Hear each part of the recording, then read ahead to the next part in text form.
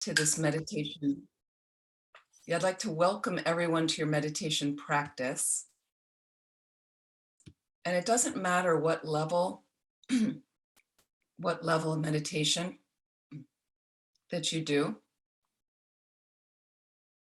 We're all kind of do this together. Yeah, it'll be nice. So some of this will focus specifically on karma, which is from the module we just finished. But we're also going to include some other meditations. So I'm really happy to be here with you. Thank you so much for joining. There will be breaks. So it's a little after 9 now, and we're going to do probably 3 different meditations. There will be time you can stretch in between, and we'll go to about 10:30 when we're going to take about a half an hour break. And then we'll come back for about another hour and a half like that till 12:30, just to give you an idea of the structure. And then we're going to take another break for lunch. So an hour for lunch. We'll come back at 1:30. And we're probably going to end around 3 or 3:30, like that. We're going to end a little earlier, if that's okay. And then, so we'll come back at 1:30, and then we're going to do another series again with breaks and things like that, and probably finishing. And then we're also going to have time after lunch. There'll be more time for some discussion questions and answers, things that relate specifically to the karma module, and anything about your meditation practice, anything about the meditations that I'm leading. Any questions like that you have about Buddhism is fine. So we'll probably conclude around 3:30, something like that. Wonderful. So again, find that comfortable space. Some of you are already look like you're in a good posture.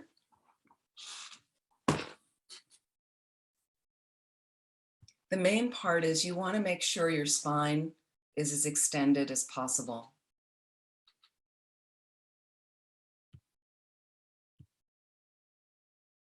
Most important part, like your sides are long. That's from Lama Zopa Rinpoche. Your sides are long. And as you settle into this posture, and if you are seated in a chair, have your feet straight down, either on a cushion or on the floor. And if you're in a chair seated cross-legged or cross-legged on a cushion on the floor, feel the grounding with your base. So even feel the grounding with your feet on the floor. I'd also really like to, just to start, to say to thank Land of Medicine Buddha for hosting, and to thank Kath and Michael for supporting this session from Land of Medicine Buddha. Thank you so much as part of that team. So slowly as we settle into this posture, you want to make sure your body's as comfortable as possible, but it's always fine to adjust. And begin to deepen your respiration.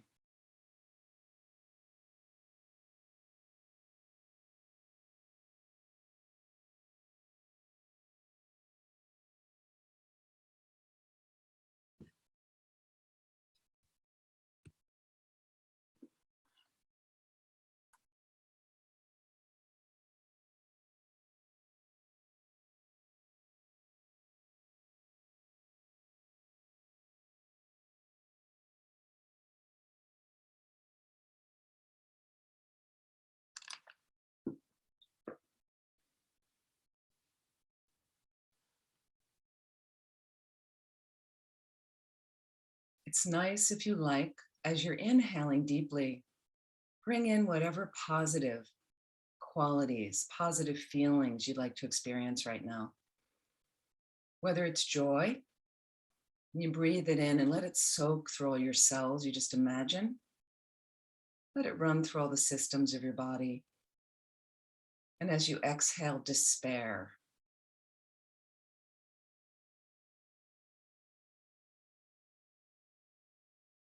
Or you feel free to whatever you'd like to put into your own words, positive qualities you're bringing in, negative tendencies we are letting go of as we exhale.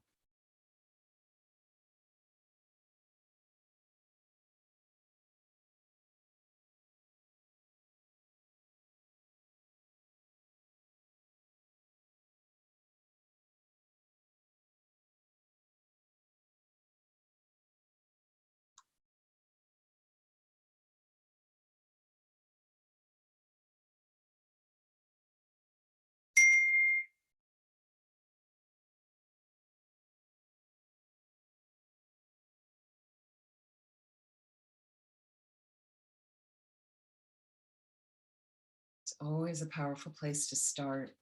Just you settle the mind on the breath. Just use that to let go and let the mind settle from all the busyness of our lives.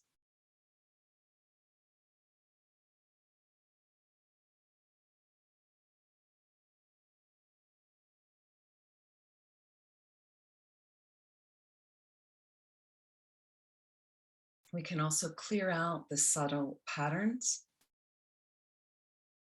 more subtle system by doing some sort of pranayama or breathing practice, like the 9-round breathing. So we're going to begin, and we begin by closing off the right nostril and exhaling deeply through the left. As you inhale, you're going to close off the left nostril, inhaling deeply through the right. Imagine you're lessening anger and hatred in your mind 3 times.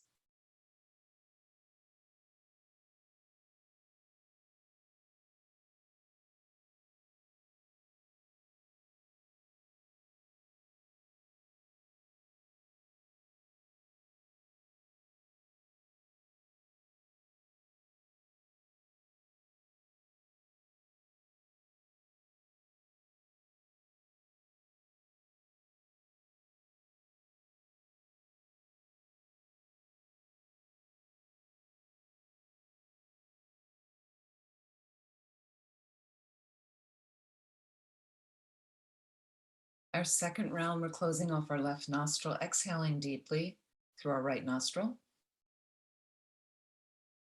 As you inhale, close off your right nostril, inhaling deeply through your left. And imagine you're lessening attachment and desire from your mind 3 times.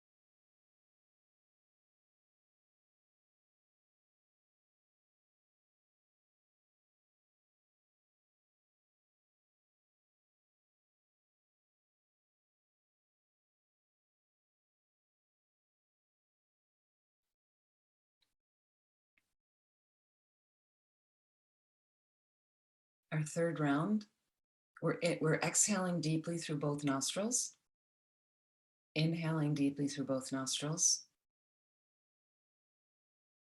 Imagine lessening confusion and ignorance in your mind 3 times.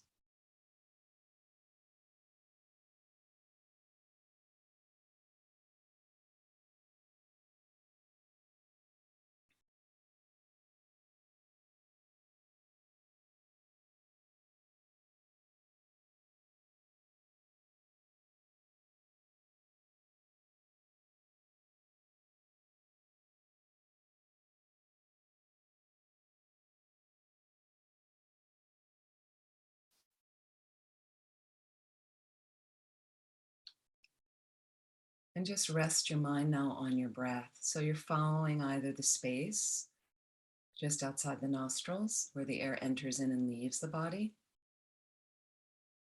You can imagine the air coming down into your lungs, the lungs expanding, the abdomen shifting, keeping the mind there. And upon an exhalation, the air up and out the nostrils, just focusing your attention there.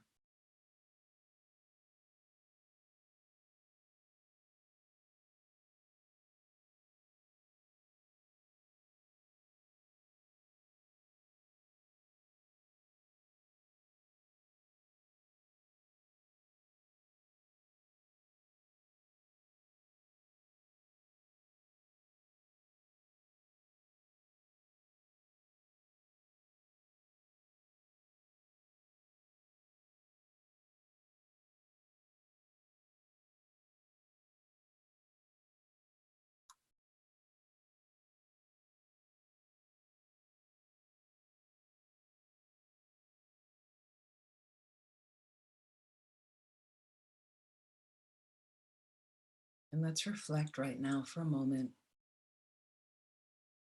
thinking about the beginning of our path in the philosophy that we hold a precious human rebirth.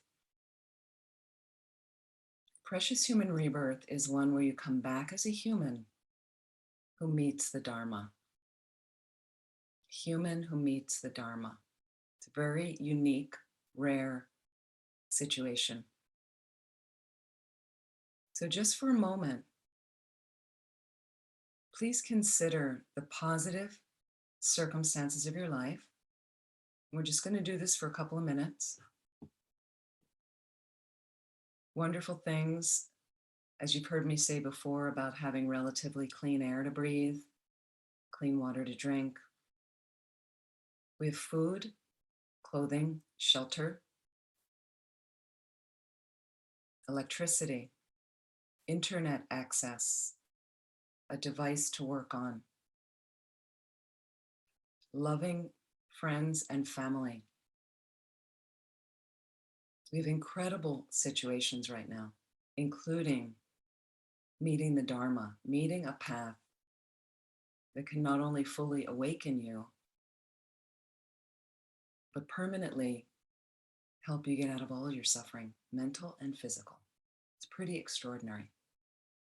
So get creative and think of some other circumstances just for a minute or two and really breathe that in, this incredible life that you have.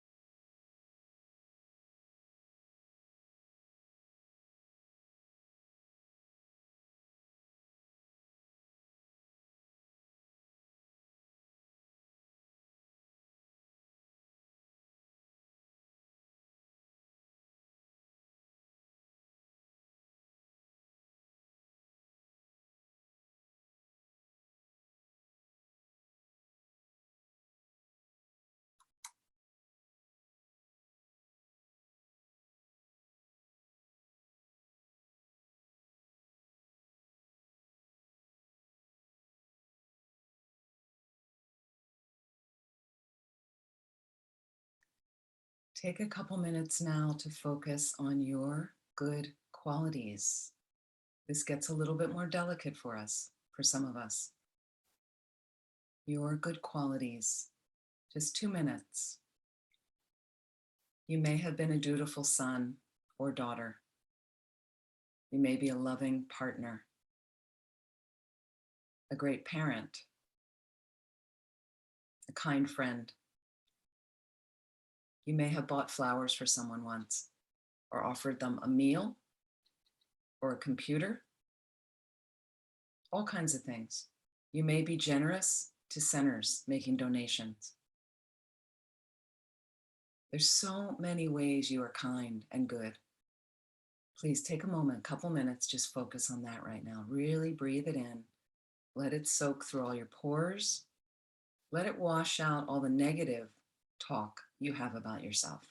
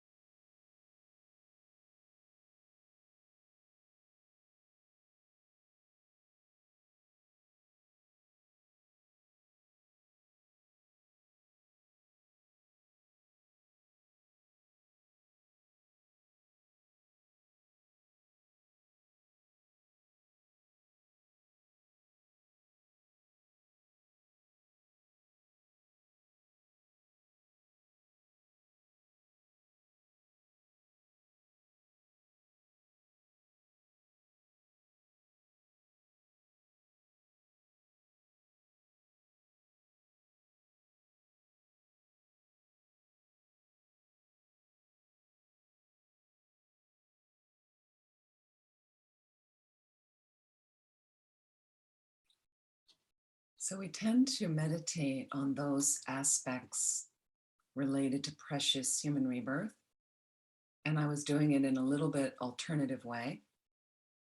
But what we forget to meditate on is the rarity of this experience we have right now, the rarity. So I'd like you to just contemplate right now. I'd like you to imagine all of the sand all over the planet, all the beaches. Some of you live near the beach, okay? So you know those sand grains, how tiny they are.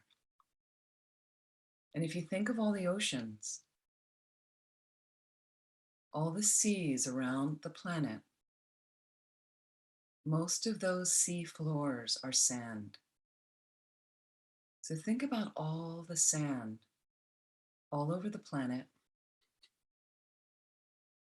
Think of the deserts and all those sand grains from all the dunes in the deserts, all the sea floors, all the beaches, all over the planet, the vastness, all the dried riverbeds with sand,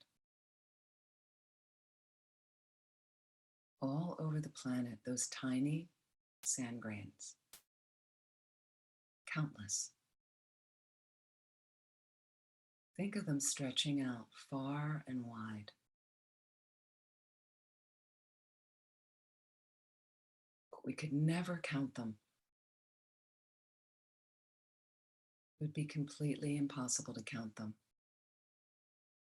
But get a sense of the vastness of all the beaches, all the deserts, all that sand all over the planet, and all made up of those tiny sand grains.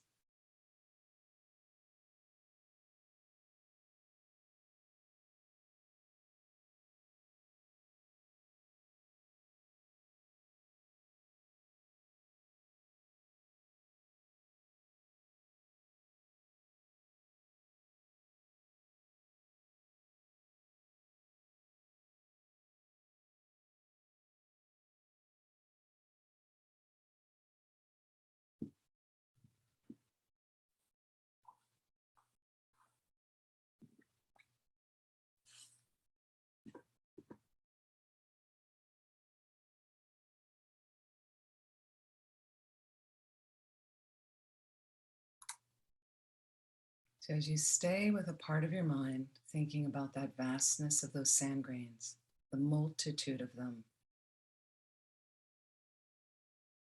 we've landed here with a precious or perfect human rebirth.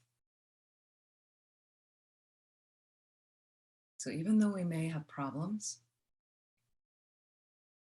this is a pretty amazing place to land. Amazing realm as a human. It's the optimum realm from which to get enlightened.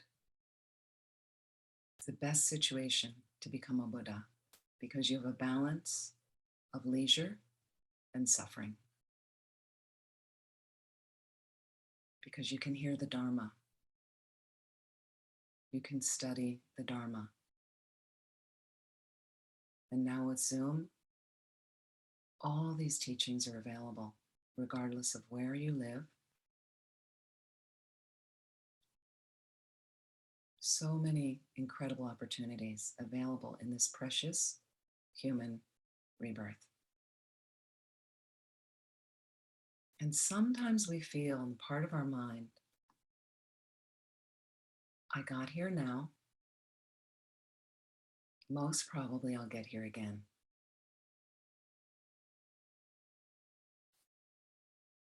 So let's go back to those sand grains. The vastness, the multitude, countless, countless. And imagine you have a straight pin, those little pins, tiny pins with the head on top, that flat head. And imagine you took that pin, you dipped the top in honey, you turned it over on one of these beaches, one of these sandy areas. You just touched the top with the honey to the sand. and you pick it back up. And of course, there are some sand grains stuck to the top of that pin.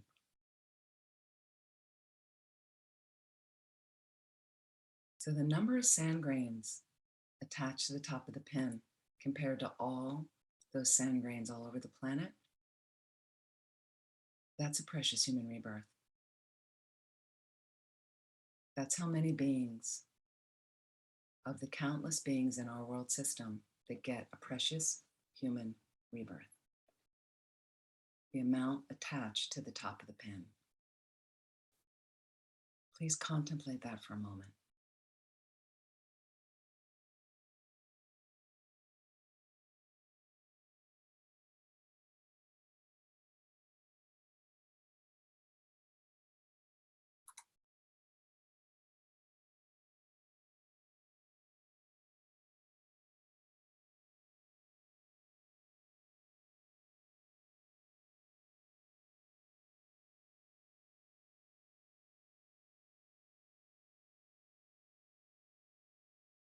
Think about the opportunity you have made your way to. It is so rare.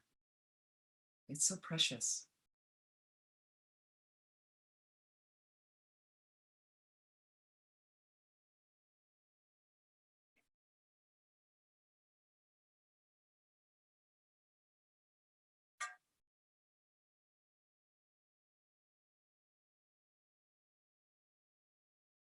And even though we may have many problems, you still have this perfect opportunity. And it may be a long time before we cycle around to get it again. So as best as you can, focus your mind on that awareness. And any time it reaches a juicier place in your core, like a laser, direct your attention to that feeling, to deepen that experience.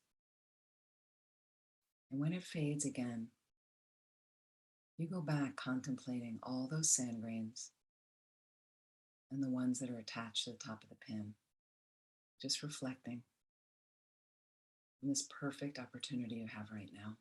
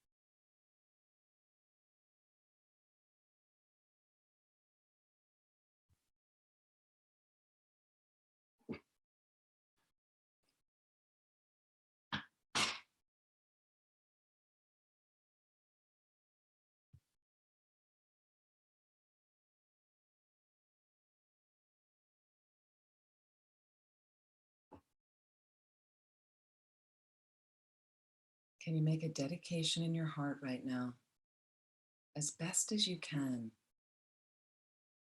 to use this life as meaningfully as possible?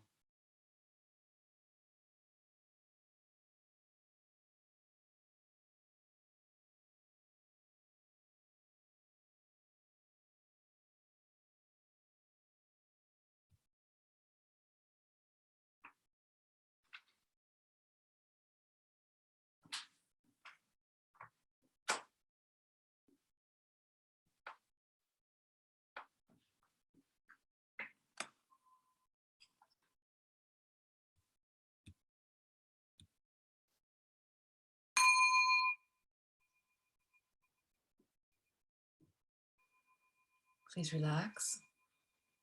Slowly open your eyes.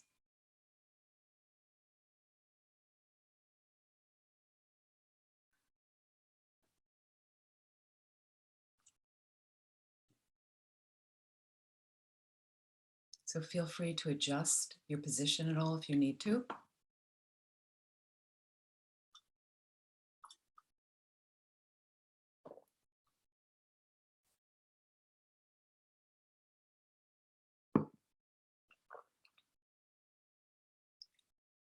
I also find coming out of meditations, it's helpful before we start a lot of activities is just notice for a minute or two what bubbles of thoughts are arising in your mind. So you can just be there for a moment and think about, some little insights come like that. Absolutely.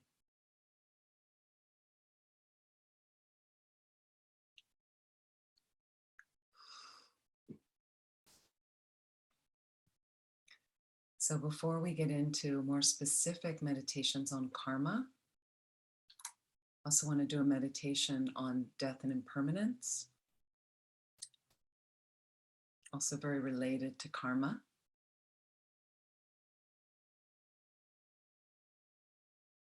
So when you're ready, please find that posture and close your eyes lightly if you like.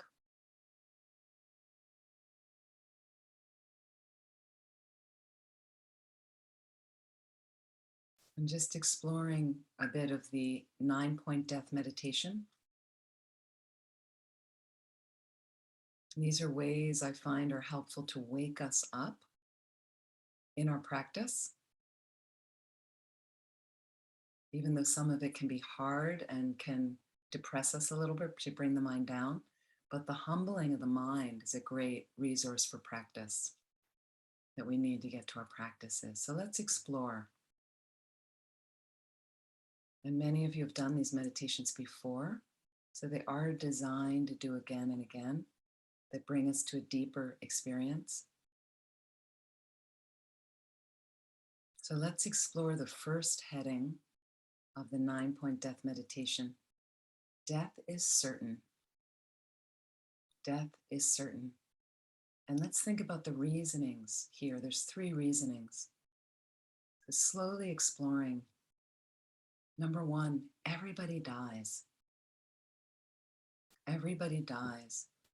And the way we do effective analytical meditation, which is the type of meditation we're doing, we're analyzing something. And in this case, our mortality. The fact that we are changing, everything changes. The biggest change we'll encounter is our death. So as you analyze and think about some of the things I guide you through, again, you may come to a juicier experience in your heart center, a gripping or an aha moment.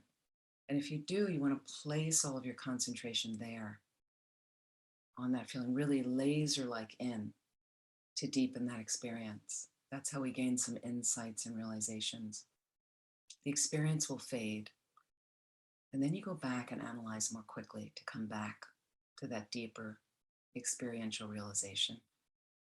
That's how we combine analytical meditation with placement or stabilizing meditation like Shine. So just consider, please, everybody dies. And please think,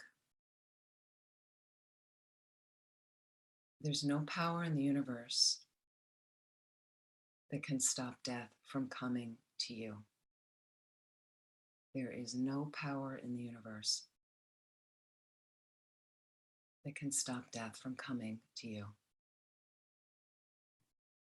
So think about all the beings on the planet you've heard about or known who have died. Sometimes I think about the brightest people on the planet, like Einstein or Stephen Hawking.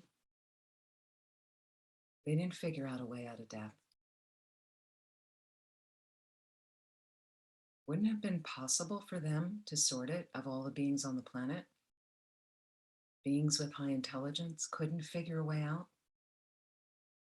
So contemplate that in relation to your own life. Are you going to figure a way out of death?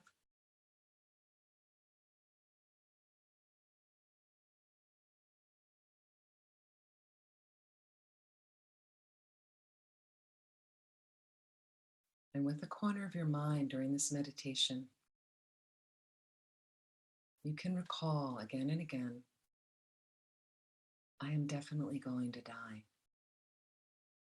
I am definitely going to die.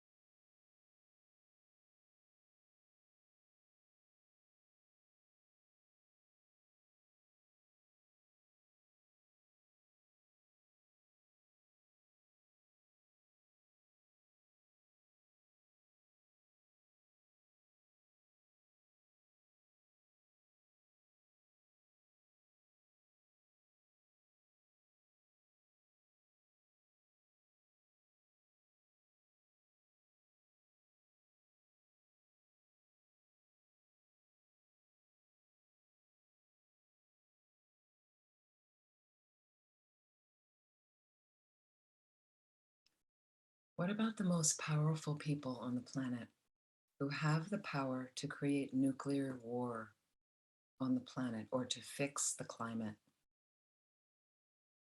They die. They haven't sorted a way out of death. They don't have the power to do that. How are you going to do it? You're going to sort a way out?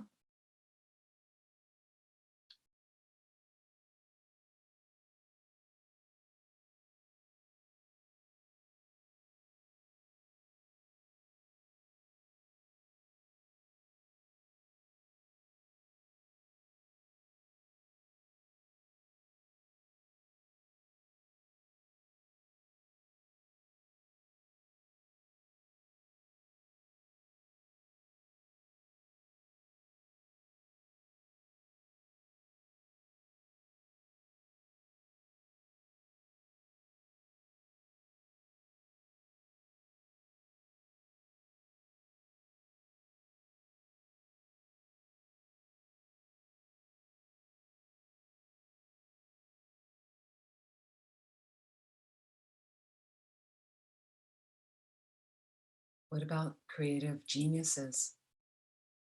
What about wealthy people? Can they bribe their way out of death? Creative people, have they figured out a way, creative avenue out of death? We can go through all these beings we know who've died, that we've heard about have died.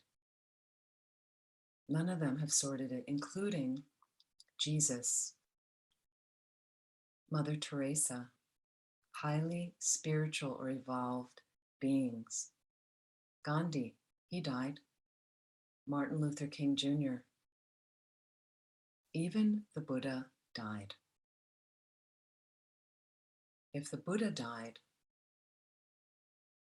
how is it that you think you're going to sort a different outcome for yourself? So just contemplate all these situations and all these beings, highly spiritual beings, who also died, who couldn't escape death. And think with the corner of your mind, I am definitely going to die.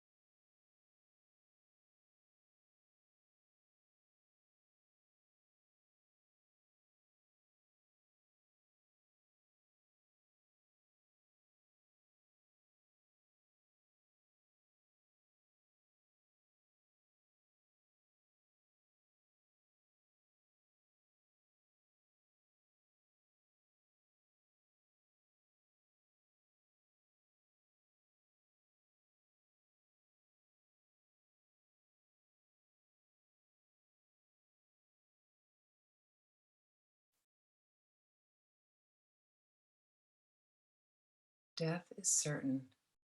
There is no escape. And imagine your birth is as if you've dropped from a plane without a parachute. Our life is the falling. Events and activities unfolding around us every day. But the bottom is definitely coming. The ground is coming. And that's our death for certain. Take a moment now to think about the stream, the passage of time. Every moment you're closer to death. It's definitely coming. You're definitely going to hit the ground. And just think right now we're another Saturday closer.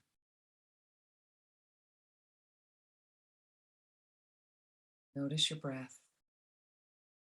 You're another inhalation closer. Another exhalation closer.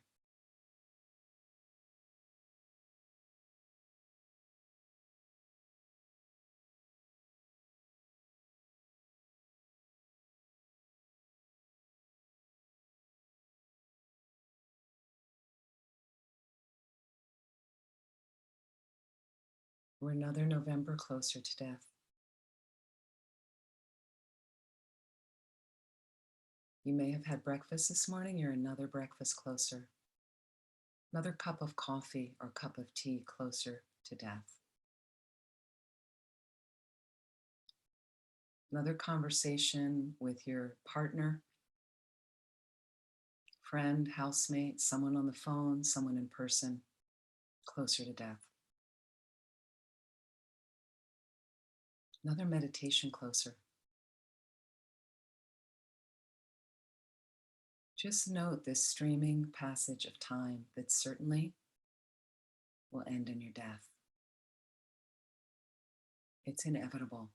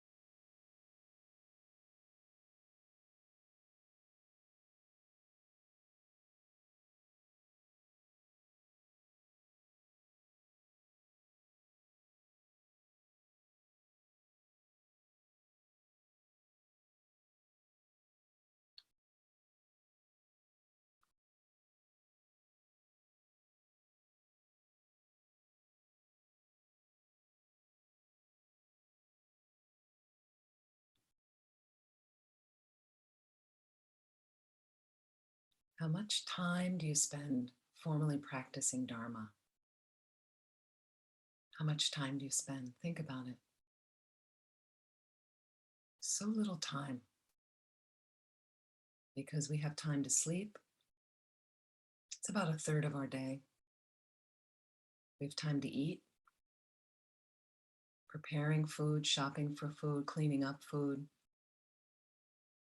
Someone told me the other day it takes 2 hours for them to make, prepare, and clean up lunch for themselves. That seemed like quite a bit of time. Think about all the time you spend on your body, dressing, shopping for clothes, washing clothes, bathing your body, adorning the body, dealing with your hair, dealing with all kinds of things, ailments. How much time spent doing that? How much time spent working, getting educated? Think about how much time do you really have to make these imprints right now and practice Dharma? Because death is definitely coming.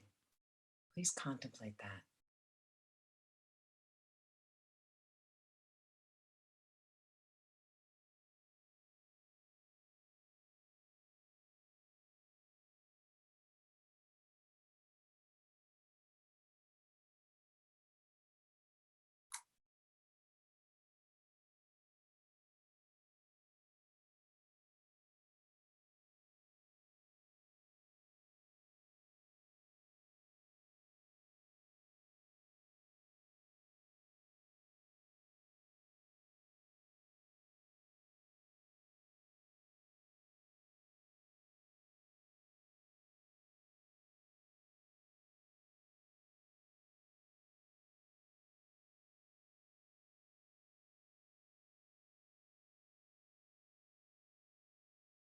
So from these points, under death is certain, can you find that conviction in your heart? I am going to practice. I will practice. I will even step up my practice a bit to make more meaning in my life. Make that dedication, that commitment in your heart, in your mind.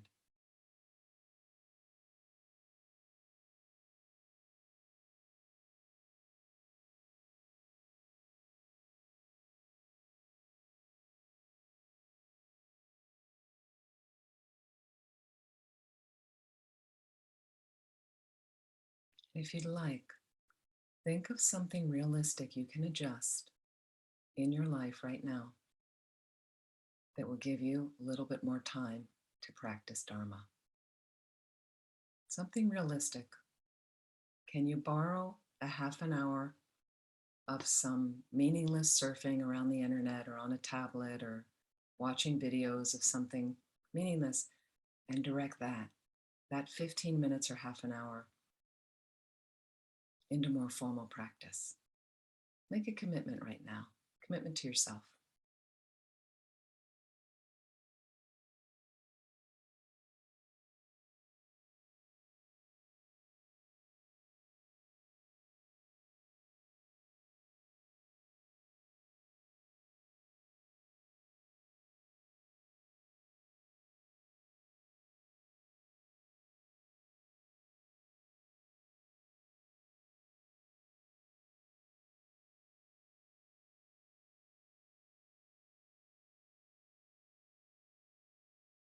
And just contemplate for a moment as if you are actually dying this moment. This is the end. This is tricky, but just try to put your mind in that space. Are there any regrets you would have? If your death was today, what would you regret?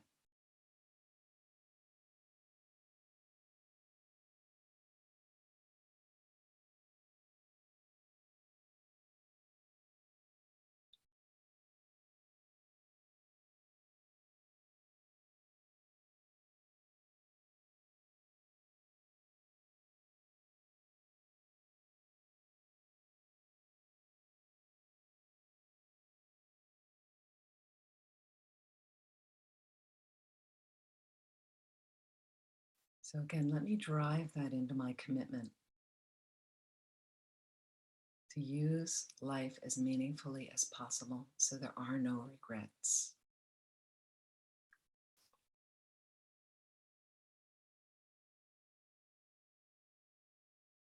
And just think for a moment, what will be most beneficial for you at that moment? As if you feel as if you're dying now. Okay, and you're not going to create your own death from this visualization. I do this every morning. I haven't died yet, right? So just as if I was dying now, this was the end of this life. What's really going to be most helpful for you at that moment? And let's think about our family and friends that some people would like around them.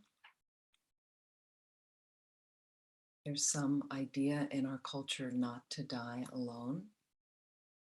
But when you really think about it, and you have a number of people around you,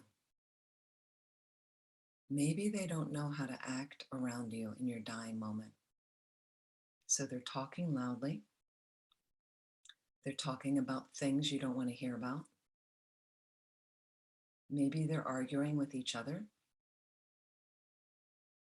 Maybe they're crying over you. Please don't leave me. I can't live without you. Please don't die. Think about how disturbing that can be for your mind. And it's a more subtle experience as it's letting go of this life. Are the family and friends that helpful for you at the death time?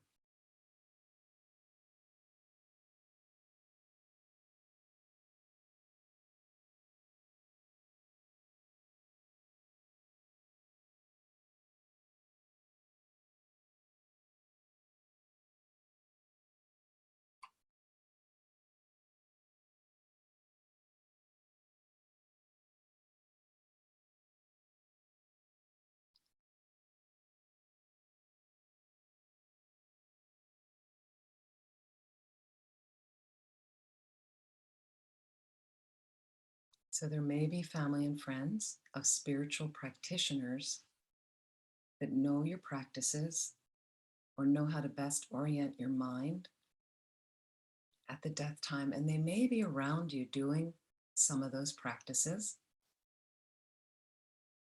But the real experience is you're going to be going through it alone. They're not coming with you. So how's your Dharma practice for that experience? Are you ready? Just think about that. What is most going to benefit you in those dying moments?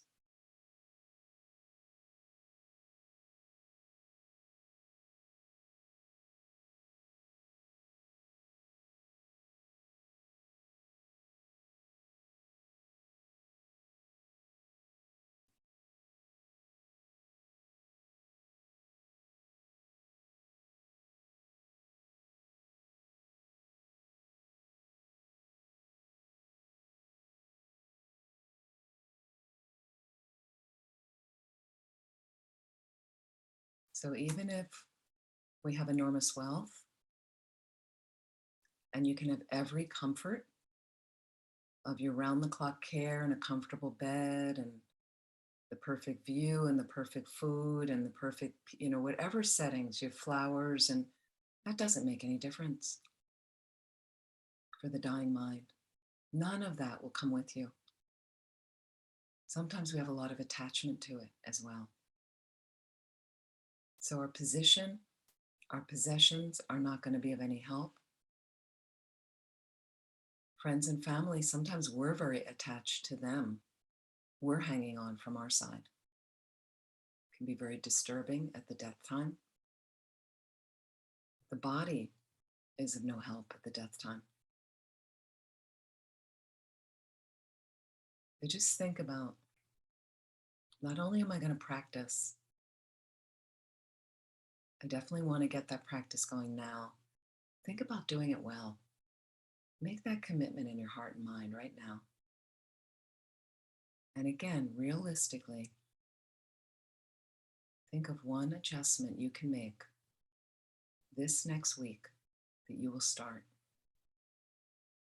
to drive more energy into your spiritual practice.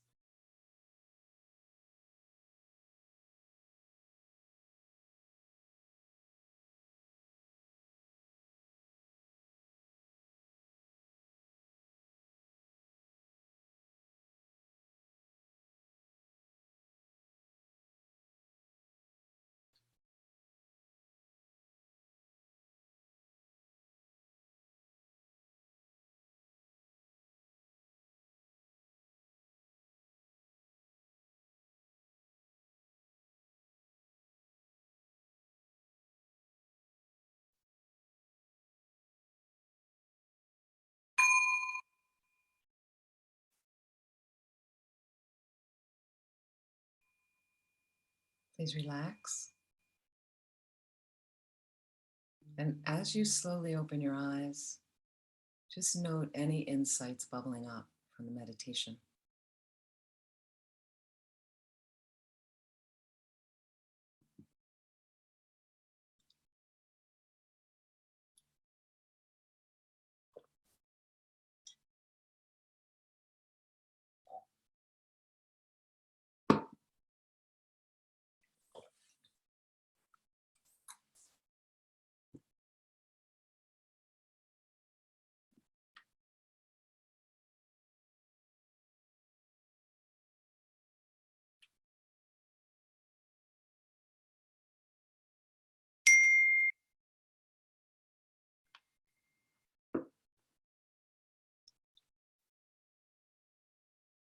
So please feel free to make any adjustments in your posture if you need.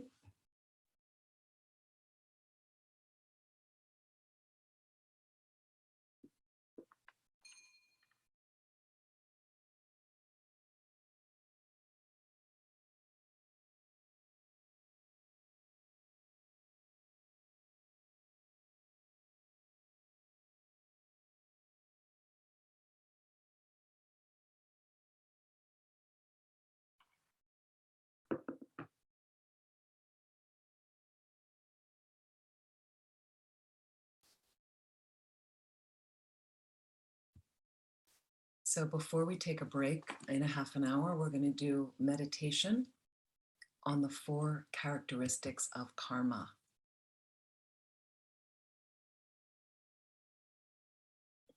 Four characteristics of karma.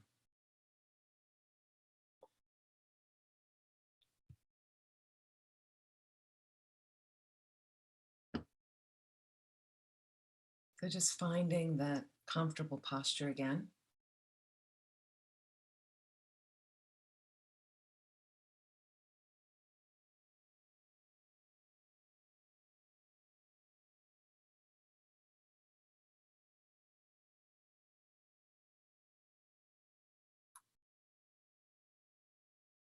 And if you'd like, you can begin by visualizing Shakyamuni Buddha in the space in front of you on a beautiful jeweled throne.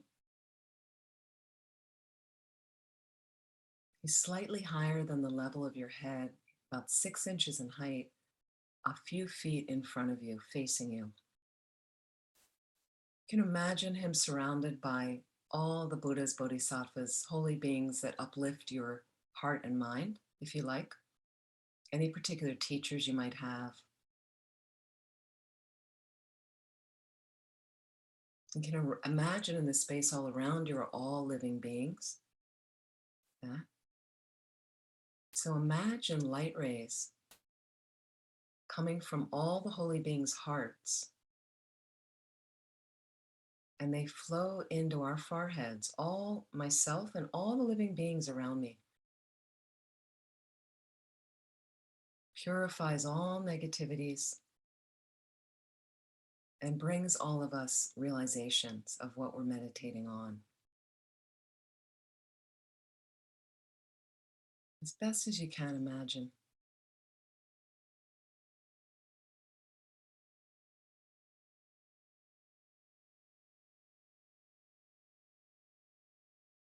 And from this space, if you'd like, it's a nice way to orient our meditations. Anytime you have a meditation session, you feel to do like this, you can make a heartfelt request to the Buddha, whatever the Buddha represents to you or who's inseparable from any teachers you have,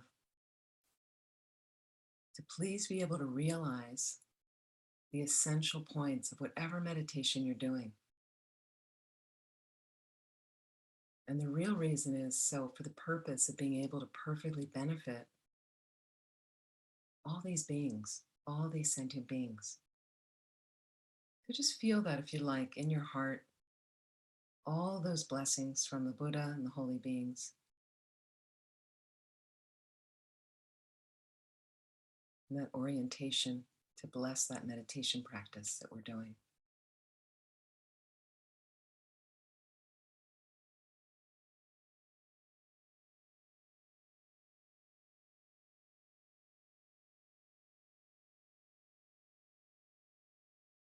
You can just keep that Buddha out there and the holy beings, as you know, the sentient beings around you, the meditations, that's also fine. So the purpose of meditating on the 4 characteristics of karma is to build up our understanding of karma so that we recognize the power of karma and can develop some enthusiasm to doing positive things and trying to avoid negative things. Let's explore. The first characteristic of karma is that it is definite. Karma is definite. So think how non-virtuous actions definitely bring unhappiness and suffering for you. And virtuous actions definitely bring happiness for you, pleasant experiences for you. Just contemplate that for a moment, that link, the cause and effect, the definite nature of karma, from what you've heard in the teachings.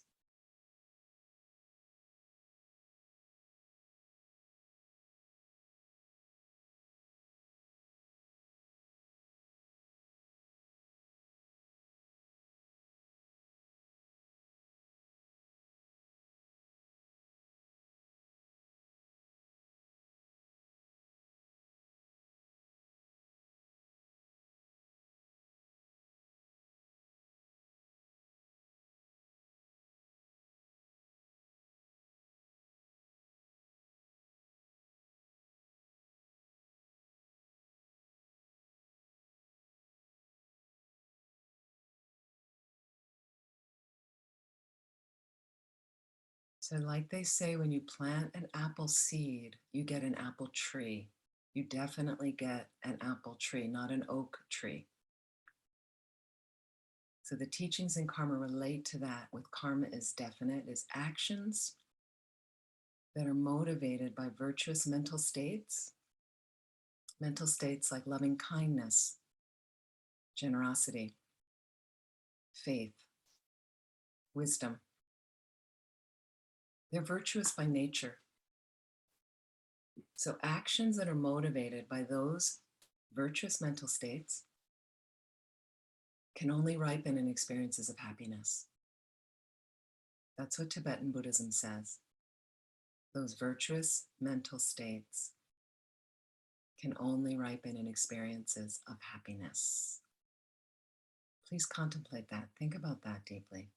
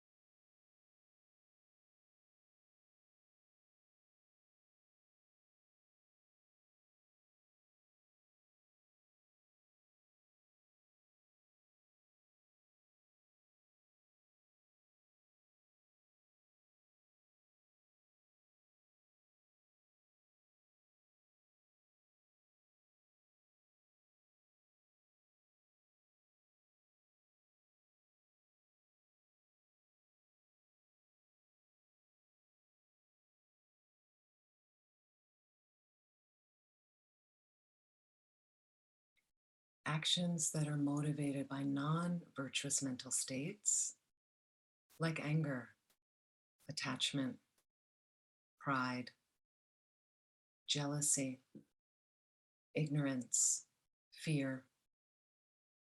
Those are non-virtuous mental states by nature, and they only ripen in suffering and unhappiness. According to Tibetan Buddhism, those non-virtuous mental states, due to their nature, will only ripen in suffering and unhappiness. Please think about that.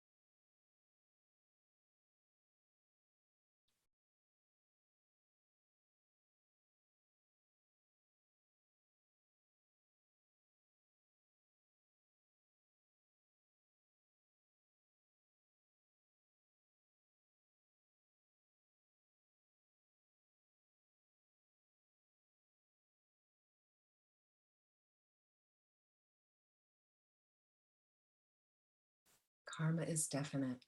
And sometimes with those non-virtuous mental states, we know people that are driven into those a lot, they're miserable. They have miserable outlooks about everything. And the same like the people with virtuous mental states, even in their suffering, they see pleasure and happiness. Just think about that definite nature.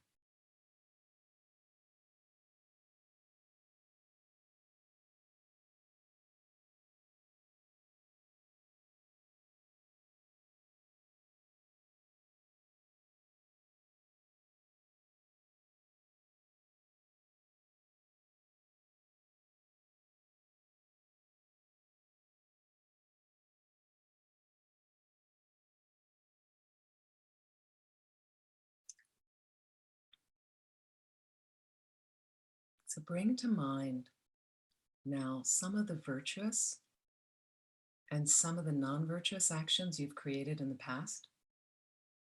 And think about these in relation to this characteristic of karma being definite. I know we may not see and know the results specifically, but just notice, in a sense, how it plays out, how you've experienced some things in your own life.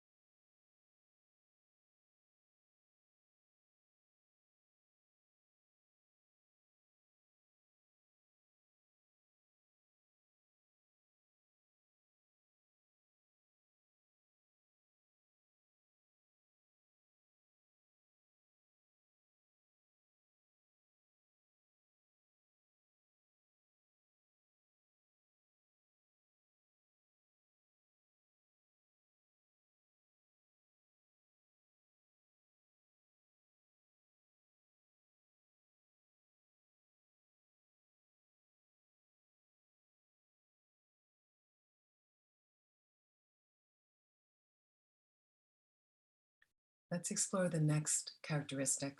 Karma increases, or it is expandable. Karma increases, or it's expandable. So once karma, the action has been created,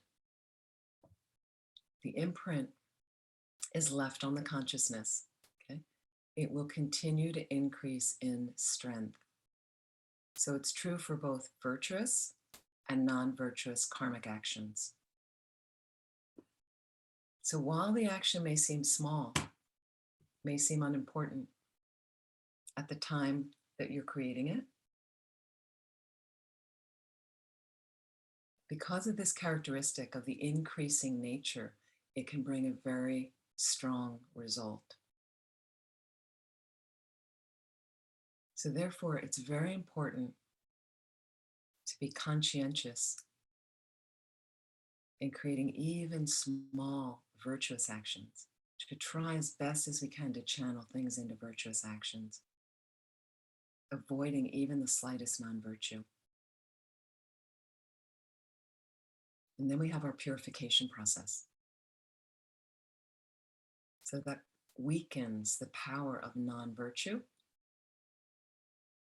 Without purification difficult, it can still increase. Just reflect for a moment on little tendencies you might have. Little tendencies to do something virtuous, can that be expanded?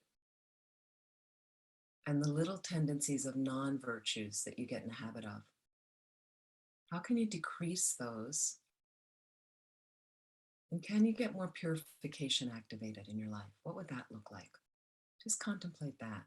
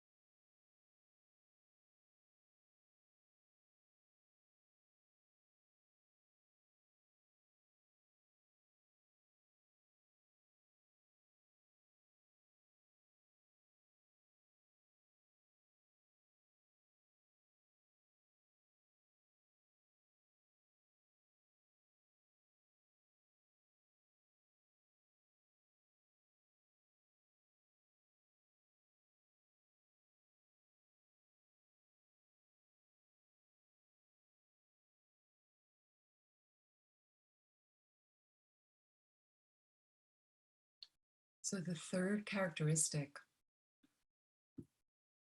is the result cannot be experienced unless you've created the cause.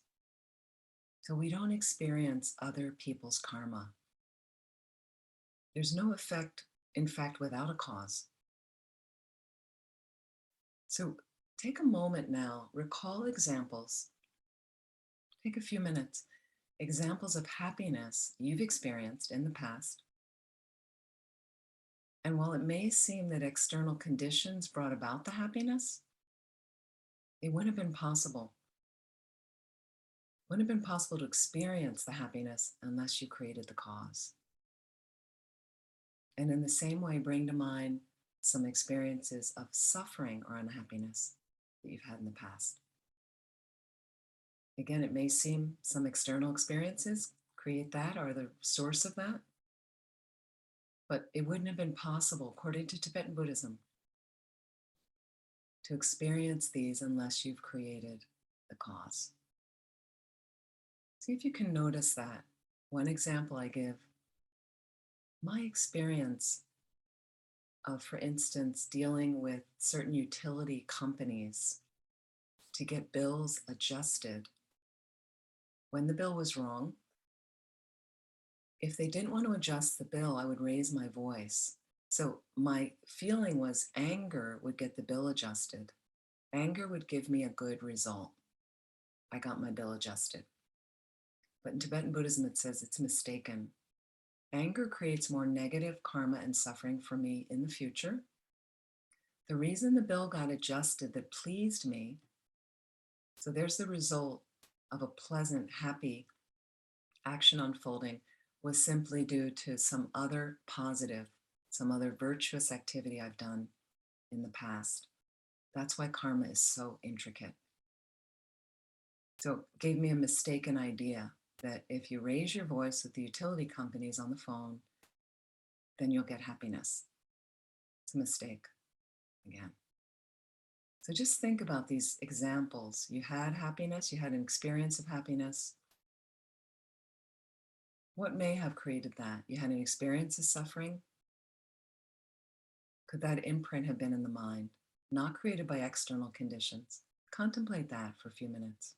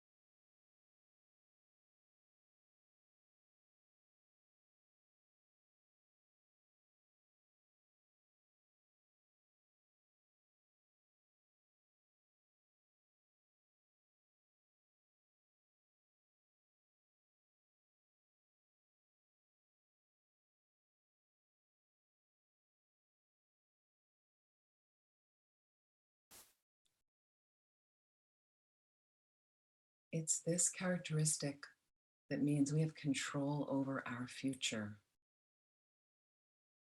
This means we have control over our future. That is exciting. Nobody's doing it to you. There's no separate being that's going to create happiness or suffering from you. As Tibetan Buddhism says, as Lama Zopa Rinpoche says repeatedly, everything comes from the mind. Everything comes from the mind. So reflect on right now on the happiness and positive conditions you hope to experience in the future and how it might be possible to experience those unless you create how it will be impossible to experience those unless you create the cause. Think about what causes you might need to make, but just think about it's impossible to experience these positive conditions unless the cause is there.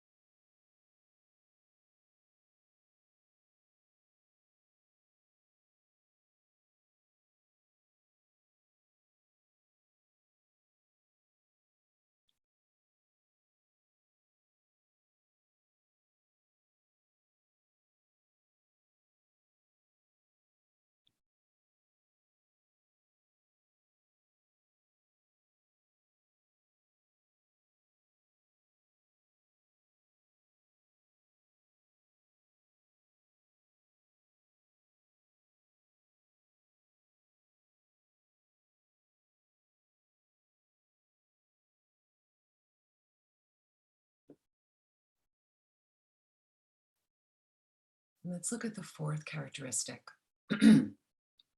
Actions once created will never be lost. Actions once created will never be lost. The karmic seed is never lost, no matter how long between the creation of the action and experiencing the result. When the appropriate conditions coincide, the results will be experienced in this or a future lifetime. So unless we purify a non-virtue first, whatever non-virtue we've created will remain in our continuum, in our mind, until eventually the result comes. And likewise, whatever virtuous actions we've created or will create, they also remain in our mental continuum until eventually they bring their result. So just contemplate this, that the actions are in there. I've got these imprints in there. They're going to come to fruition over time. Can I step up my purification practice, perhaps, to keep the non-virtuous ones lesser and lesser? Can I continue to make those positive imprints? Just think about that, the imprints in there. Over time, they're all in there. Tibetan Buddhism says that is what goes with you from lifetime to lifetime. Those imprints held in your most subtle consciousness. That's what reincarnates. Just contemplate that for a moment.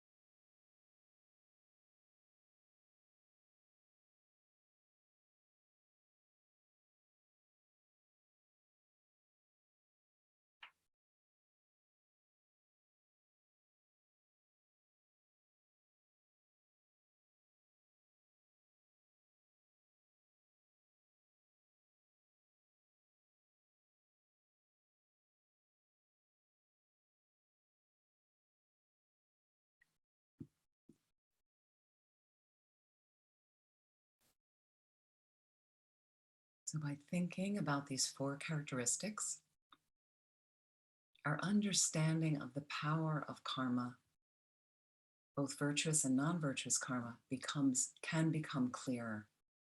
Okay, whatever understanding we've generated by reflecting in this way, just take a moment right now, whatever bubbled up for you, whatever insights, can you hold that single-pointedly right now in your mind? As long as you can.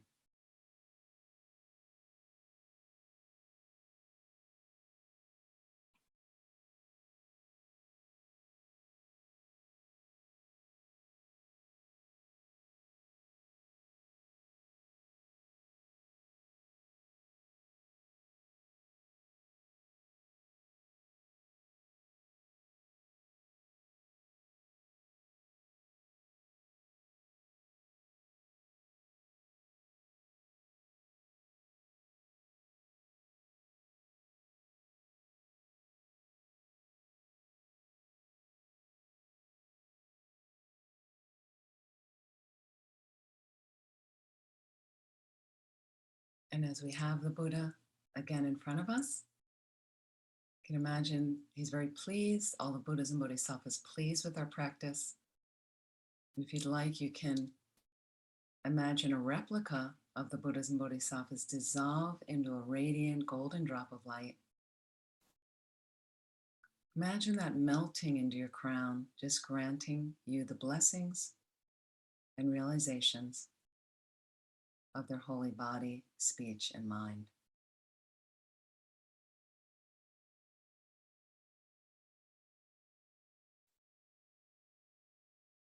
And may any merit we have created from these meditations help us to move along our path quickly to become Buddhas so we can benefit all living beings.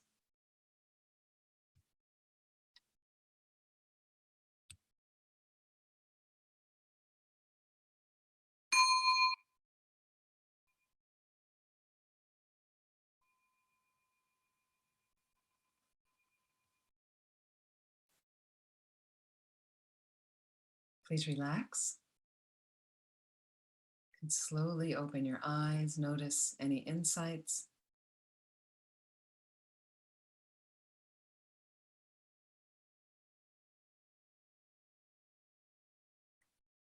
And we are going to take a half an hour break.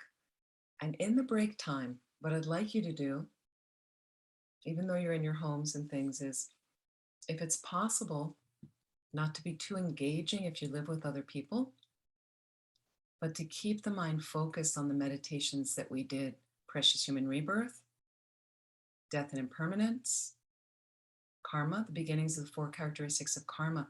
Just notice certain things. If you're eating something or drinking something, this is my last pour of the tea. I'm another pour of the tea closer to death, another bite of this food closer, another step, another going to the bathroom closer, whatever you're doing. And just notice what positive aspects can I create in this break time? What virtuous mindsets can I have? What virtuous activities? But keeping the activities to a minimum if you can, okay? Keeping the mind focused. It looks like we have a question. Hang on one second. A quick, can we keep the questions till after the longer break? Or anyway, a quick question? Sure. Oh yeah, admin question, please.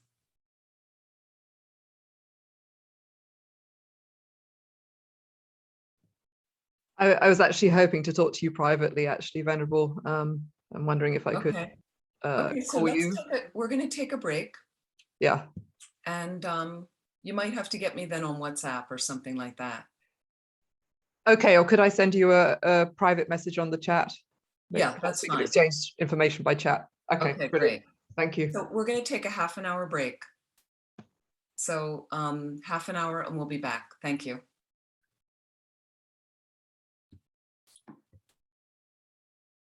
Welcome back.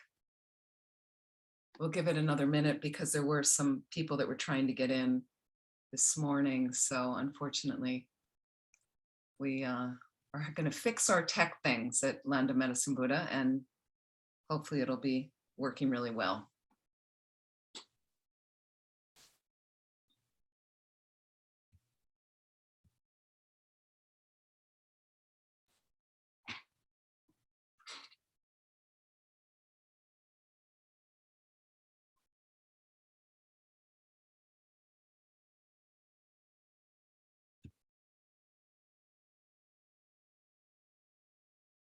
Thank you so much. Welcome back.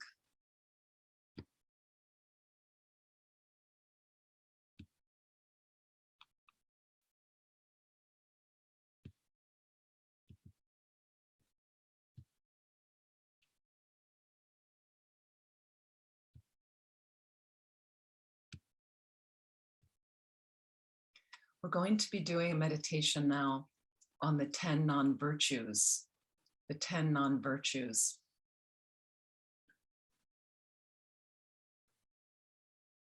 I'm looking at how we can keep our mind directed towards more positive energy, positive activities as a result, like that.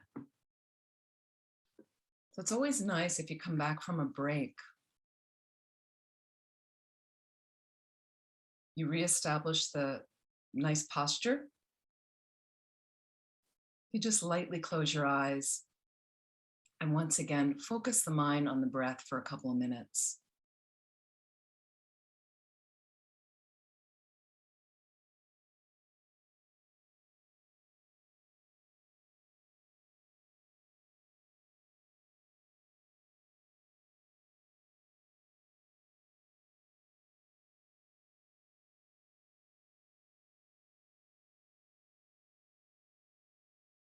And in this space, you can best reorient your motivation.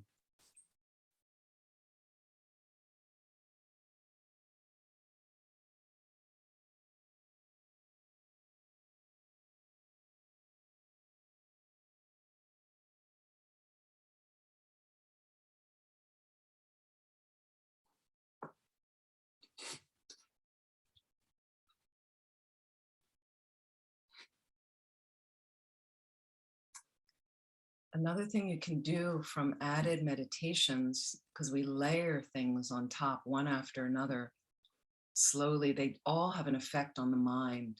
It's when you do a lot of meditation, it can really add quite a lot of these. This is what you call up in your mind, like that can be really helpful. So based on the earlier meditation of the precious human rebirth, having like sometimes I'll just pull up the idea of the pin with the little sand grains on top, So suddenly, and I'll think, well, I really want to have a meaningful meditation, then it drives it into my meditation. So that's how all the meditations are layered one upon another, so that builds a foundation for me to really try to meditate well in each session, to say, I don't have much time. Those of you that are familiar with the teachings on the Lam Rim and Precious Human Rebirth, a number of you have done those classes and things.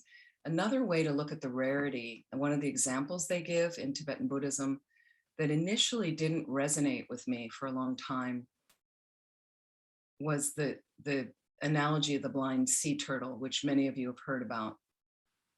So again, just as a quick refresher, there's a blind sea turtle that swims the seas of the world, which you know are vast. It only surfaces once every 100 years to get air, only once every 100 years, okay? And it's blind. But on the surface of the seas is a yolk, like a lifesaver, a golden lifesaver that's just floating, on the seas. And, so it's got a hole in the middle. What are the chances once every 100 years, the sea turtle surfaces to get air, that it will get its head through the yolk, through the hole in the lifesaver? So you can contemplate that. So when I first heard that in a teaching years ago, I couldn't really relate to it. I don't know, it didn't have much significance. So some of the analogies Tibetan, we need to put it into our own culture. But one retreat I did, somehow I got into the vastness of the sea. And I think that's a big part of it. The vastness of the sand I mentioned, which, covers so much of the planet, those tiny little sand grains. So that somehow I got in this meditation, the vastness of the seas, I really somehow got a feeling of that, like, wow, it's pretty extensive. So how rare, that sea turtle is going to come up once a year, once every 100 years, get its neck through the yolk.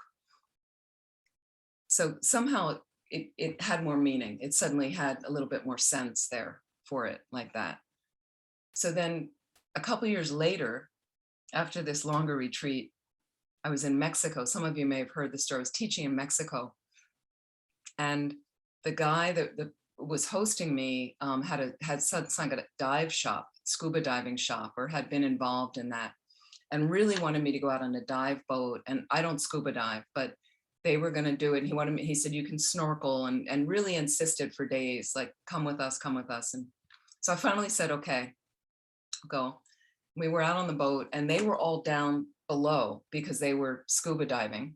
I wasn't licensed to do it. So I was on the surface, just by myself floating around. And because I was on the surface and we're out in open water, is the law is you have to be tethered to a lifesaver that has to be tied to you so the other boats see that there's a person there so they don't run you over. So I had one tied to my ankle as I was snorkeling, just this orange thing on the surface. And so there I was just floating around, paddling around, and here comes a sea turtle right in front of me. I'll never forget. And it's funny because see, this is how the Dharma takes hold in your life. So you might be doing something mundane like swimming, but you can turn it virtuous. So suddenly there was a sea turtle. My mind honestly went right to the precious human rebirth. Like I was like, and there was my yolk floating, right there. And I don't think it was blind, the turtle, and it did not get its head through the yolk. So I could see it was quite hard for it to get its head through that. It wasn't going to happen. But that's where my mind went of like, again, like, so it was okay to take a break and go swimming with these people. It made them happy. They really wanted to do it with me, and no problem at all. It was very relaxing and lovely. The water was great. I love, water like that. And then, but it also had this invigoration effect of like, okay, great. Well, when I go back, then, I'm going to make sure I use that time wisely when I'm back in my room, going to study that text I wanted to study. And so again, and it also just had that effect on my mind and my precious human rebirth. So the beauty of the water, the beautiful day, enjoyment of that I could offer. I could just think of all the beings that will never experience it. Or could that turn into something that relieves their suffering, brings them to ultimate happiness? So you can have those imprints, and that's what these meditations do. But they often need to be done again and again and again, at least every day, a little something, little type of meditation that we're doing can be really, really helpful, because that's what you start reaching for. That's what comes up in your mind rather than, oh my God, you have a crisis, oh my God. But you have resources. You think of, let's say there's an emergency in your family. You get a phone call. Nobody died, but there's something you need to deal with of an elderly parent or a child, or something happened and you need to drive over there and you need to, and I bring my 21 taras with me in the car, around the plane when there's a lot of turbulence on a plane. You have Shakyamuni Buddha in the space in front. We've left Shakyamuni Buddha out there with Buddhas and Bodhisattvas. They are there holding you and whatever problems you have. And that's what we call upon, rather than the other distractions, fear, jealousy, confusion, attachment, hatred, anger. Instead of calling on those which can be influenced by our environment and some people around us, it's just normal. But instead, what I'm going to reach for is the Buddhist way, the Shakyamuni Buddha thing, and just think like, sometimes I'll think, what would Rinpoche do now? What would Rinpoche do? How would Rinpoche be in this situation? How would the Buddha hold this situation? And then at least let a little of that seep in and inform. Make sense? We try our best. 10 non-virtues. So please, sitting comfortably.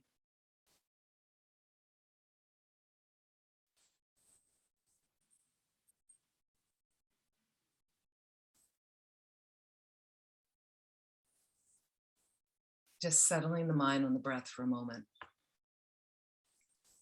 And remembering the Buddha in the space in front, surrounded by all living beings.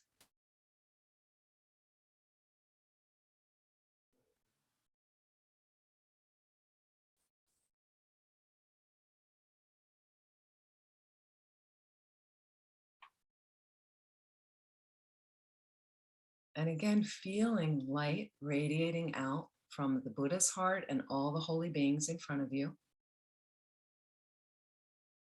Coming over to you, drenching you and all living beings seated around you. I love that idea of drenching us with their realizations, their blessings, so that we can have effective meditations right now.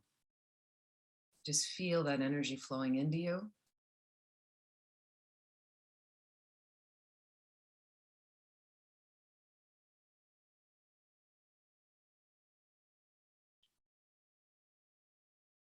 And the purpose of this meditation is to recognize non-virtuous actions that we've created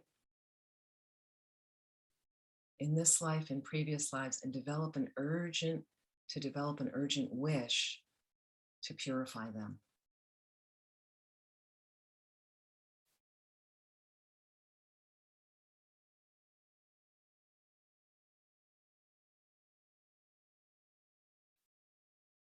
So what we're going to do is use this list of the 10 non-virtues as a guide, and just reviewing some of your actions related to this list, recalling kind of what you may have created, and looking at your motivation, looking at suffering results that may have come from this, that could ripen. And then in another session, we're going to do effective purification with Vajrasattva and the 4 opponent powers. Let's look at the non-virtues related to our body, the ones we do with our body. Let's start with killing, which does include taking human life, which is pretty rare for us to do. But it also includes killing animals and insects. Killing animals and insects. So I'd just like you to review for a moment. Just think about times you've gotten into that situation. Some killing, you created some killing karma.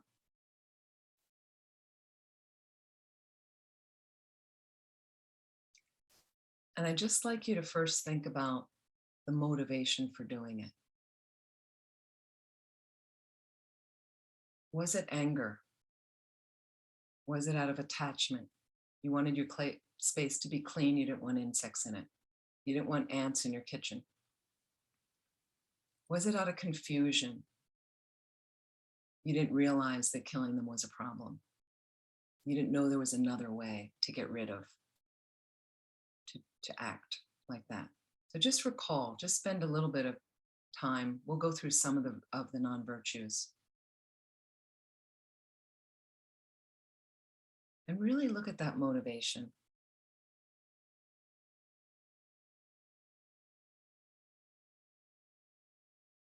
And get creative to think, in a sense, you're rehearsing. Could there be another way I could have acted? And with insects, what that means is, they're very tiny often. It means it will require more patience from you to get rid of them.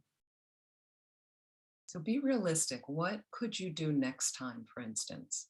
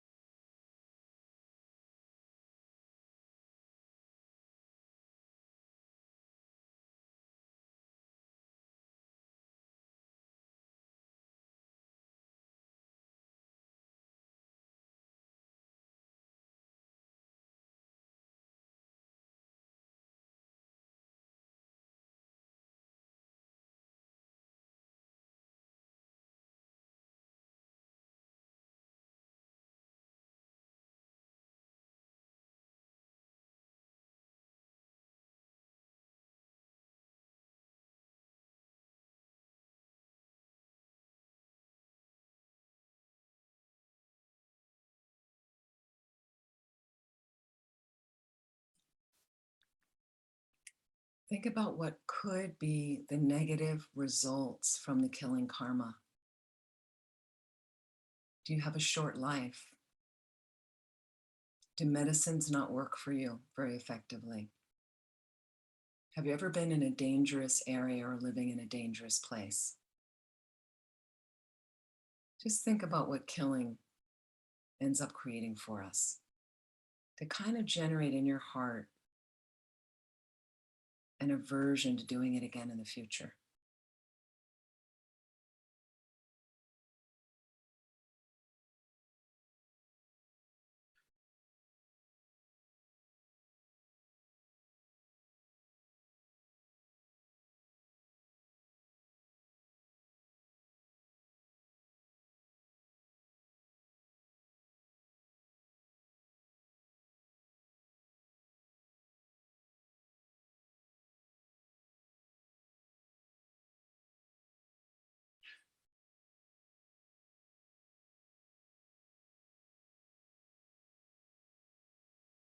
And again, we have the Buddha in the space in front, always holding us, always there. So my practices are that image in a certain way comes out right in the morning for me as I'm waking up. So it's always there. And it's the last thing that gets absorbed every evening in my practice. Going to sleep with that, in a sense.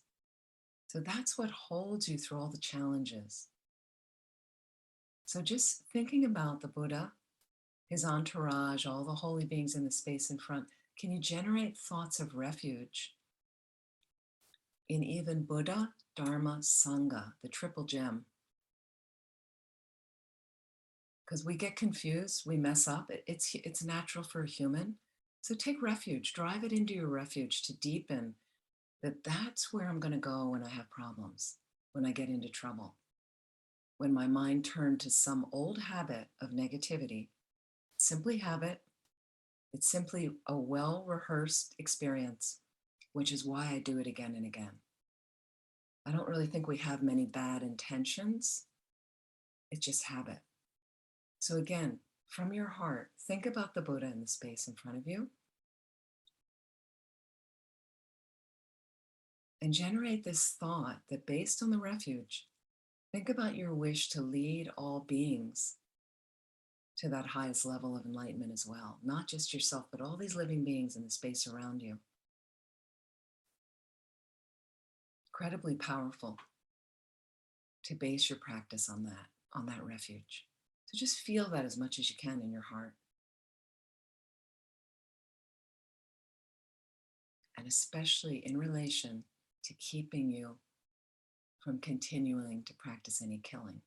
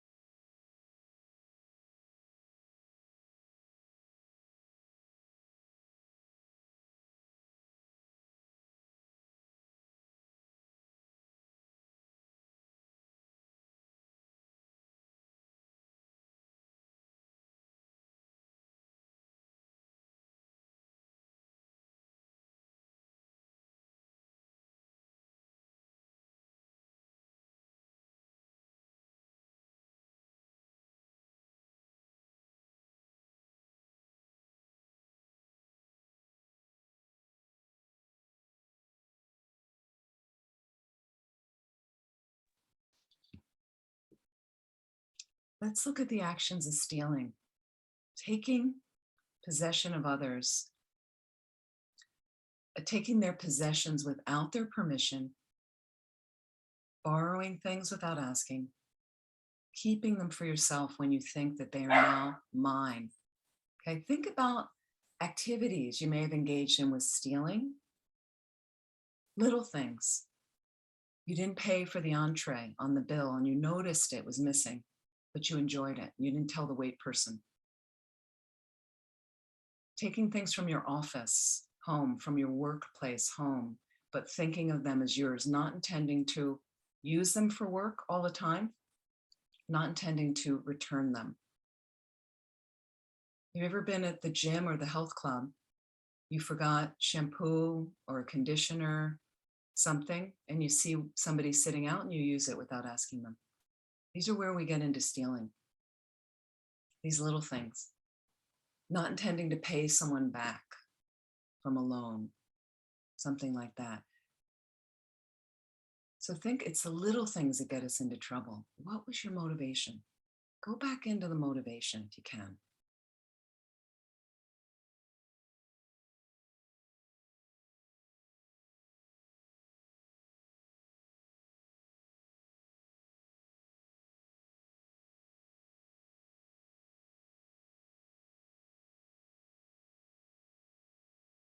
And can you rehearse?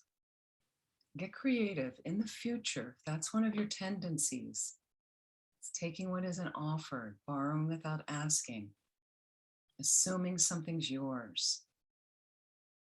Can you get creative, rehearsing a new pattern, rehearsing a new way to be without the stealing energy?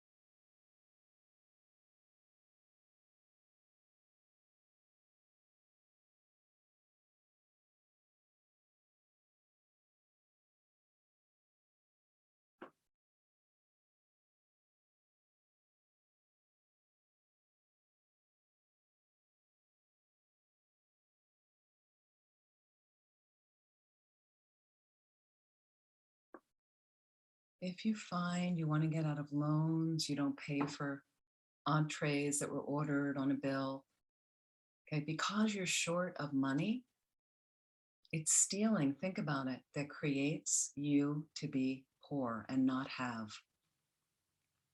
So think about how the actions, how this stealing, first of all, can create you to be in a lower realm like a hungry ghost, because a lot of their experience is being without no food, no water, no belongings, and a constant desirous ache in their minds.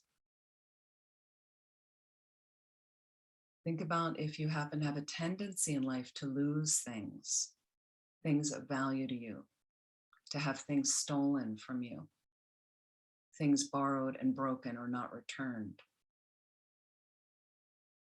Think about times in your life you may have lived in a place that's very barren, where possessions are often destroyed by natural disasters or other things. So just contemplate that for a few minutes.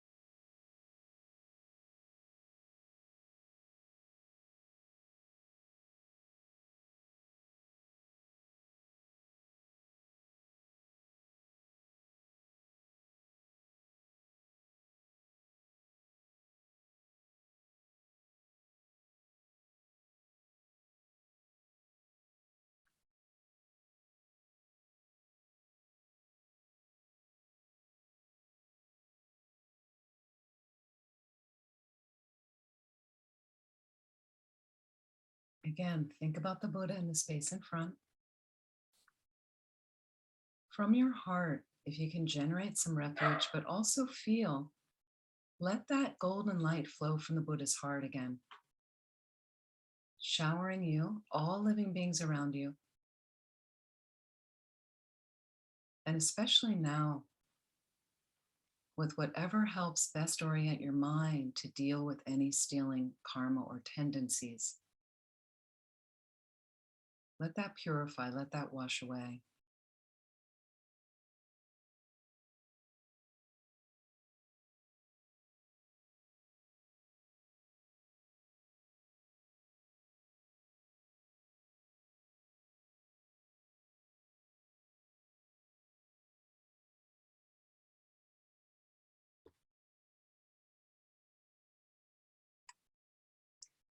Number 3 of the body, sexual misconduct, we try to avoid. So think about, again, contemplate a couple of minutes, activities you've gotten into with a partner, people you may have interfered in between, especially in an intimate way, that are in a relationship. The desirous energy, the energy of jealousy that's all caught up with sexual misconduct. Perhaps you've had a partner that has committed sexual misconduct for you. Where do you think that comes from? Is it just external, the other partner? Or could the cause be in your mind? So just think about in your own right, any motivation you've had to conduct sexual misconduct. What was the motivation? It's not a peaceful mind state. So look at that and look at what it creates in your life, what kind of rebirths it creates.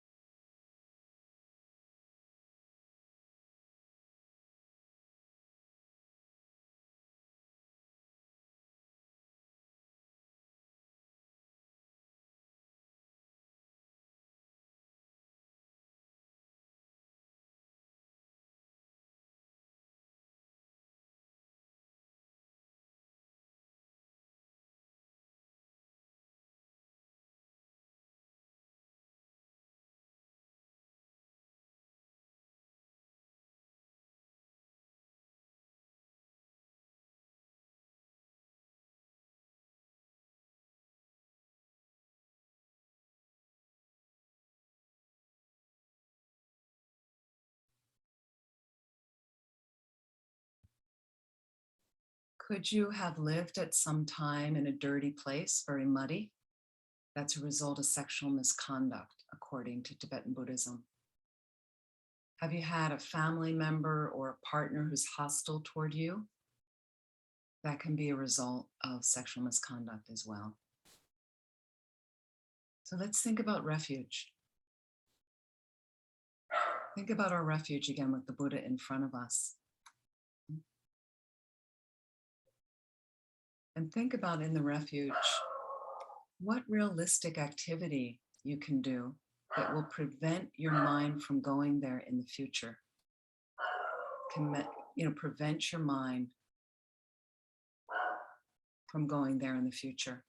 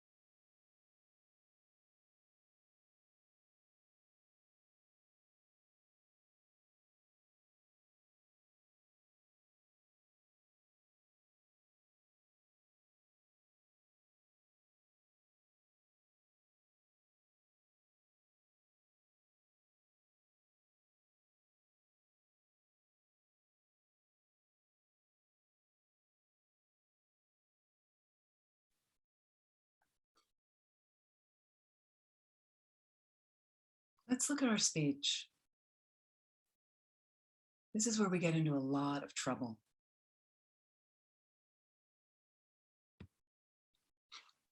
We have 4 non-virtues of speech: lying, divisive speech that includes slander, harsh speech, gossip. So again, have a look at these negativities of speech: lying, divisive speech, harsh speech, and gossip. Lying includes exaggeration, deceiving others through speech, even with embellishment. Slander causes a division by the things we say to people, the things we say about people. Harsh speech, as we know, hurts others through words or even the tone of our voice. Gossip is the lesser one of the 4, the least in a sense, but due to its frequency of meaningless, idle chatter, creates a lot of negativity, a lot of negative imprints in the mind, and it wastes a lot of our precious human rebirth. It's also a way we distract others as well. So take a few minutes, look at your own experiences when you have done one of these 4 things, or the various ones you've done. Most important is look at your motivation for doing it. This is you getting to know your mind, which helps you get to know your behavior. Can you find a creative, realistic way you could do something other in the future if you find that's a habit for you? What might work better? So you yourself have to turn up that knob on what's realistic to do something in a different way.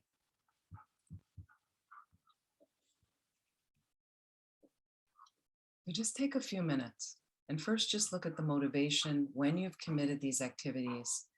And again, the creativity. How can I rehearse? Rehearse it a little bit, role play in your mind. The next time this happens, what can I do that's different, that's more virtuous? Practice that in your mind.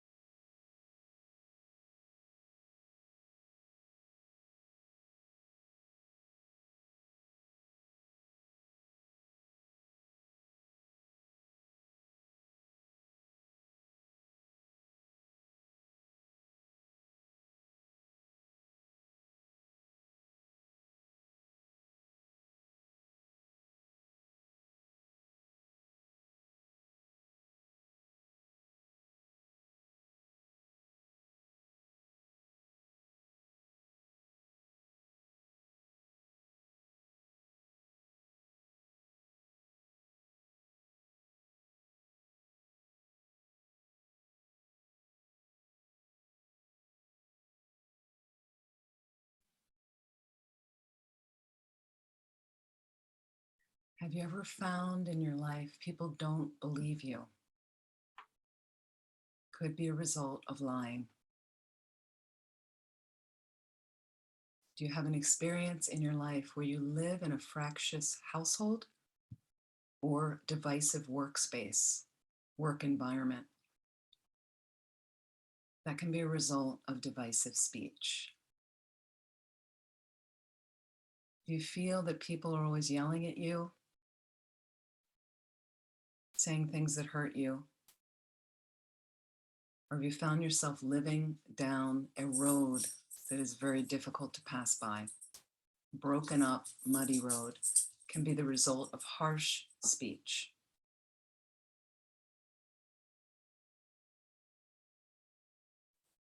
Have you ever been in a situation where you feel nobody hears you, nobody listens to you?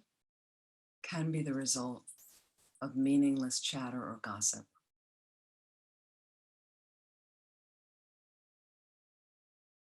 All of these situations can cause you to take rebirth in the lower realms. And when you emerge from those lower realms, just reflect. You become a human again, but again, in the human realm, you're never believed. People continue to lie to you. You have a continuous nature to want to lie and deceive. Or you live in a filthy place. Those can be results of lying. Divisive speech, you can be separated from loved ones, living in very challenging places like that. Harsh speech, again, living in a desert, hearing many distressing words about you. And gossip also can create the cause for you to have very undisciplined speech, or perhaps living in a place where the water supply dries up.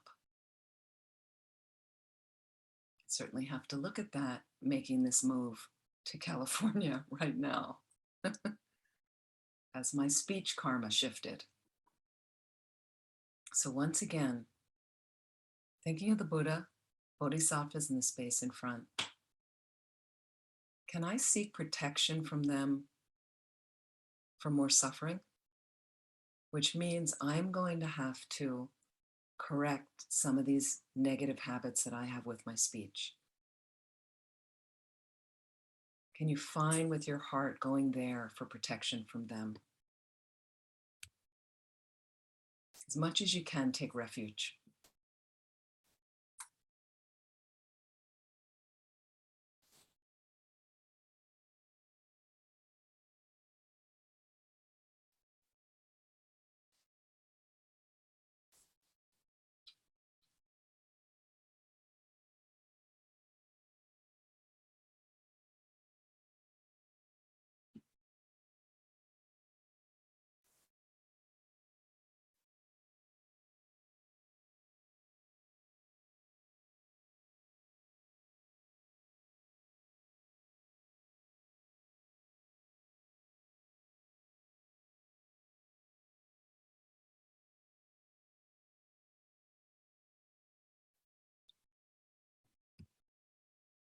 Let's look at the last three that we do with our mind. Last three negativities. Having a greedy mind or covetousness, malice or harmful intent, and holding wrong views. With covetousness, we have a very strong wish to have the possessions of others. We're not happy when they get things, when they get the things we want. Think about if that's ever found its way into your mind, a greedy attitude. Just contemplate for a moment. What was my motivation?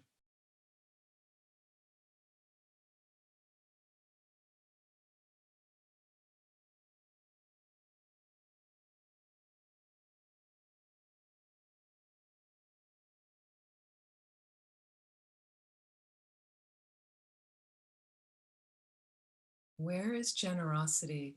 Where is rejoicing in my heart? That's an attitude, an antidote to the greedy mind, an antidote to the greedy mind.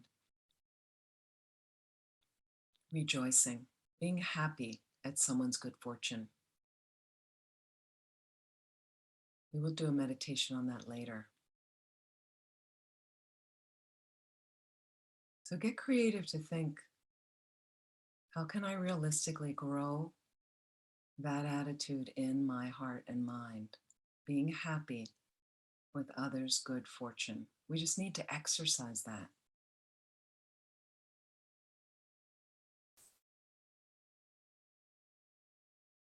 Think about if you get the good things and have those good things you wish for that you see others have, how happy you are. Why don't we want others to be happy like that? Could that be a source of your own happiness?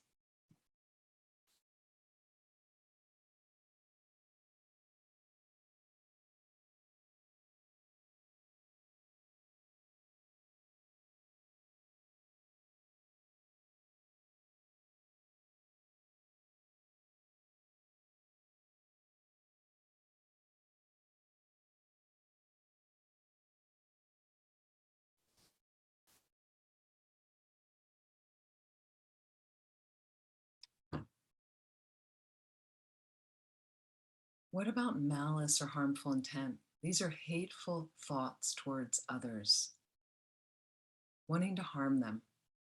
Just in your mind, you have that wish, being unhappy with their success. So think about your mind and the ripples that go out from your mind with those thoughts to the universe. Even just your home life, in your community, among your friends, among workplaces. Think about that attitude and think about when you've bumped up against that attitude from others, how uncomfortable it can feel.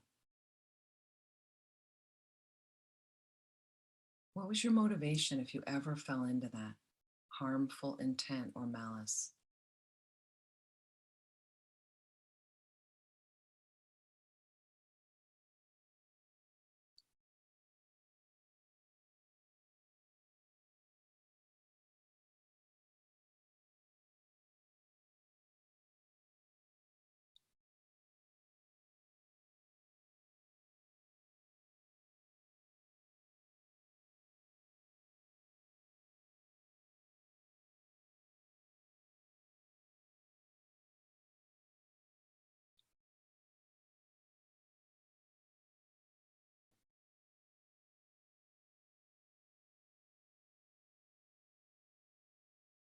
Again, as an antidote, wishing goodness for others. You have to practice that if it's not natural for you, to notice how the heart uplifts and opens, how warm and pleasant it feels, how that's a source of your happiness. Wishing positive things for others. How much more buoyant the planet becomes with more thoughts like that.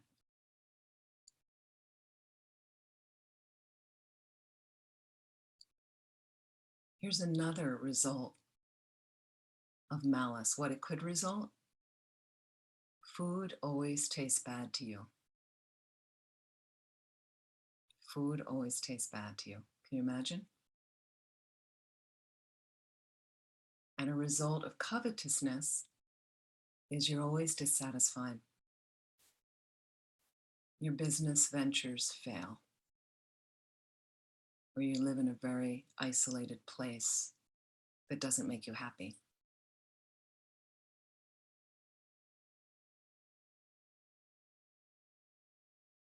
So once again, just contemplate, is this a situation you've ever fallen into that you do repeatedly? Or are you experiencing any of these results, wondering what could be the cause? Could it be harmful wishes towards others? Then contemplate creatively, can I practice a little bit of wishing them well? How will it feel at first? How will I do that? And slowly noticing the effects of that on your mind.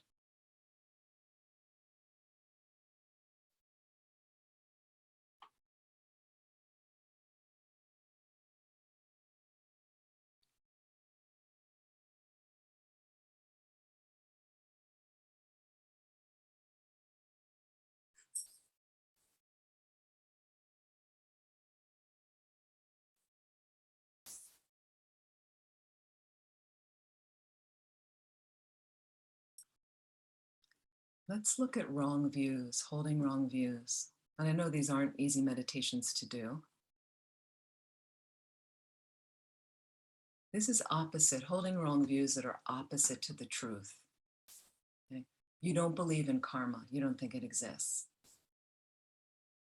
You think that you're going to live forever in this body, like that. So it's one thing to be discerning. That's healthy, to be discerning. You're not sure about reincarnation. So you're just going to put it on the shelf for a moment while you focus on other parts of the philosophy that make sense to you. That's different. That's healthy. To investigate thoroughly, it's healthy. But thoroughly dismissing something, you think it's garbage, that's holding a wrong view. So think about confusion that may be layered in your mind that creates you to have wrong views. Ultimately, not having a direct perception of emptiness. That creates all the confusion for us, everything, by not seeing the truth accurately, clearly, directly. So think about, just from holding wrong views, all the other mistakes happen. Think about all the trouble we get into that create negative rebirths for us. So generate this strong wish. Could I orient my mind in a more positive way, in an accurate way? Because what wrong views, holding wrong views, can create is you become more and more increasingly ignorant. You live in a place where plants that are supposed to fruit do not produce fruit. More confusion in the future. You have an aversion to read about emptiness or to study emptiness or to meditate on emptiness. Could be the result of holding wrong views. So think about in your own life right now, just for a couple minutes, what I can creatively, realistically approach to undo, dismantle some of the wrong views. Let's say we just get inaccurate stories going about people that we know, that we work with, that we live with. Have you ever had a story going? We do all the time. Is it accurate? I know you have a valid perspective, but isn't that perspective, if you're an ordinary being, from a limited mind, a limited view? It's not the whole story, is it? So just think about that for a moment, how you could creatively dismantle that process.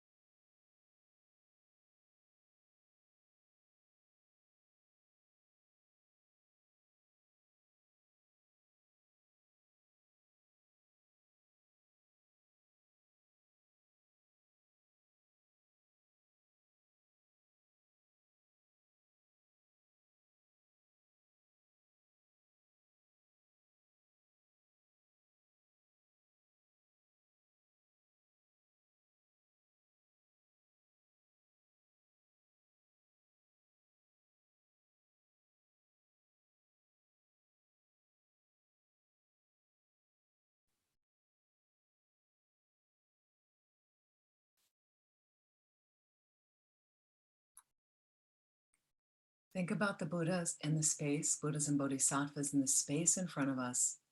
Just in conclusion,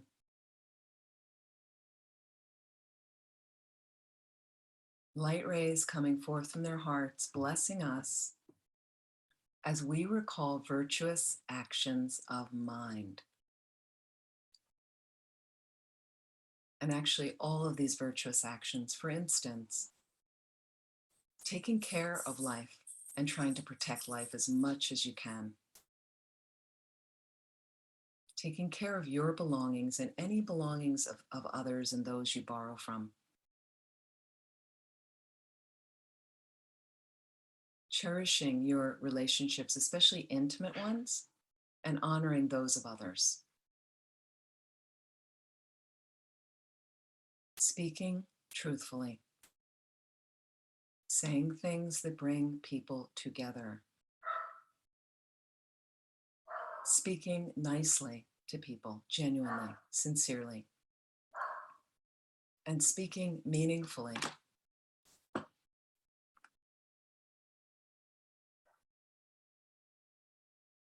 Avoiding a greedy mind by rejoicing and wishing others well,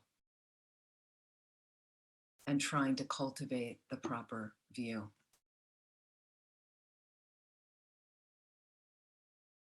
So again, feeling those blessings from the Buddhas and Bodhisattvas, letting it deepen your refuge that we need help with all these non-virtues.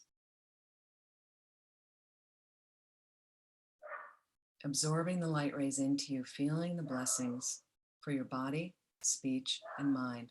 Concentrate as much as you can on helping that to grow those virtuous mind states within you.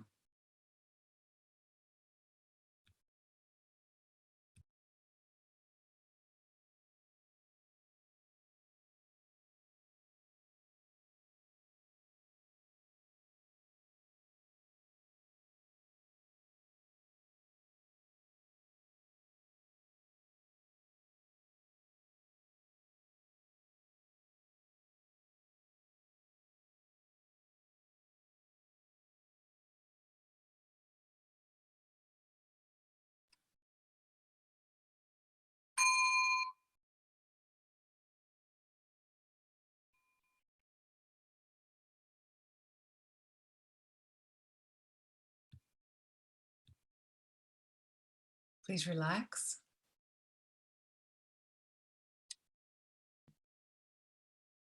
Slowly open your eyes and notice that was a longer meditation. Normally I would break it up, but I was kind of on a roll. And just notice any bubbles coming up from the meditation.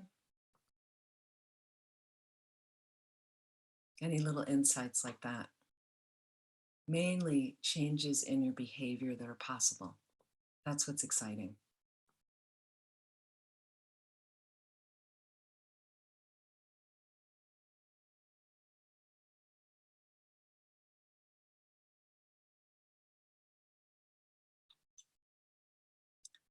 Let's do an easier meditation right now, and feel free to stand up, stretch, adjust your position.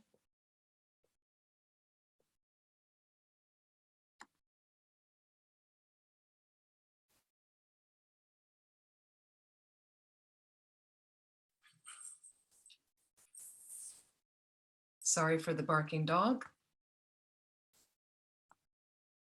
This is why I need to figure out a proper place to live. Somebody just dropped the dog off for 1 hour that I didn't know was coming. So I finally had like a space alone and like that. Okay.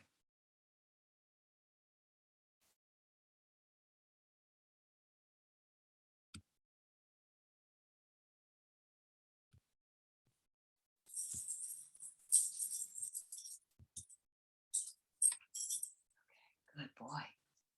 Yes.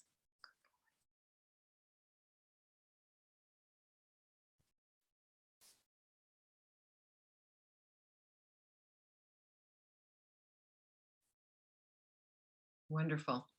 I'm so impressed with mothers with young children who manage to find time to meditate. Good on you. Thank you for your patience with me. I apologize for any disruption. No disruption at all from my side. No, I have to say it's really moving for me because we all have excuses why we can't meditate and we don't want to do this class and that class, and we hear them all. And some years ago when I was at Vermont at Milarepa Center, there was a woman who had 3 young children who came 4 times a year for a weekend retreat at Milarepa that I was leading. And that was a priority for her. So she knew in advance, well in advance, and found with friends and extended family for that weekend, just 2 days, that who would take care of her kids. And she did it 4 times a year regularly. And it was so impressive. So it's possible to do. It just depends on our priorities. And it's easy to make excuses, why, it's easier to just go into the other habits of, because this is hard work.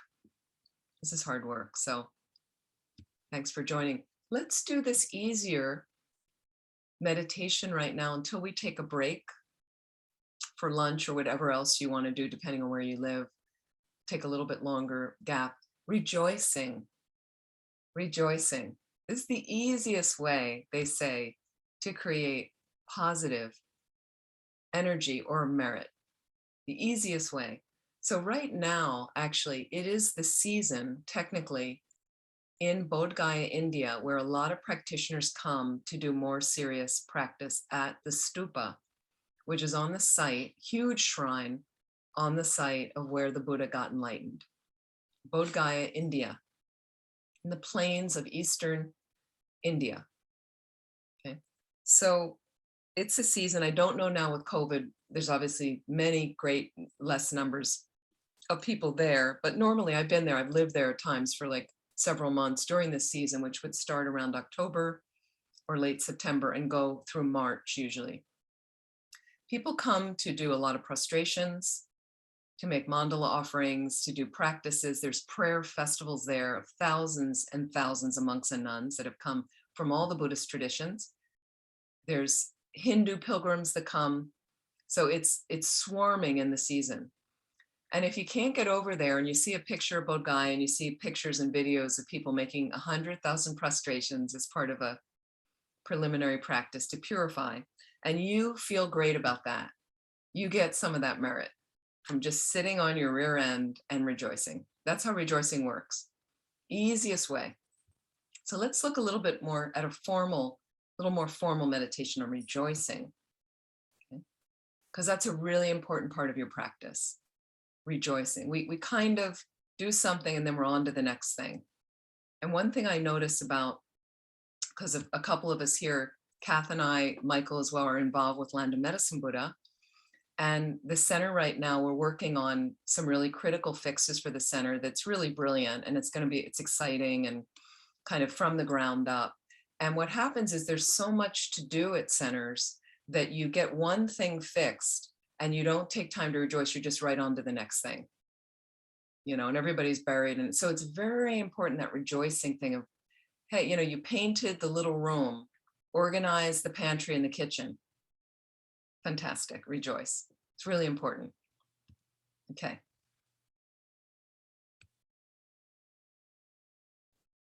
So let's begin. And the first thing we want to rejoice at, okay? We did a little of this with Precious Human Rebirth, the good things that you yourself have done in the past. So what happens with the worthless mind is it doesn't believe it's done any good things and it hangs out there. So you've done many good things, and that's why you're here right now, actually. Even this is a good thing, okay? What you might have done, and let's get into this, in past lives that even result in a precious human rebirth. Incredible, incredible. Like I've had quite a blessed life, and it's not without problems, and I just think, forget about me now, but somebody back there did a whole lot of work to get me here, to get me as a nun. I've had run some centers. I've had a lot of time with great lamas and on, teaching and all these other things. So amazing, amazing stuff. So think about your good things right now that you've done in the past. Okay, and just what got you into a precious human rebirth. For instance, what kind of generosity do you hold in your heart that has had you practice generosity? What kind of morality do you hold? Meaning, do you try to refrain from killing insects? What kind of patience do you practice? Things like that, okay? If you're strong right now, it comes from helping others, okay? If you're healthy right now, it's because you've protected a lot of life. Every good thing that you experience now, okay, it's a result of past positive actions that you yourself have done. That's layered in your mind stream right now. So please take a moment. Please rejoice on these good things you've done, okay? And you could even think as a little mantra in your mind, how wonderful it is, how wonderful it is, how wonderful it is.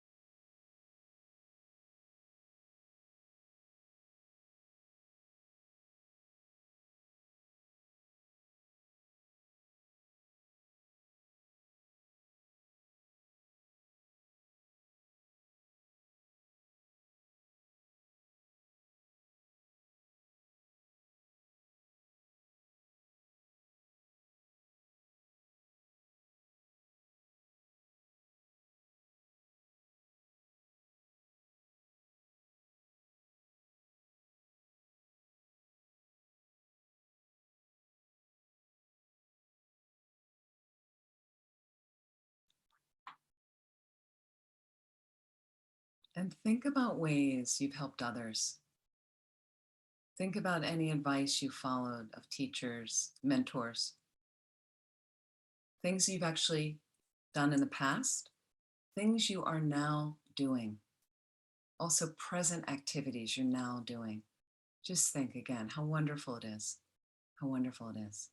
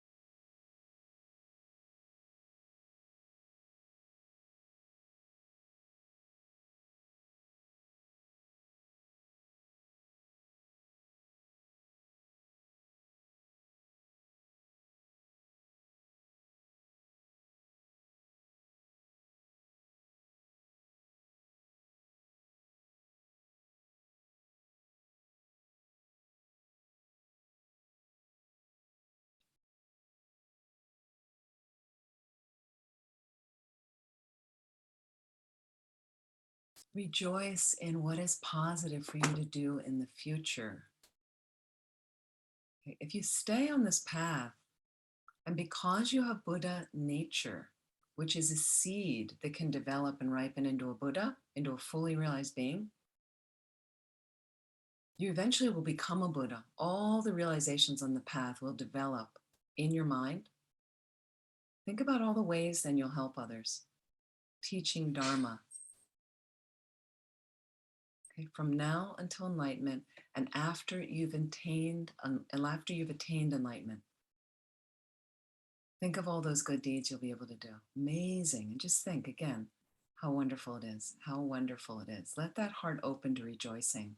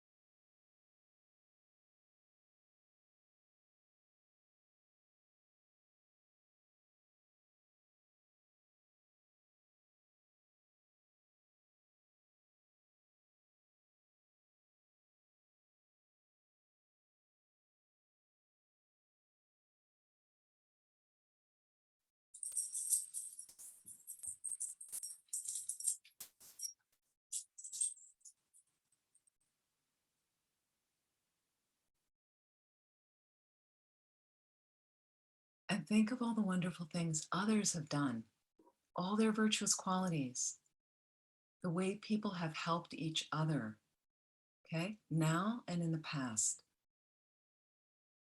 how they'll help each other in the future. And think about your spiritual companions in this life. Think about the centers and all the beings that are helping these centers. So much sacrifice goes into all the people involved with these centers.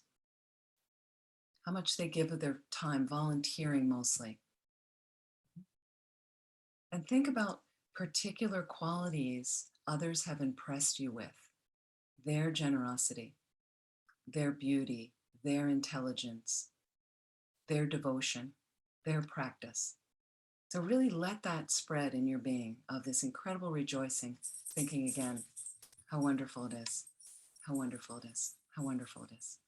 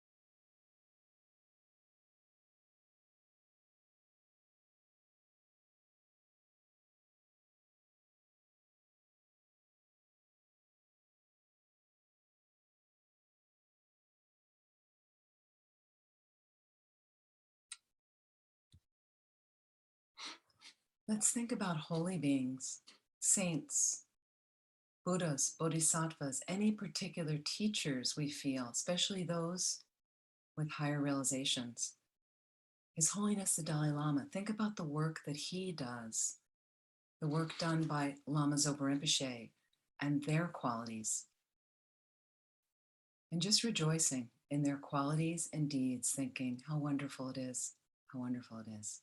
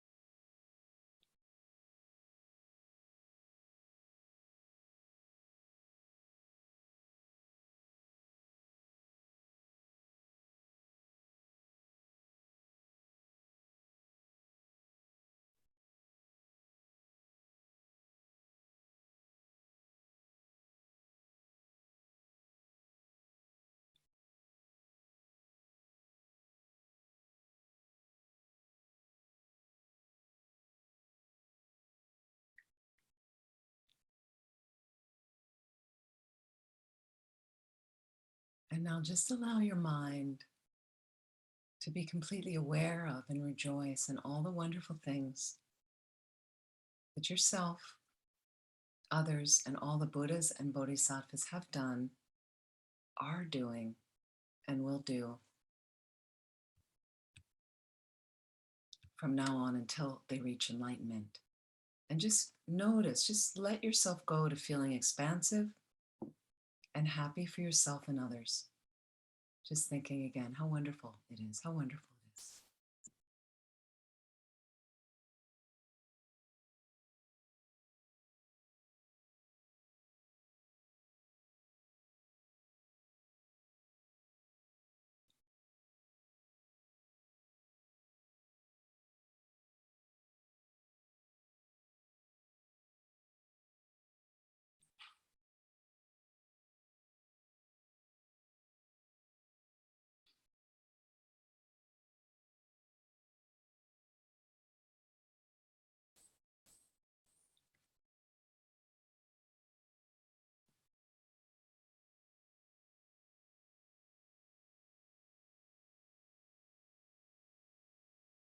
And just resolve that now that I've experienced these benefits of rejoicing, if you'd like, just think, I will try to generate this mind as much as I can.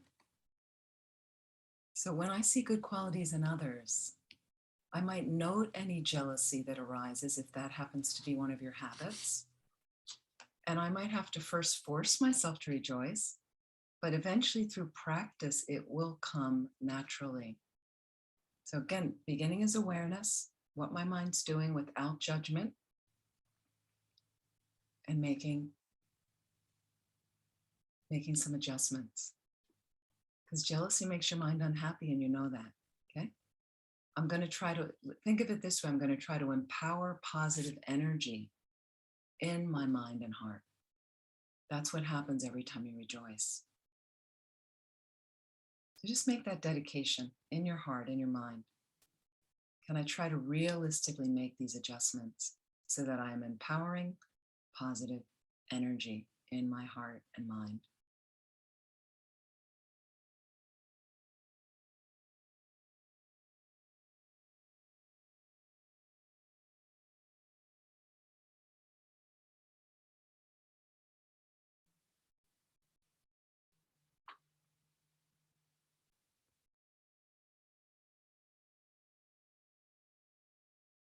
And may we dedicate from all the practices we've done so far,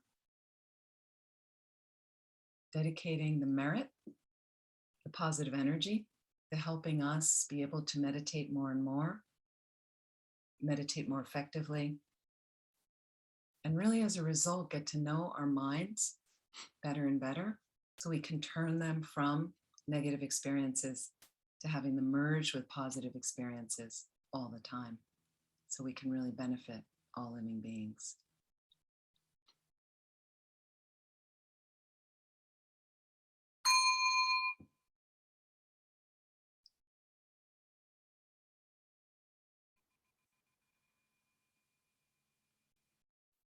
Please relax. I just want to check in if there's any questions from what we've done so far, any questions in general, concerns like that. And any questions about the karma class as well.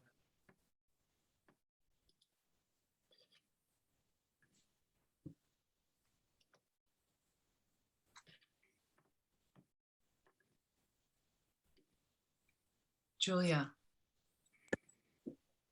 Hi, thank you so much. I'm sorry, I'm doing this on my phone right now, so it's taking a while to access the buttons. I was just wondering, I think that maybe you spoke to this a little bit in class, so I apologize if I'm asking a repetitive question, but I have seen that, at LMB, there are practices to purify the karma of people who are deceased, but are there other practices that we can do to purify the karma of people who are still, like other people who are still living apart from ourselves? Yes, good question. And don't feel about repeating questions. What happens is it's a lot of information in Tibetan Buddhist classes that is new to us. So the traditional ways the teachers would teach the discourse, at the end, they do a quick summary of the same thing. And the beginning of the next discourse, they'd repeat again. So by the third time, sometimes a little bit goes in, right? So it's perfectly natural to please be patient with yourself, because I ask questions, the same thing over and over and over, it wouldn't go in. And then the more we hear it. So that's a great question about what I tend to do for others. We can't really purify their karma. They have to do that. But what I can do is if they're ill, for instance, I do Medicine Buddha practice and the King of Prayers, which is a longer dedication, just basic. That's the basic stuff for people that are ill. I have more things to do for they're ill, but if they're just suffering and if they have a lot of obstacles, I would do a Tara practice. There's several different kinds of Tara practice. She's kind of an energetic form of enlightenment that blows out obstacles. And I led something yesterday for another center of a Tara practice, but there's also 21 versions of Tara. And I do something every day where I recite a series of what's called the 21 praises to Tara. And what I do is I have a list of things I ask for, more than myself, like for different people, like obstacles, Land of Medicine Buddha obstacles to restructuring or, anything like that. And I really think about, with Tara in mind and the 21 Taras as I recite those verses. There's a verse for each one. Those are a couple of things that I tend to do generally for other people's stuff, but they have to do the work themselves. Vajrasattva practice is a good way for you overall to do your own purification that can also, it does change your external reality, meaning that can change your interaction with this other person and change your mind and your karma so that you're more peaceful around the stuff that they get involved in. Does that help a bit? Yeah, it does. And I'll try to find out more about the Tara practices too. Thank you. Yeah, and we can, if right now, Land of Medicine Buddha, everybody, there's a skeletal staff that's quite stretched, but we can try to get you, point you in the direction of those things. So definitely. Thank you. Appreciate it. Sure. And Margot, you had your hand up, please. Yeah, I had 3 questions and I don't know which ones I will remember, but try one now, and then what we'll do is we're going to take a break, and I thought I'll shorten the break to about 45 minutes, if that's okay. yeah, we might end a little bit earlier. I will and then we can take some questions, because you might think more after the break you've had. And please, again, any other questions as well, please. it has to do with life and what's alive. And I naturally, when a mosquito lands on me, go like that and kill it. And I swatted a fly yesterday with my fly swatter because it was on the window, and I don't want my cats to eat flies because they're could potentially carry a lot of disease. And then I'm thinking, well, it is a life. But then I'm thinking, and I'm new to Buddhism. I started on 6 because I wanted to know what karma was, but it's having a gigantic impact on me.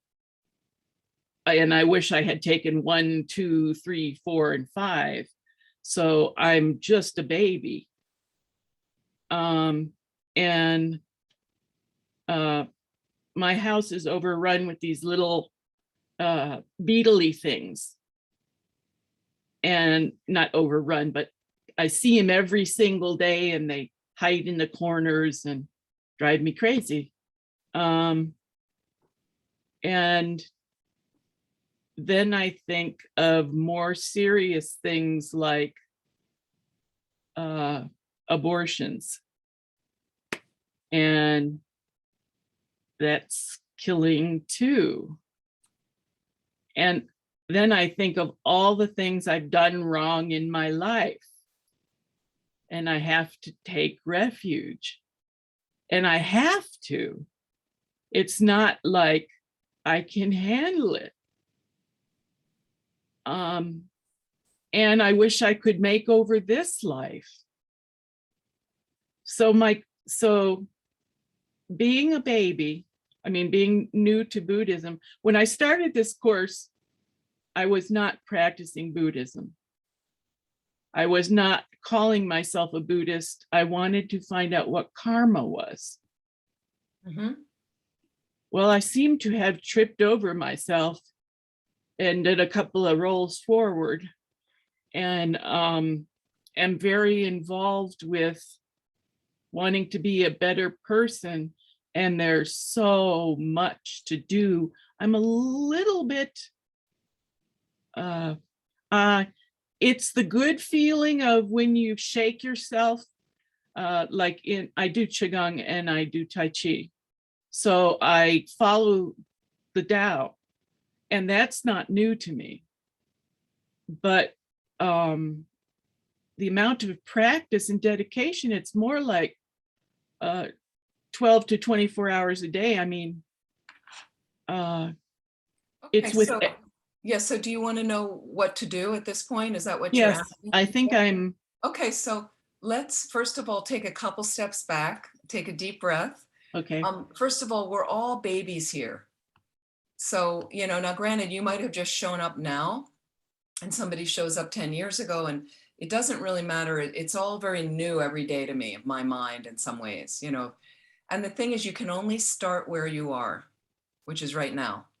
And it's exciting that you got yourself here. So you can take the other courses. They will be offered by Land of Medicine Buddha. And, they also exist online, and slowly, okay, I'll say what one of my teachers said to me, slowly, but not too slowly. So, okay, you want to make progress, but don't overwhelm yourself with what you didn't know. Okay. So meaning as a kid, I killed lots of insects, and Buddhist belief is there's countless rebirths that we've had. Now, not everyone believes that.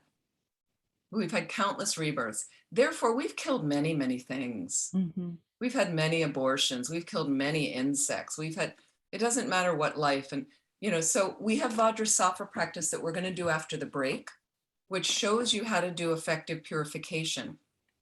Slowly you learn it. You're not going to know it overnight. It's a long mantra. But slowly over time, I was able to learn that practice. I was able to memorize the mantra. It takes time. And one thing I want to interject, especially for Julia, Michael has posted, thank you, Michael, in the chat, there's the link for the 21 Taras, and there's a link for the King of Prayers. So for all of you, if you want to do some of those practices, I found them really helpful. You can grab them there. So How do you copy the link so it doesn't disappear when Zoom goes away? I would just copy the link as you copy anything and put it into your notes or something. Oh, And then okay. later you can go in and open it up. Yeah, if you just click on the link, it'll open up in your internet browser and you can just keep that on the side. And the other one is actually uploaded, the King of Prayers. You can just download that and save it. Oh, okay. There you go. Wonderful. Thank you. So what I was going to say is slowly you want to approach of what is realistic in your life right now that you can do. And you'll be surprised if you look back a year from now. I'd love to talk to you in a year to say, and you'll say, wow, I do know a couple things now. That's exciting. You can only start where you are. Mhm. And so another thing I was going to say is rather than getting down on everything we do wrong, okay, there's many good things you do, which is why I was also doing those meditations of precious human rebirth, rejoicing. Our tendency as Westerners is to focus on everything we do wrong. Mhm. That's just the nature of our society, you know. So again, we need some rebalancing of equal airtime. So sometimes I used to notice that mind of mine, the negative stuff, and then kind of say like, that's not the whole story. I do many good things, you know, in a balanced way, not in an egomaniacal way, you know. But again, you might need to give more airtime and really spend more time in meditations on that was a good, you know, acknowledging your goodness. And that's why precious human rebirth is so helpful, because you're not just acknowledging your good circumstances. I really like people to acknowledge their good qualities a little bit in the morning, 2 minutes. Most people don't do that, and all they're focused on is everything they do that's wrong. So again, you can purify these things. Now, here's the thing with insects. Insects, it's hard. And our culture teaches us to kill insects. That's how I was brought up. My mom would send me out every spring onto our porch with the vacuum, clean up, get the porch ready. And I would gleefully be vacuuming up insects that were even alive. And later I got into Buddhism, much later. And, you know, I heard about insects and I thought, well, that's a stretch. Like, my goodness, I've killed so many insects with great glee, which makes it even heavier. Okay, well, what to do? It's already done. So what I did is I went down after my first course in Kathmandu, went down to my little dirty guest house, which was full of insects, after a 10-day course on Buddhism, which I didn't know anything. I wasn't a Buddhist, right? But the insects, and what I did is I said, all right, some of you have heard this before, I'm going to refrain tomorrow. I'm not going to kill any insects. That was just a little thing I wanted to try with myself. One day, my life, I won't kill any insects. Okay. So I did it for the day. In my guest house room where I was sleeping, I found there was a broom, a little funky broom. I would kind of usher the spider out of the room, you know, living, not just kill it. And each thing, and I noticed, and I've lived in houses where you get a wide edge tumbler, a plastic tumbler, you know, a wide mouth glass. I've been able to trap insects with a card. I slide across, take them outside. I say mantras to them, take them outside. So I did that for a day in the room. And then I just had a little look at my mind afterwards. How did I feel? This is about Dharma practice. How do I feel? You don't just do the practice. You need to look at your mind. How do I feel? Was it worthwhile? Was it not worthwhile? Was it just a pain in the butt? Insects took a little bit more patience, but then it helps me develop patience, which I need to get enlightened. So I noticed at the end of the day, I actually felt pretty good about not killing insects. I was like, I saw they have a life. I saw the spider scamper off. Insects are terrified of us. Look how much bigger we are. Mm-hmm. We're afraid of them, but look how much bigger we are. So then I continued I said, I'll do it another day. I'll continue a second day and a third day, and a week went by. I never stopped killing insects. I mean, now inadvertently, I might kill insects. It has happened. You know, right now we're living with ants in the house. Every time it rains, all the ants come inside. It happens with many houses. So you have to get creative ways of a gentle brush that doesn't kill them, that sweeps them off counters, bleaching down counters. I've put trails of lemon juice and cayenne pepper around. I've relocated source of what they're after outside so that they go there. You have to get creative. I've taken a lot of insects out of the house.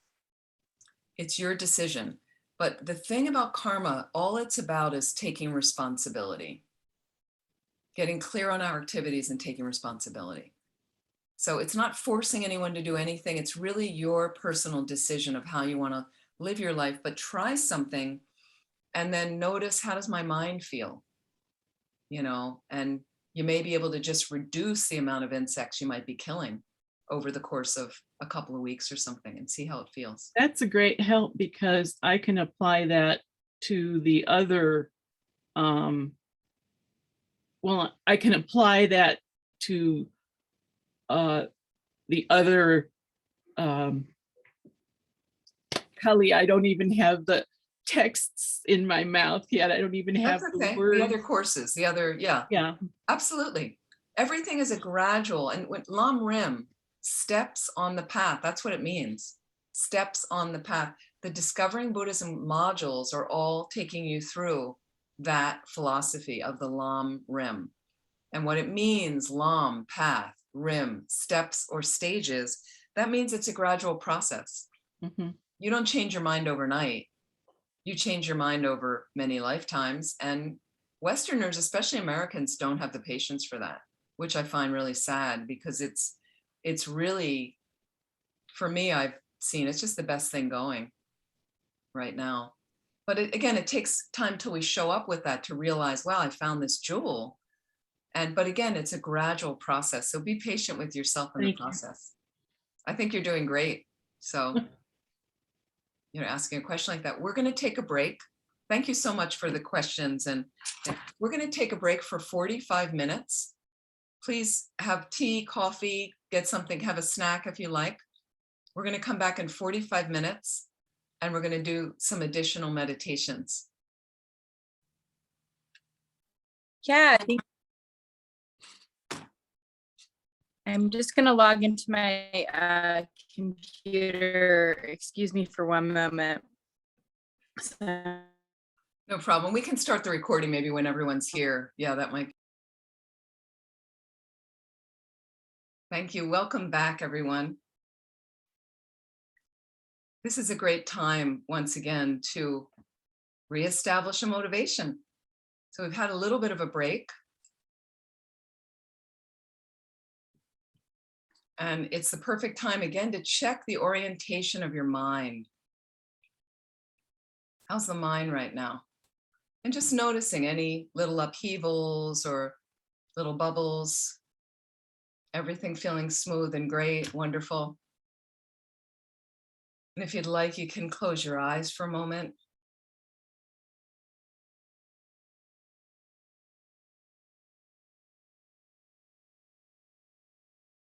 Just notice what's arising in your mind.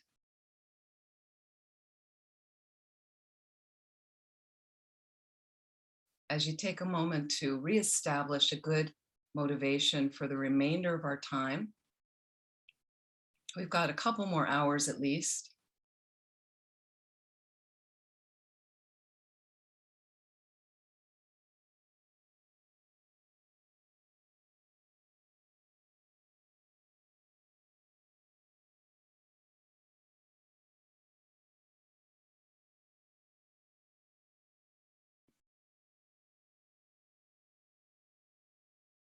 And bring the awareness to the breath.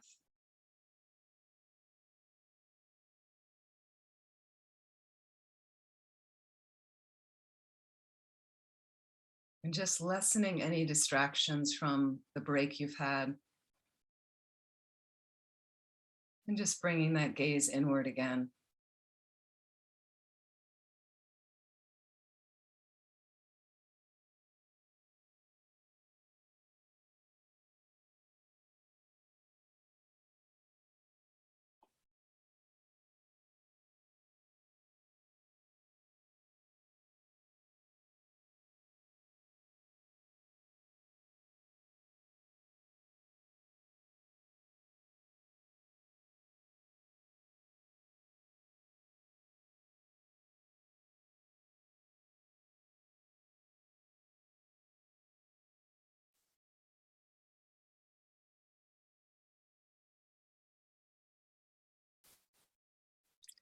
So please relax, and you can open your eyes.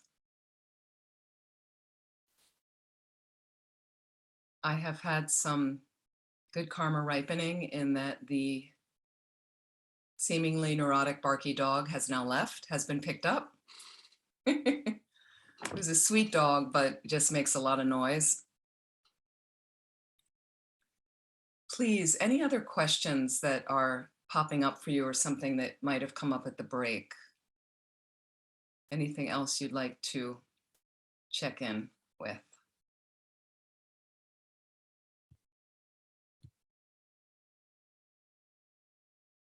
Julia, please. Yeah, I did want to ask just about the non-virtuous action of killing. I kind of imagine that, you know, it's beneficial to eat like a plant-based diet for many reasons, but I wonder also, is it karmically the same to like consume an animal if you weren't the one who killed it, or are there sort of different gradations of how you receive that negative karma down the line? Sure, great question as well. Vegetarianism and eating animals and things. So I've been at several teachings with His Holiness the Dalai Lama, who apparently did try to be strictly vegetarian much earlier in his life after coming out of Tibet. Tibet had a really meat-based diet, heavy protein diet, because there weren't at the time many vegetables grown there. So His Holiness became quite ill on a strict vegetarian diet. I know for some people, for whatever reason, mainly based on the poor quality of vegetables in your area, it doesn't sustain certain lifestyles, certain beings like that. So His Holiness was saying every other day he doesn't eat protein animals like that. You do the best you can. It's a personal decision. Ideally, it would be best not to create killing. But we have to understand that when we grow vegetables, which I've done in gardens at centers, many insects die, even if you're using organic means, that there's insects that you're dealing with. So what we try to do is minimize as much as we can. And so again, if you yourself are not creating the demand for an animal to be killed, it could be nice and it could be according to your ethics and the values of your life. That's great. And then I think for some people health-wise, they do the best they can. So His Holiness had said in teachings that I have attended is, for instance, people that eat small shellfish, prawns, and he used the example of prawns, shrimp. And he said, sometimes on one plate, you have 16 shrimp. And then he said, and at the time I used to eat shellfish. This is many years ago. And then he said, 16 sentient beings. And that was the end of shellfish for me. That was it. Like, I was kind of like, oh, that does seem a bit extravagant. You know, for me in one little appetizer or something, you are downing that many beings. So I realized I didn't really need to do that anymore. And then His Holiness said, many people can eat from one cow. So again, not advocating and condoning it's great to kill cows for our food, but again, one animal feeding many people. Okay, so I think it's in relation to understand that. And then it's your own personal decision if you feel, you know, living in California, I think the vegetables are incredible here. So, you know, maybe, you know, for me, a winter on the East Coast, maybe more people there might want a little bit more animal protein. And then some people have issues with their diets where they can't eat dairy and they can't eat soy. And so you have to figure out individually what's going to best support your health, but within reason of trying to minimize as many lives as you can, harming as many lives. Does that make sense? Yes, thank you. And again, what I find with Tibetan Buddhism is it's enormously practical. It's enormously practical. So, you know, even though we know the killing thing can be heavy, it's heavy karma, there's no doubt, but can we make practical adjustments? Realistic, I always say. And the other thing about earlier, what Margot was bringing up is, this isn't to lay a trip on yourself. This isn't about, you know, you did something wrong, I'm bad. It's, can I become aware and wake up to my behavior that I happen to do a lot of this? And this negative thing, I have a lot of imprints of that, for instance. And you might also notice that you have certain behavioral patterns. I mentioned some time ago, a woman I worked with at one of our centers, really bright woman, really capable. And I noticed that, and she noticed when she spoke, nobody listened to her. Her speech had no energy. And she talked to me once and said, I think it's all my gossip karma in this life or past lives. So she went after, like very conscious of herself about not just having meaningless, nervous chatter all the time in this life. And she noticed some improvements even in this life. Like you may not see the result right away, but over time, you sometimes can see a result. And in any event, it's good for future lives. So it wasn't about her feeling bad about herself, but she did notice a certain pattern that was happening. She didn't like the pattern. And then it was about taking responsibility, kind of waking up and saying, okay, how can I change this? Because you are in control. You're the only one who can control your mind. So it's exciting because you are at the helm, at the controls to do it. And so that means you can do something about it. You're not waiting for some other situation on the planet to arise and some other being external from you to correct your mind. You can correct it. So I find that part exciting, that I can control it. I want to understand my behavior in a realistic way. And also, here's a word I'll interject, in a gentle way. We have to be gentle with ourselves in the process. Lama Yeshe always said that, to be gentle with yourself, and then you can be gentle with others. So keep that in mind in the practice. When in the beginning, when it can be very overwhelming and there's a lot to learn and a lot to do, the gentleness in the gradual approach, in the step-by-step approach. Other comments, questions?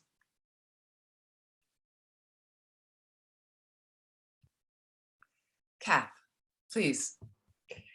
I can never find the techie version of the raised hand. Yeah, I just wanted to share something that I have to use with myself quite often, because otherwise I get very caught up in the whole good, bad, and then sliding into shame. So one of the things that I've recently kind of started running as a commentary when I get into looking at, my patterns or whatever, is this is not me. This is a collection of habits. Because otherwise I get really freaked out. And, again, it's the Catholic hell stuff and all of that, So I just wanted to share that because it's still my little life raft, just to actually say, okay, so I want to stop that behavior, but this isn't actually me. This is just like a collection of habits. And so shift my habits. It stops me from freaking out. So I just wanted to share that. Sure. Yeah, thank you. Yeah, I mean, the main thing, the real dismantlement, the real antidote to all of the imbalances in our mind is emptiness.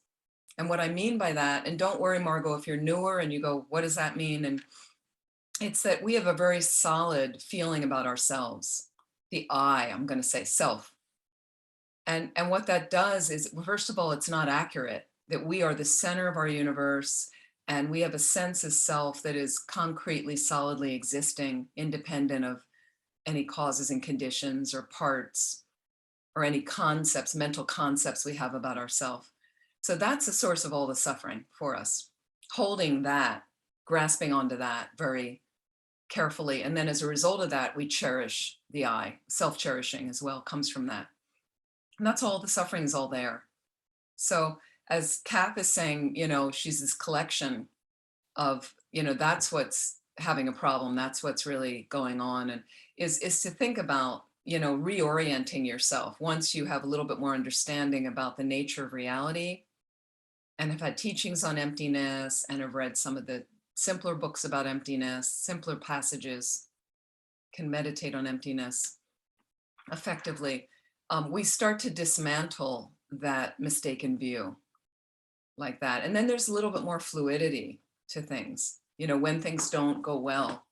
there's a little bit bigger perspective and consideration and less hardness on ourselves, less judgment, and, you know, and keeping us away from the drama of the freakouts, because they don't benefit anybody anyway. It's just habit, just a habit. So again, that our mind exists on 3 levels in Tibetan Buddhism: gross, subtle, and most subtle. And it's the most subtle level, the most subtle experience of our mind, consciousness, I'm equating with mind, okay, that contains all those imprints from the activities of our body, speech, and mind. And it's those imprints that go on from life to life. So again, can we evolve a little bit more each time? That's one way to think about it. You know, we're not going to be perfect. We can shoot for enlightenment. We can aim for it. Nothing wrong with that. But don't get yourself disillusioned. I'll never get there. I know people said, I'll never get there. Oh my God, like all you, no. So, but what if I keep turning this over in a better and better way? This whole conglomeration that just this time around, in my case, happens to be labeled Amy. All right. And just to keep improving, and, you know, and that takes meditation and watching my mind and things like that. So we do the best we can also. That's all we can do, is do the best we can, right? Yeah. So thank you, Kath, for mentioning that. Michael. I just kind of had a question about, I'm just going to use killing as an example, but I think it's, you know, transferable to all the 10 non-virtues. But is it the state of mind that we kill the object with, not the object itself? Because, you know, I just sometimes wonder, like a mosquito is really small, a cow is bigger, they still equally want to live, each one. There's no difference in that. But is it our mind that we kill with is what makes the karma so heavy, or is it the object or the combination? Yep. So according to some specific teachings in this class, one of the things is the basis, like who are you doing it against? So for instance, one of the things I mentioned in one of the classes was, if you're doing something negative to your guru, that's heavier than an ordinary person. And the reason is, it's not equating one life's more valuable than the other. It's a highly realized being. If that's what your teacher or guru is like, they have the capacity to benefit many, many, many beings. So we all have that capacity, but an ordinary being may not be doing the grand virtuous work of somebody highly realized. So doing a negativity to them could be worse than doing it to a tiny insect. Again, I'm not saying, well, this life's more valuable than that life, but that's the basis, is number one. Okay. Your motivation's a huge factor.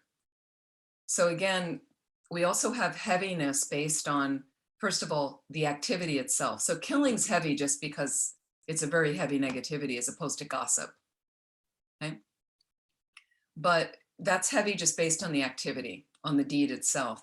But then what's my mindset with killing? And what if I accidentally step on an insect and kill it? That's a very different mindset, much lighter killing karma than sadistic killing. Right? So then you get into motivation. And then you also get into, like I said, parents are also seen as a higher life being, say, than an ordinary person. And the reason is your parents gave you this precious human rebirth. And many parents have made many sacrifices for us. So that would seem, if you commit some virtue to them, that's higher than just buying flowers for an ordinary person if you buy your parents flowers. So it's really a combination of different things. What makes it a heavier positive or negative karma is the being, your motivation, the activity itself, the frequency of it, which is why we get into trouble with gossip. Gossip's a much lighter negativity, but we do it all the time. Whether we're talking about someone behind their back, whether you're just going on and on about the plot and the twists of the video that you're streaming and nobody really cares, but you have to go on talking about it like that. So that's how we get into, frequency can be an issue as well. We may decide we don't need any antidote to any of the negativities. That's another problem, another way that karma ripens heavily. Does that make sense, Michael? Great. So another thing they'll say is the higher the life form with killing, the heavier it is for you. Like killing a human really bad, because a human could have a precious human rebirth that could meet with the Dharma, study the Dharma, and get enlightened more quickly than an ant, tiny insect, ant. An elephant, they would say, is worse to kill than an ant. The reason is not that, again, this life's more valuable than another. An elephant, when they die, generally will suffer a lot longer than an ant. Now, it's all relative, but basically, if you step on an ant, often it's over right away because it's so tiny. You know, the suffering may not go on as long. With an elephant, it could go on and on and on, depending on how they're killed.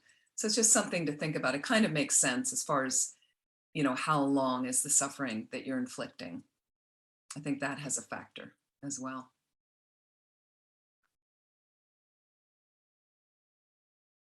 Anything else? Because karma's pretty intricate. And karma brings up, and one thing I'd say, Margot, also is the karma course, and you can start at any of the Discovering Buddhism modules.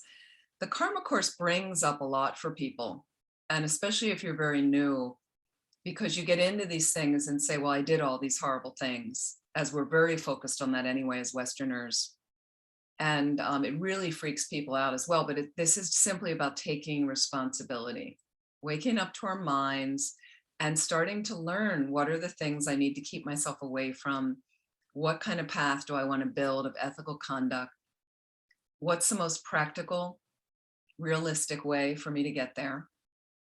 And you slowly make your path, you know, and you get help and you come to classes and you can ask questions, and that's how we've all kind of done it and got here to do stuff. And then at times I find, anyway, developing a consistent meditation practice supports everything. And eventually making time for retreat can really deepen everything you're practicing. So for me, those are essentials. The meditation practice I have every day, retreat I have to do every year. I prefer to do at least a month a year. A lot of people won't have that time in their lives. For me, I'm a nun, so that's got to happen in my life. And if I can do more, I have had times where I've had kind of sabbaticals and gone off for 4 or 5 months or longer if I can get the time to do. So then you kind of go in to really deepen with longer meditations on certain topics that you're working on, reading, studying, so that then when you come back out, hopefully more understanding, more skillfulness, and hopefully a bigger, more expanded consciousness with full of loving kindness and the right view that you're using to help as much as possible, help living beings like that. I had one quick question. Sure. I'd like to do segment 1 after this one. Do I have to wait until, are you going to go through like 7, 8, however many numbers there are, and then go back to 1? Or is there a course recorded that I can take? Sure, there are online modules of it that you could do, Mind and Its Potential online, where you sign up with fpmt.org. That's our overall organization. Uh-huh. And then what you do, go to the education tab. And it'll open up a bunch of things, and you go to Discovering Buddhism or online things, and then go to Discovering Buddhism, find that module, and then you can click and sign up.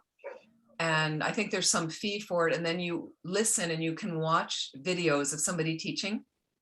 I forget who teaches that class, but watch it. And then there's quizzes and homeworks and readings and meditations. And you could do that also on your own if you'd like. I don't know yet which one we're going to offer next. So I'm going to work with the spiritual program team with some of the teachers so that we see what we're planning to offer that would start in January. I think the next module will start in January. But it would be okay to either do both at the same time, or? You certainly could. It really depends on your free time. Okay. How much time you have for it, but absolutely you could. And especially the online ones can be done at your own Thank you. Michael just put in the chat the online learning link. Thank you, like Michael. that. And so again, I may be teaching a Discovering Buddhism module in January. So I will discuss with them, but you can certainly do both if you'd like, as long as it's not too much for you. Yeah, wonderful. That's great. Lovely to have you along. Okay, we're gonna go into a meditation. This is a way I find of working a little bit with anger and hostility and frustration. So really countering anger. And this is a meditation I kind of derived of dealing with a difficult person, with a challenging person, that helps gives us some perspective like that. So we have a lot of delusions. We talked about those during the course. We only got to a few antidotes about some of those delusions. It's almost another course about just countering the delusions that we could also do for LMB in the future, like that, and really look at those antidotes. But I found this really effective when we're dealing with irritation, annoyance, frustration, or it gets bigger and it becomes anger and hatred, particularly directed at a certain person in our lives. Could be a work colleague, could be a member of our family, neighbors, so many people that we really keep holding as other. It could be somebody in the news. And what happens is, as long as you want to hold them in that part of your mind as other, which often is something negative, somebody who irritates you, and you might even be as far to call them an enemy, like that. I don't know if you go that far, but for some people they would. What that does is it holds you hostage. This person may not really know how you feel about them. They may not even be somebody you know, okay? But your mind becomes constricted based on allowing that delusion to go on like that. So this is a way I found quite helpful. So you can just relax. Find your way into a comfortable posture.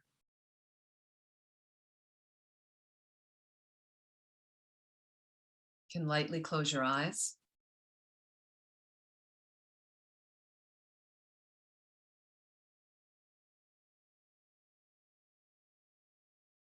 And allow your mind to settle on your breath for a moment.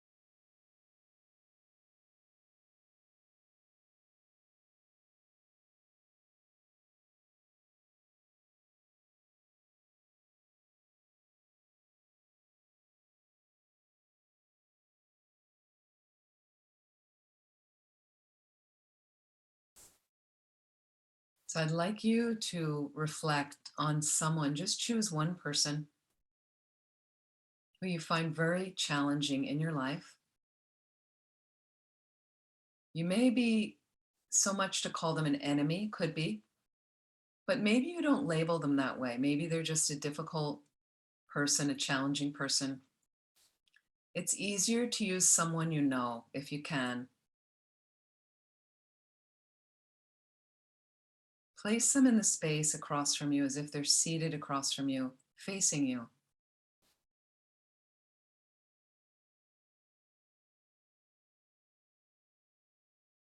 And just gaze across as if they're there.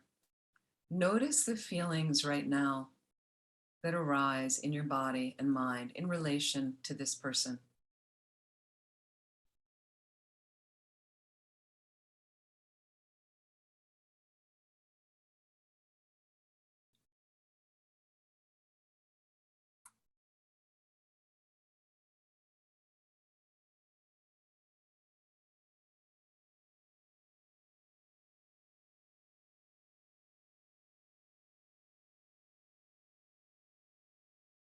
Are these feelings comfortable or uncomfortable?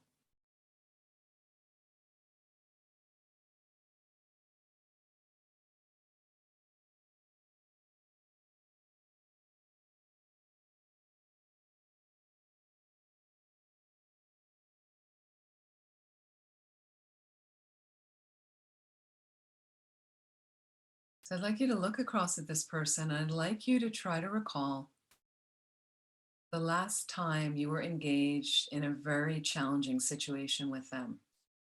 Some exchange of words, activities. Just bring up one incident you can recall. If it's recent, great. If not, in the past. As if you're watching a recording, a movie, a video of this interaction.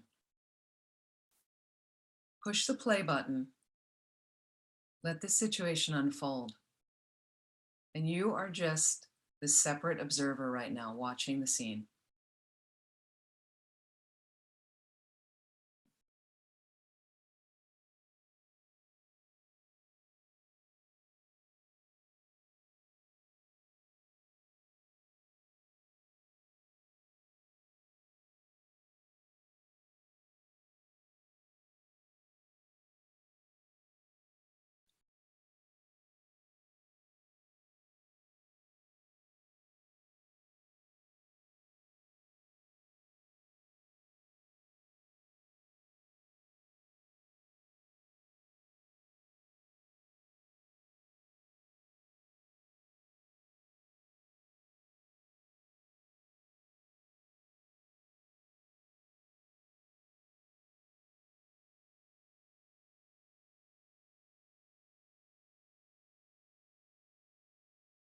Push the pause on that recording.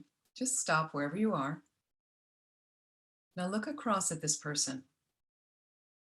And in this situation, I'd like you to ask yourself, what was your motivation in this interaction?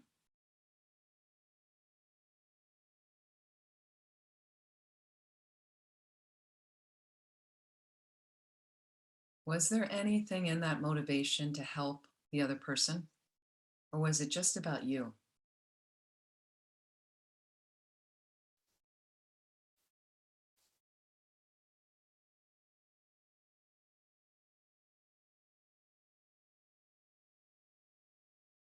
And look over at them. What do you think their motivation was?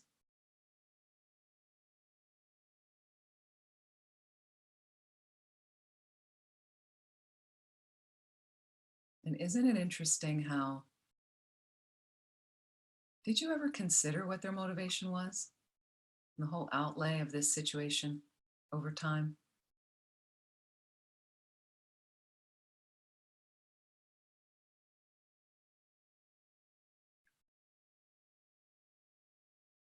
So considering the two of you, did either or both of you accomplish your motivation? Did you fulfill your intention in this situation? Did you get what you wanted, basically?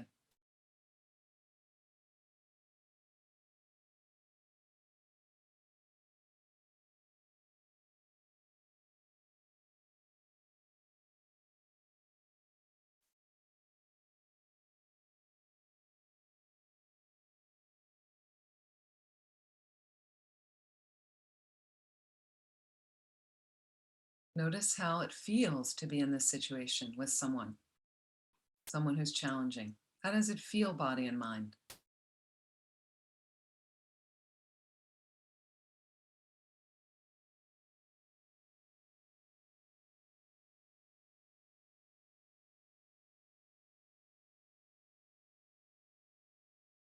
And as you look across again at them, notice the assumptions you make about them. What are they? The assumptions you make about this other person. How accurate are the assumptions?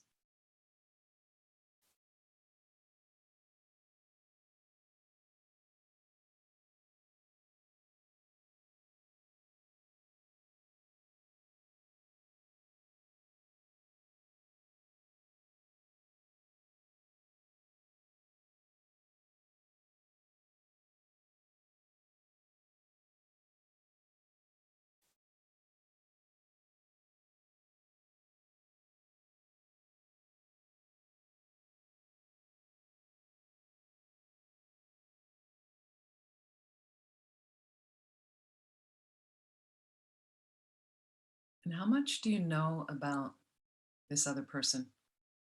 For instance, they may be someone you know really well. Do you really know the workings of their mind and what motivates them?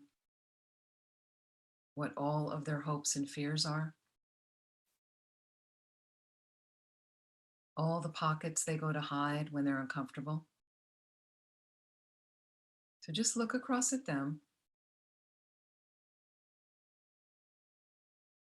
It could be someone you don't know all that well, but you interact with them a lot, either on Zoom, some sort of work situation. Do you know what they're afraid of? Do you know that they're struggling financially? Do you know that they hate their life? That they have not found meaning in their life?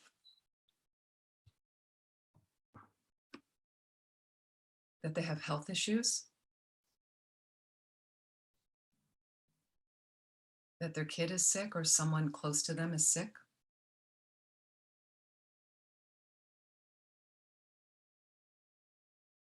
And on and on.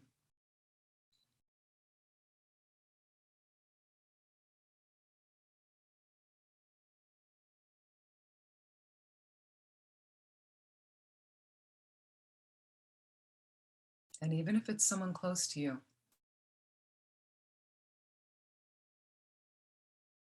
again, what are the fears they hold to tell you something, perhaps based on the fear they have of your reaction or your response?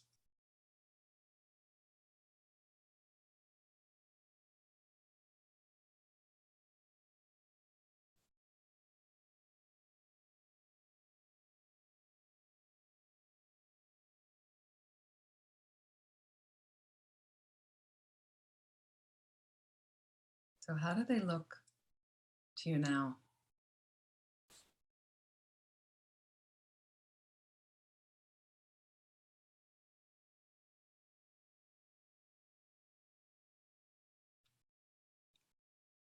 Let's consider some ways, some things you have in common with them. Number one, just as you want to be happy and you don't want to suffer, and just think this, they want to be happy and they don't want to suffer too, just like you. So now you have one thing in common with them. Everybody wants to be happy and doesn't want to suffer. So some people may have different ways of going about deriving happiness and avoiding suffering. It's different from your ways, but fundamentally, everyone wants to be happy and doesn't want to suffer.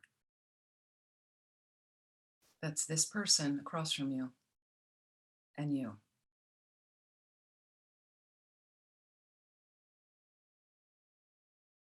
So just reflecting on that, look across at them.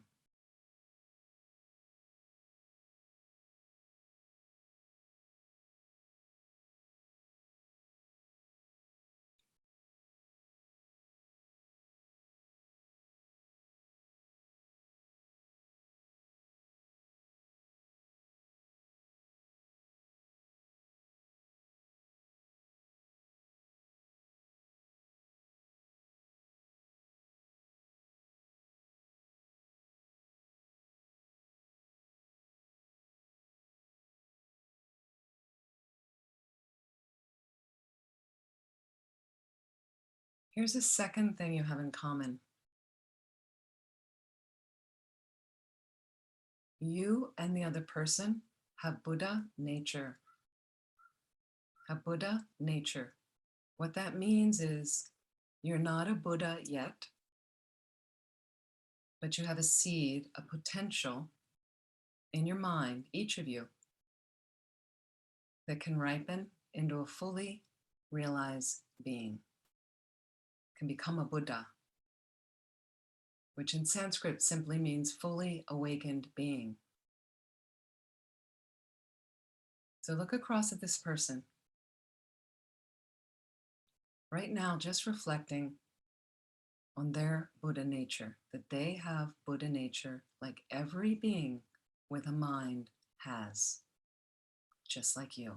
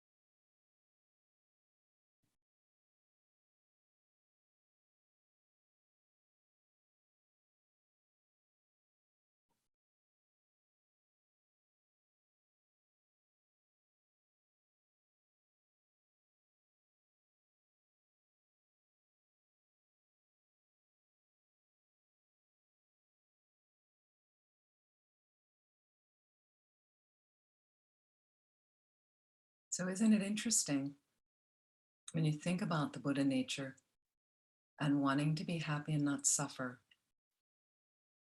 how even though you and the person across from you want to be happy, similarly, happiness escapes sometimes. Neither of you are happy at times.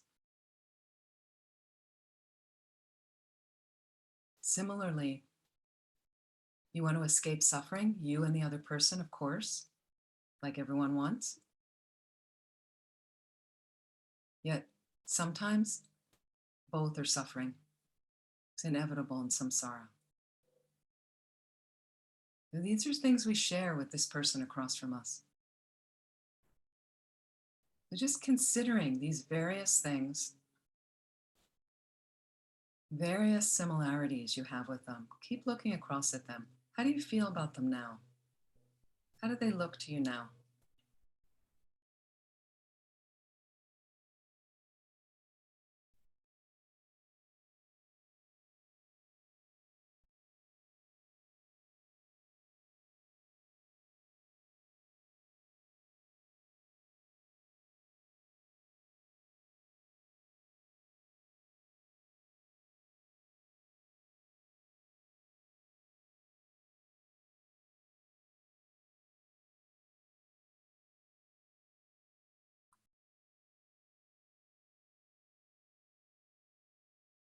Considering emptiness in relation to this person, one of the best ways to analyze and reduce that challenging being. So emptiness says the way we hold the challenging person is as if they are always a challenging person for all beings, for all time. That's the way our mind holds them. Think about that. Just feel that when you look across at them. When you brought them first into the space, they were pretty solidly out there as difficult person. Unchanging is difficult, not unmoving, difficult, always difficult. That's what we call inherent existence or inherent nature. Someone is unable to change, they're always like that. That's inherent nature. It's not the way things exist, but that's what we impute on them, on this difficult person, okay? So what inherent nature implies are things are frozen in time and space. They have no ability to change, they're always like that. That's what we're imputing on this person. They're always going to be a pain in the butt. They're always going to be annoying. They're always doing that thing that drives me crazy. Okay? So think about it. If they inherently exist as other, as difficult, challenging being, inherent nature means then they have to be that for all beings. Everyone would see them that way. Is that how everybody sees them?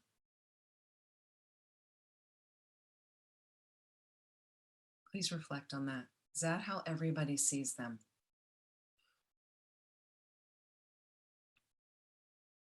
Is that how the mother of that person sees them? Or their partner, or their best friend, or the person at work who loves working with them? Isn't there someone else who likes that person?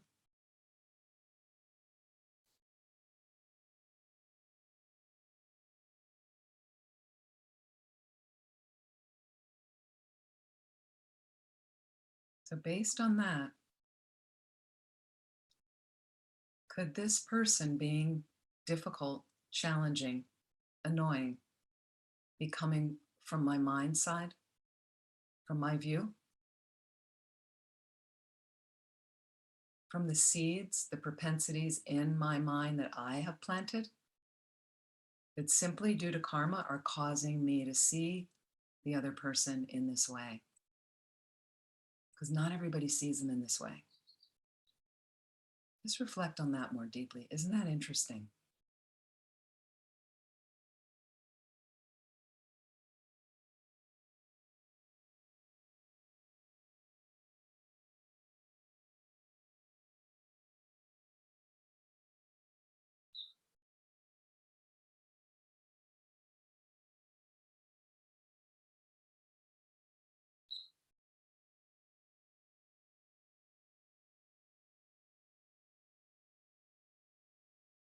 Tibetan Buddhism would say there's no inherently existent difficult person there at all.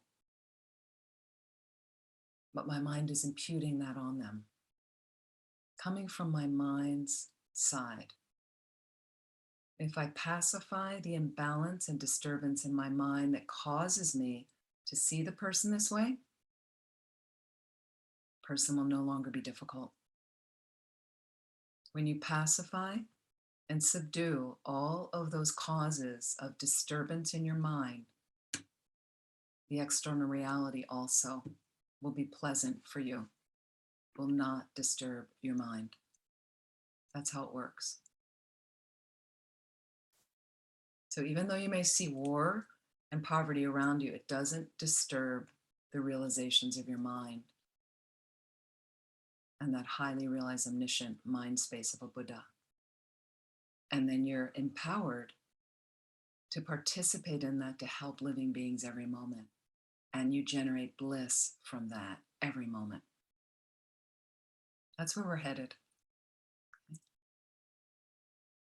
But just looking across now at this person, a couple more exercises. In the highest teachings of Bodhichitta, Bodhichitta is developing the good heart. It's literally a Sanskrit word that means the enlightened attitude. Bodhi is enlightenment. Chitta is mind. The mind of enlightenment is I want to get enlightened to benefit all living beings. It involves compassion and empathy. And it's this huge space of mind and heart, fully open mind, heart. Loving kindness, like that. Bodhichitta.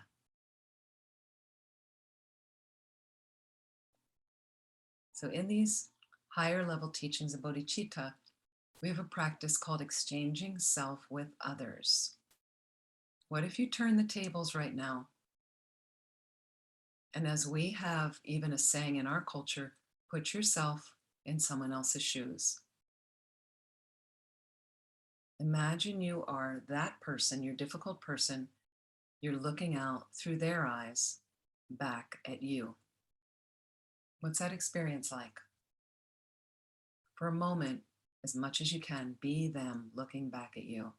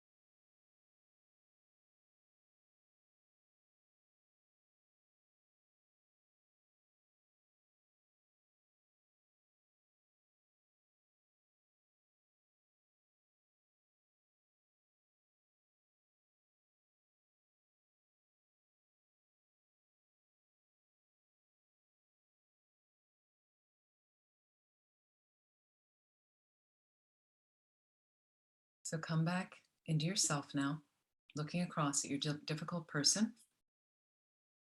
I'd like you to imagine rewinding the challenging situation you brought up, the interaction that didn't go so well. You go back to the beginning of that situation. Once again, you're going to push the play button. We're going to repeat it. However, this is how we practice and create a new neural pathway. In a sense, we are breaking trail, creating a new trail, a new exercise, a new behavior for ourselves. It takes effort. They're going to say the exact same thing and do the same things. Okay? From your side, you will counter with a new positive response. A new positive response, which may even be at one point remaining silent. That's okay to remain silent. Or you have, and you're reframing in your mind a more positive way to respond to them. We practice. So I'd like you to do that and run it for a few bars along that interaction. Then pause again and go back to the beginning and do it again. This is how we practice on the cushion again and again. They don't necessarily have to change their behavior, but see what happens. But from your side, you're creating new behavior. You're practicing a new behavior. It's difficult in the beginning. So you want to rewind it again, push the play button and do it again, and do it again, and do it again. That's how we practice. Then you're on the cushion. So when you come off the cushion and the next time you're in front of them, eventually one day from your side, your behavior will change to more positive, regardless of what they do, based on your practice and your determination. Try your best. So back to the beginning of the scene, play it through a few times, exercising, role-playing in a sense, different positive behavior from your side. See what happens. Try your best.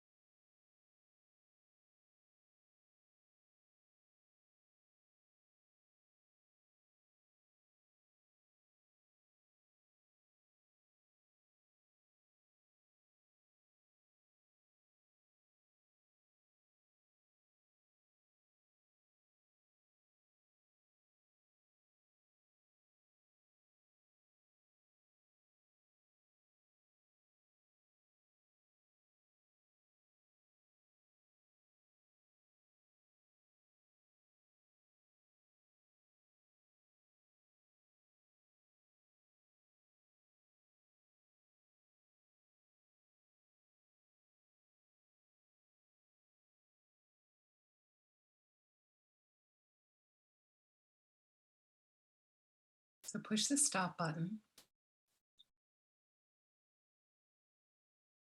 Look across at this person.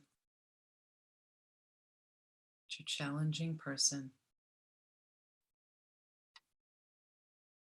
And just notice anything that arises in your mind now. Anything you observe, any changes.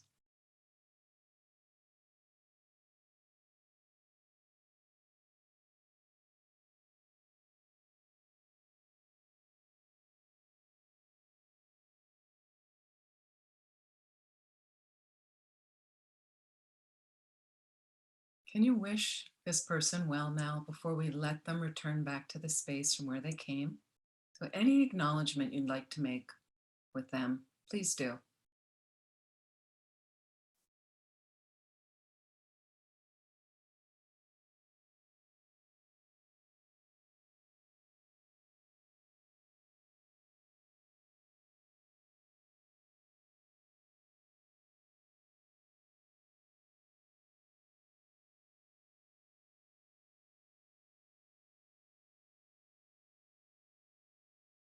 Slowly let them dissolve back into the space from where they came.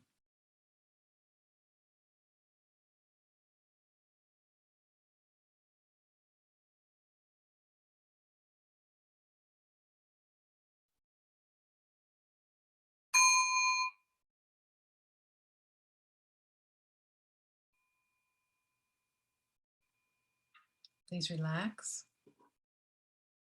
When you're ready, slowly open your eyes.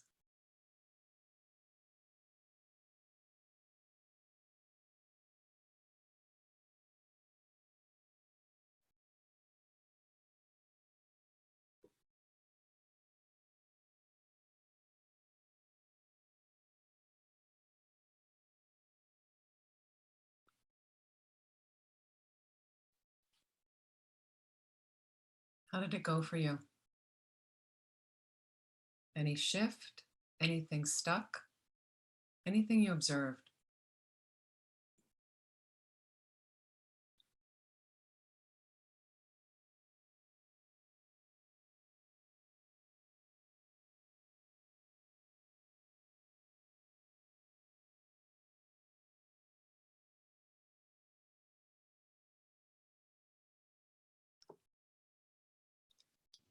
Helpful to dissolve some of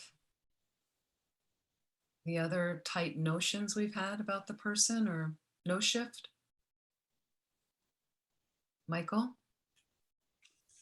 I think it's super helpful that just realizing the first point, that they just want to be happy and don't want suffering just like we do, and that they're acting out of that same motivation that we are. I find that quite helpful. Thank you.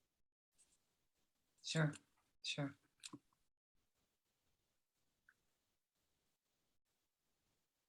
Kath? I found that incredibly powerful and helpful. And I was very surprised because the situation was me and someone I care about very much who's got Alzheimer's, and I was replaying a very difficult interaction of about a week ago. And what softened initially actually was my immense frustration towards myself in not being able to be more open-hearted and patient. So even though the instruction was to kind of turn the gaze towards the other, that was the first thing that shifted. And then after that shifted, and then you were talking about, you know, the inner world of the other person, I was like, my God, she's terrified of losing her authority. And so I instead of this obnoxious locked horn situation, it just turned into something so much softer for both me in my regard to myself and me in regard to this person. So it was really, really helpful. Thank you. Sure. I mean, and also we have this saying in our culture, right? We're our own worst enemy, correct? Mm. So sometimes if you want to put yourself out there as your challenging person, That's a good idea. you can, you know, why not? Could use that as well, because we need to kind of understand, why are we so hard on ourselves like that? Yeah.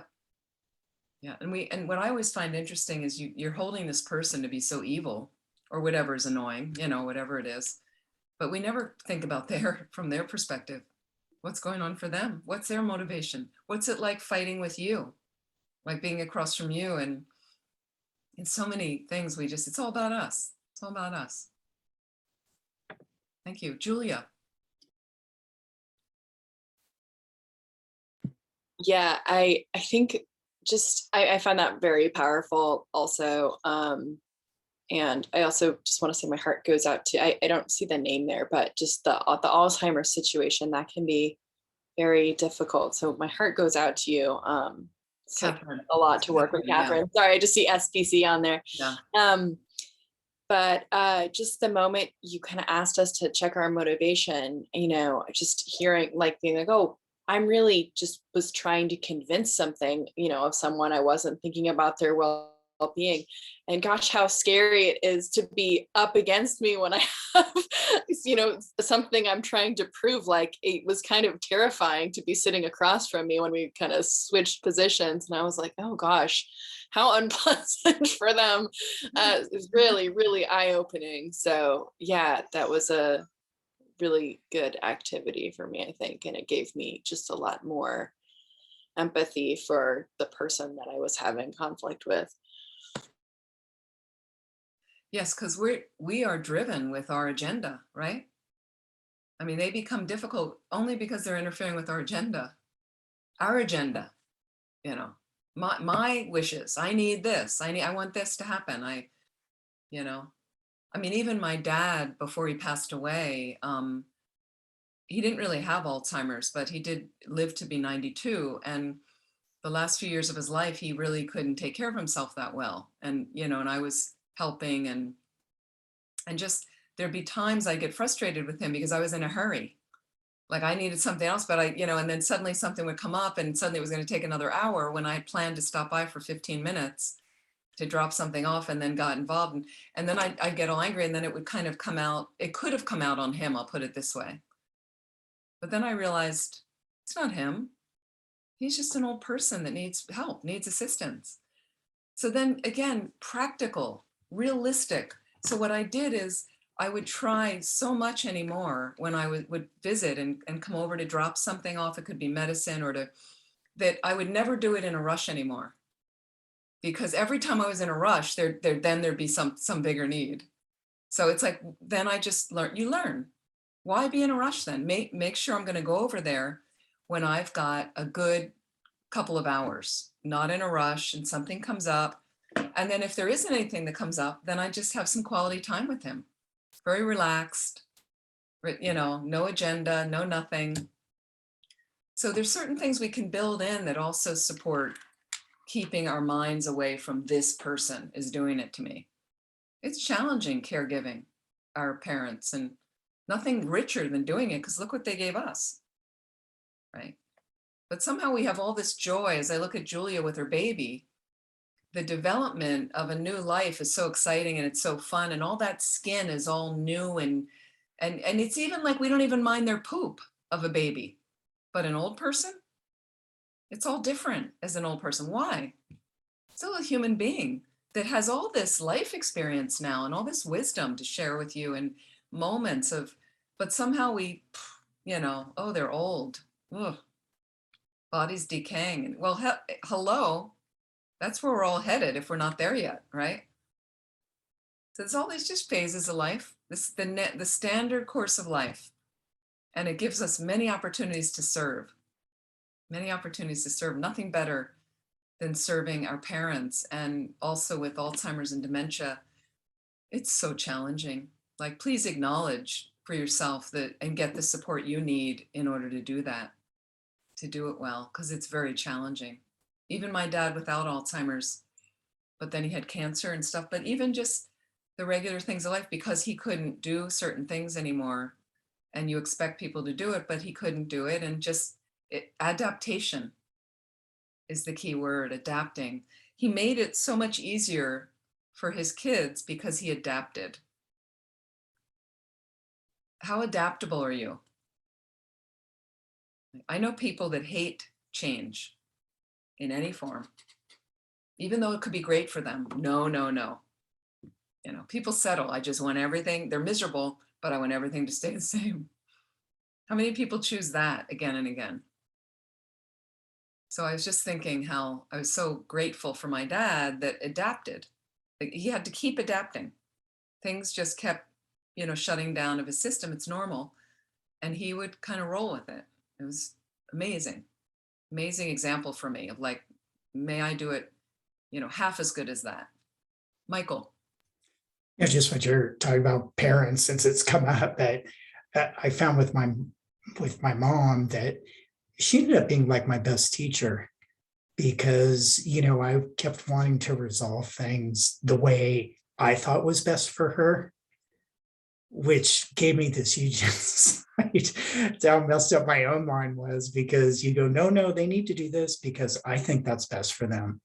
When, so I think that what, Kath is going through, or any of us that are dealing with that, if we can calm down, like you said, or just have that space, they actually become a really amazing teacher, seemingly. And that's a gift that they keep giving us all the way through, which Sure. makes able to praise them that much more.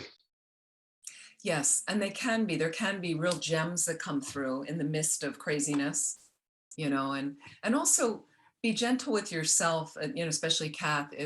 There were times I had to just like exit to the bathroom to take a deeper breath because I was about to lose it. Like something was so frustrating, and I'm just like, all right, just get the bathroom, close the door, whether I had to go to the bathroom or not, and I could recompose myself, reestablish the motivation, and say, that's right, it's my dad. I went to help my dad. It's a little frustrating right now, and I'm doing the best I can, And I have friends that really beat themselves up because they yelled at their parents, really beat themselves up because they lost patience. They got frustrated. They expressed it. They blamed the parent. And hey, we're human beings. You can always say you're sorry. Can always come. So I would just try to exit stage left if I felt myself going down that tube, and kind of reorient and go like, okay, right. Okay, I'm back. And then come out kind of fresher. So again, don't get too heavy with yourself, because it's a challenging time. And it's very depressing for some people to watch their parent who raised them and was the strong one and doing all the stuff there's a role change, and you're taking care of them, and they're not that pillar of strength anymore. So there's, again, adaptation. How do we want to adapt? When my mom was fading away and she was the one running the whole household and cooking, wouldn't even let me in the kitchen to cook, never. It was forbidden. So then I come home and I see it's not really working well for her in the kitchen anymore. Somehow something shifted. So slowly, and she allowed, and then I started cooking when I was home for my parents. And so again, adaptation. Like, I would have loved to have just been up in my room doing something, studying, whatever. And then she could say, you get this thing for some families, dinner's ready, right? Well, that wasn't going to happen anymore. So could I get angry at her and say, well, how come you're not making dinner? No, I'll just make dinner. Why not? All those dinners she made for me all those years, can't make a few dinners, and to offer, repay the kindness. Okay. Repay the kindness, do the best we can, like that. Something very interesting though was in that meditation you took us through, I realized the first thing that came up for me was that I was stuck in this position of joyless service. And then I realized that I was just so clenched against the painfulness of the situation that I wasn't actually allowing myself to actually kind of like cry at the pain of it, which is actually, then it softens. So it was just a tremendous relief to acknowledge the extent of my suffering in that situation and the extent of my mother's suffering, because then it all just softened up into tears, really. But that's a good softening, I think. Yes. Yeah, very much so. And sometimes it's difficult because it's our parent, but what if you think it's a friend's parent that's like this? Then we've got all the space sometimes for some people, depending on your relationship with your parents. And you're really kind and over, and then it's like, oh, wait, so how can I not do that with my parents? But people have trips in their families. Some people aren't as close in their families. Some people, So you find your way. It's really an honor to serve your parents, but I can't say that it's necessarily going to be filled with joy and fun all the time. That decade for me, it was 11 years helping my parents. Why I went back to the East Coast was for them. It was only for them. I have no regrets, but some of it wasn't very fun. But again, I didn't go there for fun, and I, you know, really am so glad. And we had some really rich moments in that time. You know, when you can kind of let go and not have your agenda, like what Michael was saying too, is you come in and this is what I think needs to happen. So one of the things we did that I found, because I would have an agenda for my dad, no, this needs a, and then with the doctor's visits, we actually changed doctors because I wanted to make sure we had a doctor that would listen to him. You know, and you get some gerontologists, they call them, people who take care of old people that see and hear old people and don't just talk to me. So we very much made my dad a part of his treatment and care. Like it was always like I turned to him. If he didn't understand something, then we would slowly explain to him what the doctor said. And then I'd say, based on the explanation, he understood. And then I'd say, what do you want to do? And sometimes he'd say to me, I don't really know what to do. What do you think? That's okay. Then I might tell him, or, but sometimes he's like, I want to do this, or I don't want to do that. Okay, that's his decision. And then I would let him present to the doctor what was going on for him. I'd let him present, but I said to him, like, you're going to talk to the doctor. Is that okay? But here's the thing. If I find that you might have forgotten something about what you're representing, which he would often represent inaccurately. A lot of older people do that, you know. Is it okay if I add something? And he said, yeah, that's okay. So that's how we would present. He would start, he'd leave everything out. He just did, you know. And then I'd say, well, actually, you know, he's not really eating that anymore. He's not doing that in the afternoon, or, you know, just gently, not any major thing. But so the doctor could get, and a good gerontologist is used to that. But it was my dad very much a part of it, you know, because he was, you know, lucid and keeps him going, kept him going a bit. So you try your best. And then there were times more emphatically, my brother and I would say, look, you know, this is really hard, Dad. Like you want her to do this, but she can't really. My dad was 6'5". So it was very hard for me to move him around, and he was expecting, and, you know, so my brother, 6'3", who's done EMT training, finally explained to my father that I can't always be the one to lift him and do that. And then he got it. Then he understood. So we try our best. That. Okay, so let's do Vajrasattva practice. If you need a stretch, feel free. Just stand up and stretch. Shift your position if you want. If you have a sip of something you want to drink.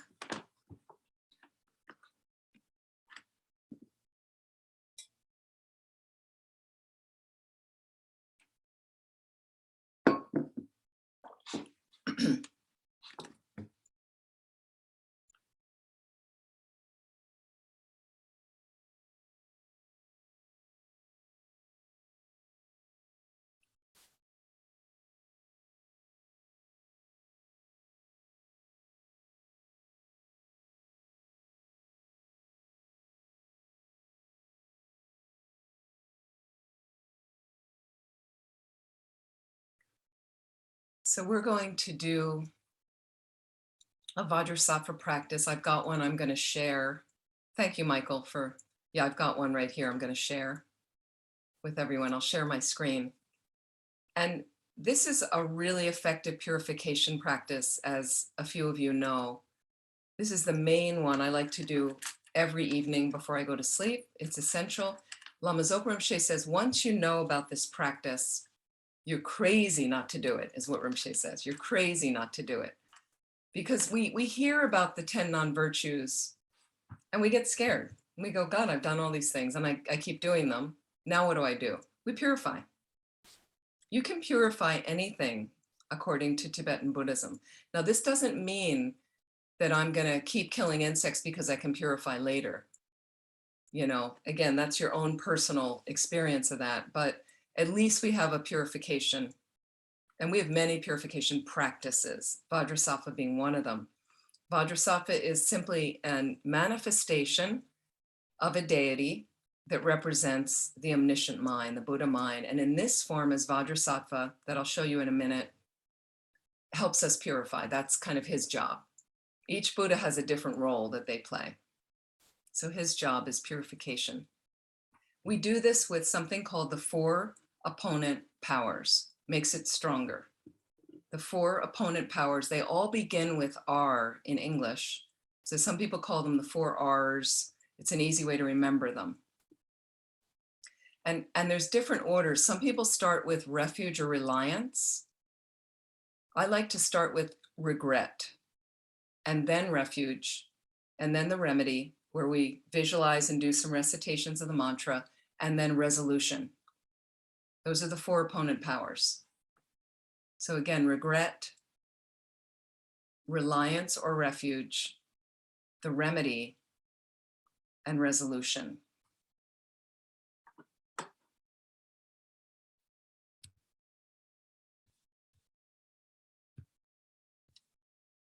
Okay, so let me bring, here we go. I'd just like to show you first this deity. And let me know, can you see the picture? Great. So let me know if at any time you don't see it, it disappears. This is Vajrasattva. This is a form of Vajrasattva. This is a solitary Vajrasattva. Some of them are with, you'll see some with consort, with a partner, but this is solitary, how I'd like you to visualize. Beautiful, radiant crystal beings. So the more you can visualize any visualizations in the nature of light, even better. So we have left Shakyamuni Buddha in the space in front. And you can still leave the Buddha and Buddhas and Bodhisattvas in the space in front of us. And one of those in that field is Vajrasattva. And you could now bring Vajrasattva a little bit more prominent into the space in front of you. Again, about 6 inches in height, a radiant crystal being. He's seated, as you see, on this multicolored lotus, legs crossed in the full Vajra position. Usually the hands are crossed at the heart, but you can see in his left hand, in his lap, is a bell. It's a little hard to see it, but it's a bell. In the right hand, he's holding what looks like a little thunderbolt that is called a Vajra, or a Vajra in Sanskrit, or a Dorje in Tibetan. And what that symbolizes is the thunderbolt is the indestructible diamond hard nature of Bodhichitta, our method, our skillful means to get enlightened, that developing that completely open, as Lama Yeshe called it, totality heart. That's the right hand, always holding the right hand, method, okay? The bell representing the wisdom, realizing emptiness, that's our view. The wisdom realizing emptiness in his left hand. So those two, the reason they're often crossed at the heart is to remind you of the 2 wings of the bird we need to fly to enlightenment, method and wisdom. The right means and the right view. And he's holding those, so that's what he's all about. He's draped, as you can see, in beautiful silks, scarves adorned with beautiful jewels, radiant smile on his face. He's just there to help us. So as best as you can, visualize him in the space in front, slightly higher than the level of your head, as if he's really there. And imagine at the center of his heart is a tiny moon disk lying flat. In the center of the moon disk is his seed syllable, which is an object of concentration, and it is the syllable Hung. And in English, it's H-U-N-G, or you can visualize H-U-M, in English, standing upright in the nature of white light. Right in the center of that moon. Around the edge of the moon disk is his 100-syllable mantra standing clockwise, like a strand of radiant pearls. It's a long mantra, 100 syllables. We're going to get to that in a moment. And there's a short mantra that I'll also explain when we do the visualizations. So the first piece is I'd like you seated wherever you are, is to experience a deep sense of regret for something very specific you have done with your body, speech, or mind that you would like to purify right now in this session. Really feel the sense of sorrow, how you may have harmed yourself or others, and very deeply experiencing that sense of regret.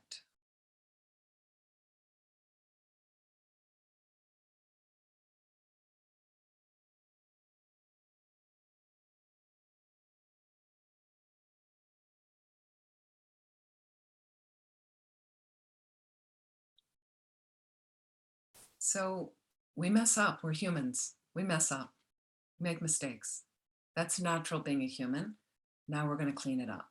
But first we want to really have a little moment to feel that, not like a guilty, obsessive, no remedy kind of experience, but this is what I want to clean up. Okay. Step number 2, second opponent, power, refuge, refuge or reliance. Sometimes we can recite a short refuge prayer that's right here on the bottom of this page. Goes over to the next page. So again, refuge is about protection. Some of us aren't really clear what refuge really means, but can Vajrasattva, do you have an idea? Could Vajrasattva protect me from more suffering? Keep me away from negative mind states? You know, at least guide me? And Vajrasattva, representative of the omniscient mind of the Buddha, really they're one and the same, just sometimes taking different forms. Because look at the other things we take refuge in. When we suffer, when you have a problem, right? We run to the beach, we play music, we stream videos, we eat chocolate, pizza, and ice cream. We get into physical exercise.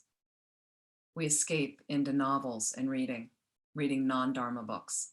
We hang out with friends and family. Some of that's supportive, but some of it's a waste of time or just courting other mind states. These are all the different areas we take refuge at. We go for protection, but you come back and the problem's still there. What about the Buddha mind? What if I could become a Buddha? Would that do anything for my problems? Most definitely. So just taking a little bit of that step to Vajrasattva as possibly a source of refuge. If you like, feel free to join in. At the bottom of page 2, top of page 3, we're going to read this refuge prayer 3 times. I forever take refuge in Buddha, Dharma, and Sangha, in all the 3 vehicles, in the Dakinis, the secret mantra yoga, in the heroes and heroines, in the empowering goddesses and bodhisattvas, but most of all, I take refuge in my holy guru forever. So again, Buddha, Dharma, Sangha are the 3 jewels. Buddha, we know, omniscient mind, ultimately, or the historical Buddha, Shakyamuni Buddha, is our conventional Buddha jewel.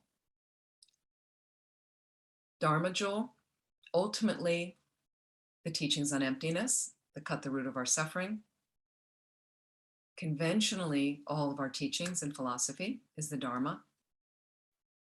The Sangha is our spiritual community, conventionally, and on an ultimate level, the Arya Sangha, those who've had a direct perception of the truth of emptiness. It says all 3 vehicles. We have Hinayana, Mahayana, Vajrayana. Hinayana vehicle, very characteristic from Thailand, Burma, Sri Lanka, like that, is very much about reaching nirvana, which is a Sanskrit term for liberation, which is a permanent cessation of all your mental afflictions. That is not enlightenment according to the Mahayana, which is Tibetan Buddhism and some other traditions like Zen, like that. Mahayana tradition wants to build on liberation and remove subtle obscurations to omniscience when you become a Buddha, a fully realized being. Vajrayana is the tantric vehicle, the quickest path to enlightenment. So those are the 3 vehicles. In the Dakinis of Secret Mantra Yoga, we take refuge. So those are female sky goers, beings that are enlightened like that are related to Tantra, like heroes and heroines at the top of page 3. And when it says guru, guru is spiritual teacher. That's a Sanskrit word for teacher, really meaning the virtuous friend, the friend that turns our mind to virtue, like that. In Tibetan, lama, one who is heavy, meaning one who is heavy with realizations. So that level of teacher is what they're talking about. 2 more times. I forever take refuge in Buddha, Dharma, and Sangha, in all the 3 vehicles, in the Dakinis, the Secret Mantra Yoga, in the heroes and heroines, in the empowering goddesses and the bodhisattvas. But most of all, I take refuge in my holy guru forever. I forever take refuge in Buddha, Dharma, and Sangha, in all the 3 vehicles, in the Dakinis, the Secret Mantra Yoga, in the heroes and heroines, in the empowering goddesses and the bodhisattvas. But most of all, I take refuge in my holy guru forever. So now we come to the power of the remedy, as you see on page 3. Okay. I'm just going to show you right here where I'm moving the cursor is the short Vajrasattva mantra, Om Vajrasattva Hong. Om Vajrasattva Hong. But I'm going to move over here to the longer mantra, as you see here. It's 100 syllables. So again, you have Om, Vajrasattva, and Hong in that. So if you want to recite that, I'll explain to you when you can recite that. But it's really helpful if just a little bit, and we're going to recite some together, that you actually try to practice the longer one a little bit. It can take you a few weeks to learn it and memorize it. Once you do, then you focus on the visualizations. And then you can put it all together. But again, layer by layer, step by step, slowly. And over the course of a few months, you can have a really rich, consistent purification practice happening. So we're going to do the remedy. And with the remedy, as you can see on this page, it talks about, and if I go back to this page, purification of body at the bottom of page 3. That's one visualization. Purification of speech, page 4. Purification of mind, page 5. So there's 3 different visualizations. There's technically a 4th one that purifies subtle obscurations to omniscience. Okay, so you can focus on that if you'd like to at the end, but we're going to focus on body, speech, and mind. So let me describe the body, the different visualizations. With the body, when we purify, we're going to, first of all, we have Vajrasattva in front. And we are going to imagine right now, at the center of his heart from that moon disk, is his seed syllable Hong. And the edge of the moon disk is the 100 syllable mantra standing clockwise. Light rays and nectars pour out of that seed syllable mantra garland, and they burst out of all the pores of Vajrasattva's body in a natural way, not disturbing his body. They go out to the 10 directions, okay? So they bless all sentient beings that we've had visualized around us earlier, and they also make offerings to all the Buddhas and Bodhisattvas. Those light rays and nectars come streaming back into the center of his heart, now fully energizing him. Just do a little visualization of that.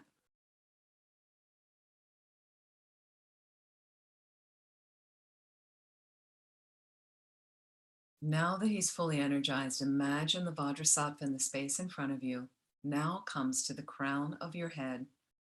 Above your crown, he's about 6 inches in height, facing the same direction as you.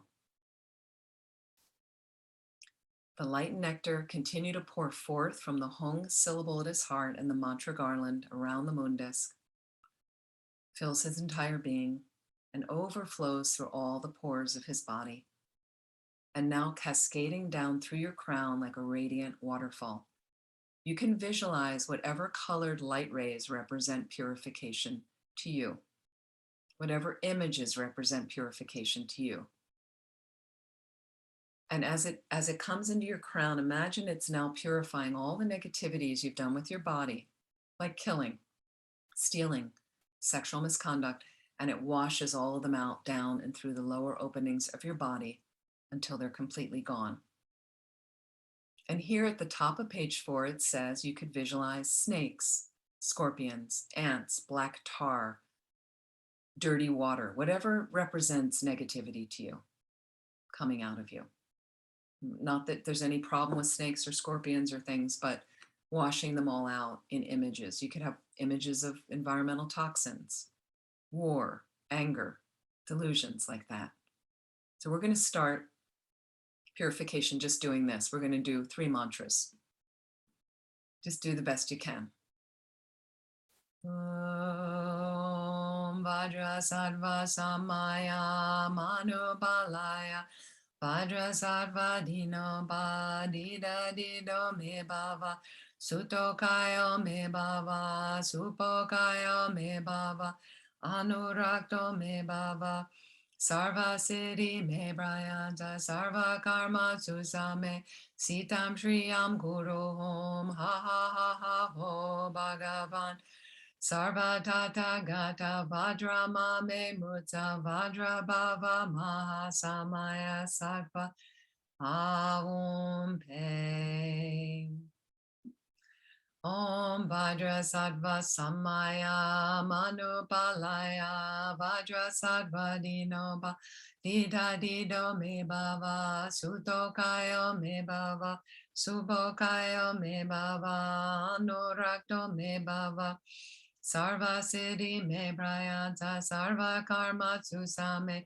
Sitam Shriyam Guru Om Ha Ha Ha Ha Ho Bhagavan Sarva Tata Gata Vajra Mame Mutsa Vajra Bhava Mahasamaya Sattva Om Pe Om Vajra Sattva Samaya Manupalaya Vajra Sattva Dino Badita Dido Me Bhava Sutokayo Me Bhava Supokayo Me Bhava Anurakto Me Bhava Sarva Siddhi Me Prayata Sarva Karma Susame Sitam Shriyam Kuruhum Ha Ha Ha Ha Ho Bhagavan Sarva Tata Gata Vajra Mame Mutsa Vajra Bhava Mahasamaya Sattva Ahum Pe. So if you'd like, you can do a few mantras on your own at any pace that you like. Slowly, if you want to do the long mantra or Om Vajra Sattva Hong, as you can, if you can, from time to time, concentrating on the visualization, everything washing down and out through the lower openings of your body, purifying body.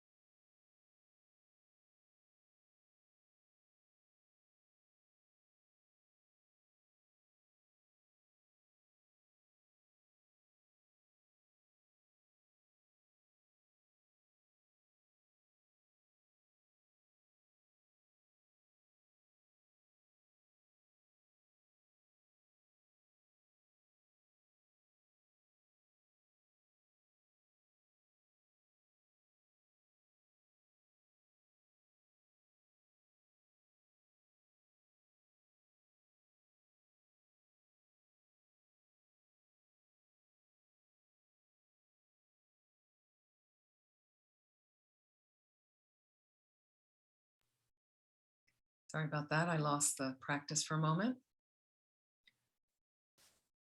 So now we're going to turn to the purification of speech. And again, the light rays, you really want to feel that you've purified some of those negativities of mind. Sorry, of body. Purification of speech, the nectar and light rays continue to descend through your crown from Vajrasattva's heart, streaming down from all the pores of his body. Any images that represent purification to you. And now it pushes everything down, all the negativities, especially of speech, lying, divisive speech, harsh speech, gossip, but they all come back up over the top, exiting you through your upper orifices of your body, the upper openings of your body, like when you have dirt in the bottom of a water glass. So coming back up over the rim as we do, and we'll do one of the mantras this time with this visualization as best as you can.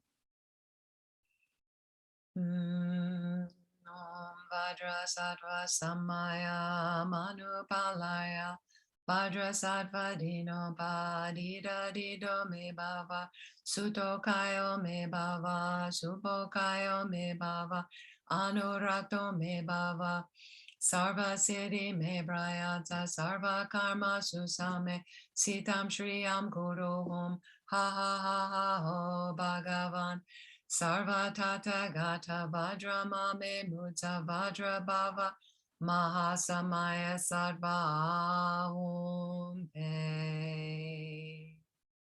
Again, continuing at any pace you like, trying to do some of the long mantra with the visualization on your own, purifying particularly speech.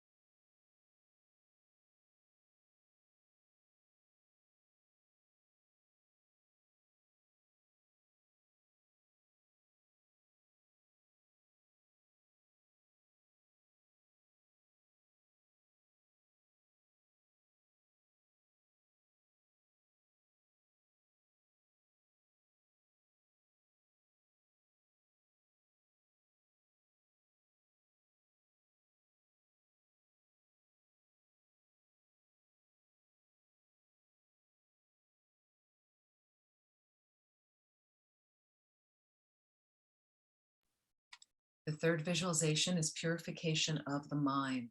So thinking about covetousness, ill will, holding wrong views. So imagine right now, at your heart center is a constricted knot of all of your self-cherishing, which also includes all those negativities of mind. And as the light and nectar continues to descend from your crown, from Vajrasattva's being and all the pores of his body, coming from the Hung and mantra garland at his heart, it goes directly to that constricted knot of your self-cherishing and those negativities of mind, completely purifying it. That knot forms again and again, and through this practice, by reciting the mantra, we continue to purify. Om Vajrasattva Samaya Manupalaya Vajrasattva Dino Padida Dido Me Bhava Sutokayo Me Bhava Subokayo Me Bhava Anurakto Me Bhava Sarva Siddhi Me Prayata Sarva Karma Susame Sitam Shriyam Guru Hum Ha Ha Ha Ha Ho Bhagavan Sarva Tata Gata Vajra Mame Mutsa Vajra Bhava Mahasamaya Sattva Aum Pe. Please continue on your own, at your own pace.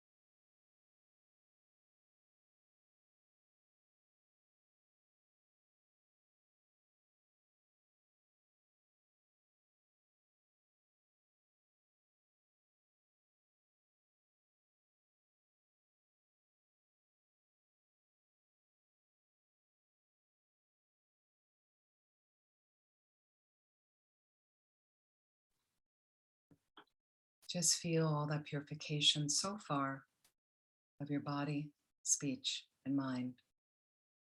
If you'd like to continue on more, we normally do 7 of each of those visualizations, 7 mantras for a total of 21.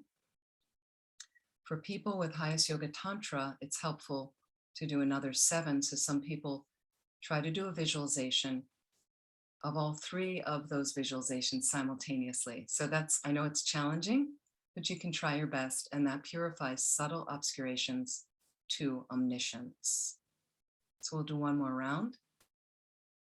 And on this one, you can focus on any visualization you like, or again, the 3 simultaneously. Om Vajrasattva Samaya Manupalaya Vajrasattva Dino Padida Dido Me Baba Sutokayo Me Baba Supokayo Me Baba Anurakto Me Baba Sarva Siddhi Me Prayata Sarva Karma Susame Sitam Shriyam Guru Ha ha ha ha ho Bhagavan Sarva Tata Gata Vajra Mame Mutta Vajra Bhava Maha Samaya Sattva Ahum Pe. Please continue at your own pace.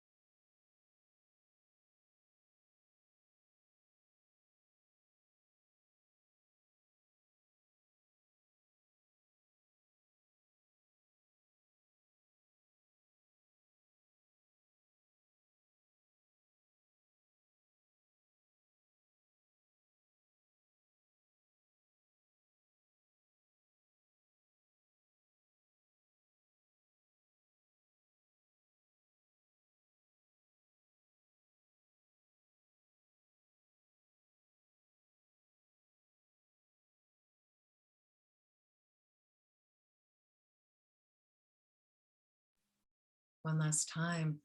Om Vajrasattva Samaya Manupalaya Vajrasattva Dino Badida Dido Me Baba Sudokayo Me Baba Supokayo Me Baba Anuragdo Me Baba Sarva Siddhi Me Prayata Sarva Karma Susame Sitam Shriyam Guru Om Ha Ha Ha Ha O Bhagavan Sarva Tata Gata Vajra Mame Mutta Vajra Bhava Mahasamaya Sattva Ahum Pe. So we come to the 4th opponent power, the power of resolution or restraint, as it says here. This is where we make a determination internally for a realistic time period that we will refrain from doing whatever negativity we were focused on in the beginning, or you can think about more negativities in general that you've committed since beginningless time. So here it actually says, before Guru Vajrasattva, I vow never again to commit those negative, let me just bring that up. Negative actions from which I can easily abstain and not commit, and make it a realistic. So if you say, I'll never get angry again, it's unlikely. But if you say the first 5 minutes with that person, I am going to practice patience and not get angry, and you keep that, it starts creating that new healthy track for you. So make that determination in your heart or mind.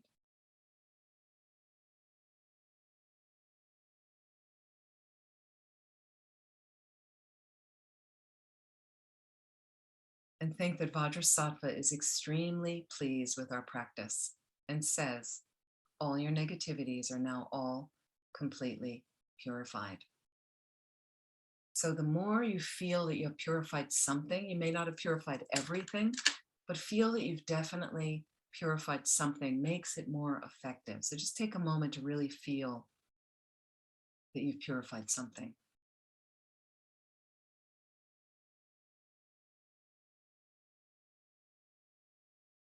And imagine Vajrasattva on top of your crown, along with the beautiful variegated lotus, multicolored lotus. From the edges of that visualization dissolves along with the moon disk at his heart, along with the seed syllable, the mantra garland, dissolves into a radiant crystal drop of light. And imagine that drop melting into your crown. Feel all of the blessings of Vajrasattva's holy body, holy speech, holy mind.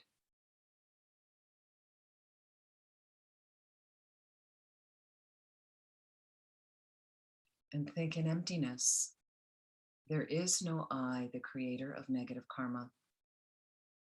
There's no action of creating negative karma. There's no negative karma created. So any reflection or understanding you have of emptiness, please reflect for a moment.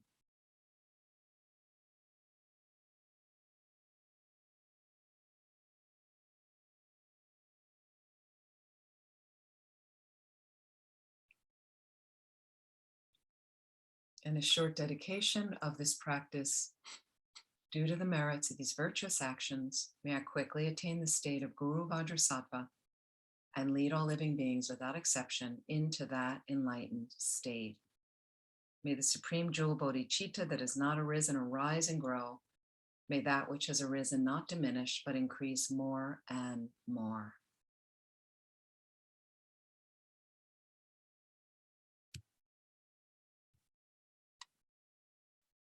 That concludes the Vajrasattva purification practice. Are there any questions about that?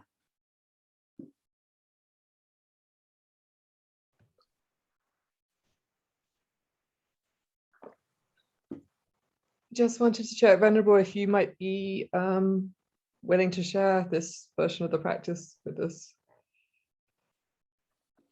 Unfortunately, I don't know how to share it. Yeah, I mean, I could send it to everybody afterwards if you're Sure. able to send the PDF or whatever to me. I Sure. can send it to everyone. Yeah, I'm not after. sure how to put that PDF in Yeah, no, let's not. in the chat, Yeah. unless there's a way to. Let me see. Maybe I can.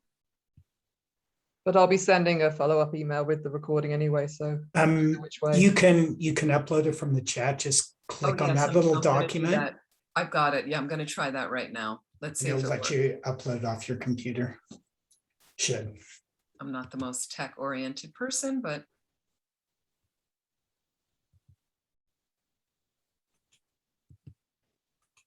there it is. Got it. Good one. Thank you. See, you're more tech savvy than you think. So we'll get a recording of this meditation or this today's work we did. Today. The entire duration of today. So to learn to do it, we could just continue to play it and learn how to say it properly. Okay, and what I'm also going to do right now, Margot, is I'm going to find on my website A recording of it. a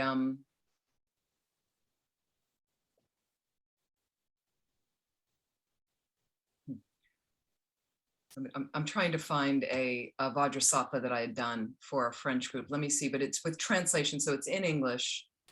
But let me see if I can find where that is. I also have a YouTube channel, so it could be on there, but let me see if I can find the Vajrasattva practice. Yeah, there's a lot on YouTube that I've seen, and 35 Buddhas and stuff. Something to listen to on YouTube, you know. Yeah, I don't think it's here. Let's see.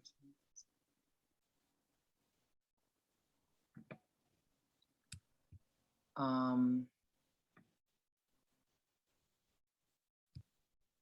just going to try to find you the link. It'll just take a second. Let me see. Thank you.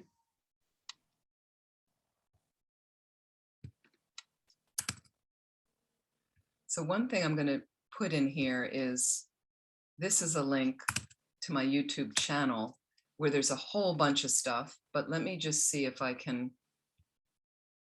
find the Vajrasattva one.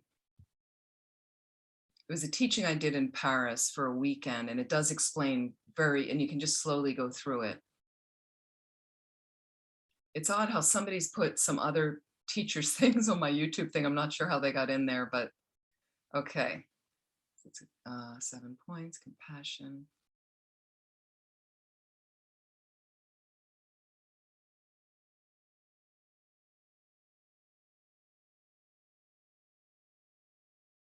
Okay, here we go. See what this one is. Yeah, this is it. Okay, so I think you can, and again, there is French translation, but you can just hear the English. It should come through, and this is this link to specifically Vajrasattva, if that's helpful. Donc le téléphone est ouvert parce que la lumière imprimée a pris des notes, mais on vous invite quand même à garder vos téléphones. Sorry about that. Okay. So that should help with the Vajrasattva practice. And it also gives you again and again how to, and you can also record it onto your phone. Again, there's variations where people have emphasis on different syllables, so that's okay. But this is just the way I've done it for years, leading a lot of Vajrasattva retreats and things. You could record it on your phone, and then you can just easily play that if that's easier. Yeah, some people have done that. So again, this is effective purification. I can't stress how helpful it is to do that, where you have something you can do now. Now, not everyone resonates with the practice. You might find, but we have other practices, such as in the morning, I like to do prostrations, and I do it with a certain practice called prostrations with the 35 confession Buddhas. So again, another prayer. It took me a while to learn. Years ago, you learn how to do prostrations. Some people like the exercise, or they like doing something with their body. That's something. So I have these kind of bookends around my day, but meditation on emptiness is probably the best purification of all. So slowly, as you understand those teachings, what that means, how to meditate on that, then that'll make more sense. But being kind is a great purification, doing kind things for people, doing good things, and being good to yourself too is part of that practice, right? The story that you told us about the monk who they were teasing him, and they made this really high altar for him to teach from, and then he did this amazing teaching and then ascended. Master Shantideva. Okay, Yeah. I was trying to remember the name of the book, and I couldn't remember the name of the book. The book is called, it's Bodhichitta in Sanskrit, but basically it has a couple people call it different things, either the way of the Bodhisattva, Okay. the way of the Bodhisattva, which is a Buddhist saint, right? Or the Bodhisattva's way of life, a guide to the Bodhisattva's way of life. So it's often under both of those titles. There's many versions of that book, many different published translations of that book. Mm-hmm. And it's verses. So it's verses. So what's really nice is to read a commentary on it. And there's one I really like. Wait, I'm just going to find this commentary. Hang on a second. I'm going to find a pencil.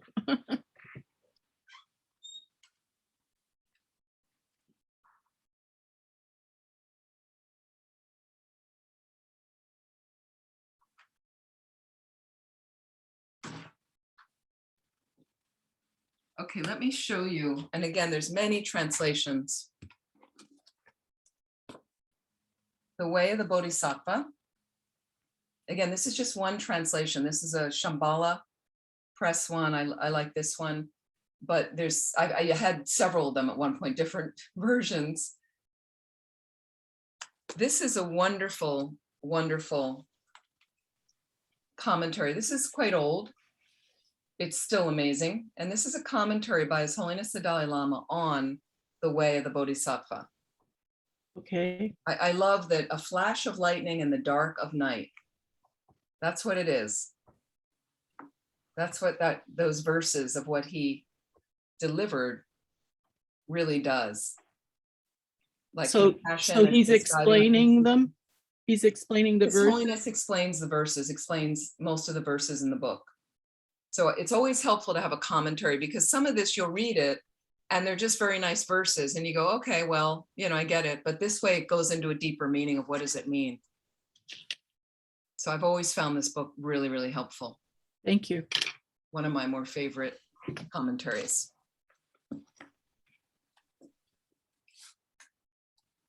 Any last questions before I'm going to lead one last meditation on loving kindness? Any last questions about anything with karma or anything else? Rather than a question, I want to thank you, Venerable. You're a magnificent person, and I'm deeply moved. I felt a number of incredible things in my mind and body. So I've had some wonderful experiences today that I believe are changing my life for the better. And I want to thank you all. I know there's not a lot of us here, but for me, this has been more well worth the time than many things I've done in my life. Thank you. Oh, that's so sweet. I want to thank you so much for showing up. I'd really like to thank Catherine, Michael, for the support, and to you, Margot and Julia, for showing up. Because even for me, one person, if there's meaning, it's really meaningful. If one person has some, so I'm so glad it's meaningful for you. And again, when we first meet the Dharma, sometimes it's very overwhelming and really rich. So take it slowly in a balanced way of what's going to fit in your life. Because what happens for some people is they get really excited, they dive in full force, and 3 months later, a year later, they're gone. They're like, it was just too much. It was. So when you balance it nicely with your life, it can really develop over time and be incredibly rich and rewarding for you. So thank you for your very kind words. It's lovely having all of you here like that. Thank you so much. So let's do one last short meditation on loving kindness, very simple. And this is a really nice one when we do get overwhelmed, when we're not being nice to ourselves, when we're struggling, and you feel like all the doors and windows are shutting, okay? But again, we've got Shakyamuni Buddha in the space in front, who's always there. And whatever you want to superimpose on that, of all the goodness in the world is there. Whatever that means to you, like that.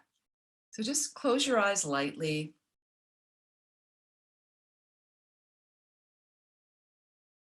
And just bring little stabilizing awareness to your breath.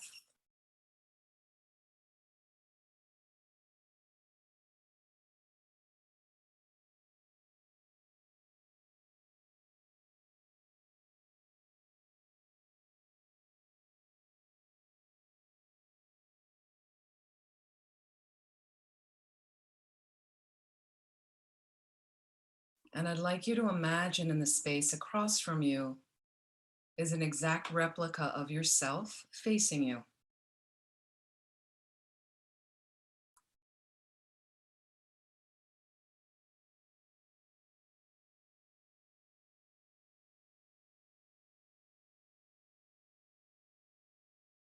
Just have a look over at yourself and just reflect on the various struggles you have, the grace you have,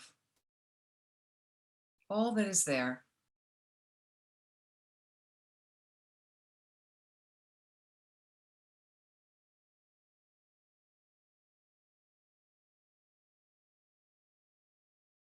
And also when we set up, a motivation that we would like to reach that fully awakened state, the real purpose, so we can benefit all living beings, all living beings. We are included in that. It also includes us. So we need loving kindness towards ourselves as well to do this work. So as you look across at yourself, let's send some wishes to yourself, to that front visualization. And you seated here in your space, imagine light rays are emanating from your heart, cascading over to that front visualization of yourself, enveloping that visualization with love, compassion, empathy. This big, dynamic, loving hug over to yourself as you say, as you think these wishes. May you be happy.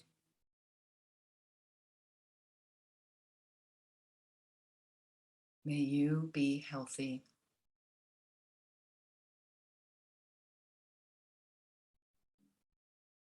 May you be free from suffering.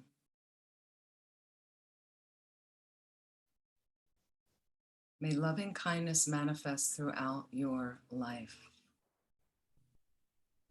Once again, may you be happy.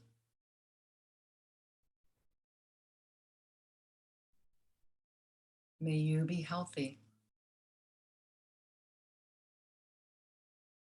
May you be free from suffering. May loving kindness manifest throughout your life. So look across at that front visualization of yourself. Acknowledge yourself in any way you'd like, that visualization. And just feeling that a whole, beautiful being lives there. That's the truth. Do we sometimes make mistakes? Yep. That is natural for a human being. And a whole, wonderful, beautiful being lives there.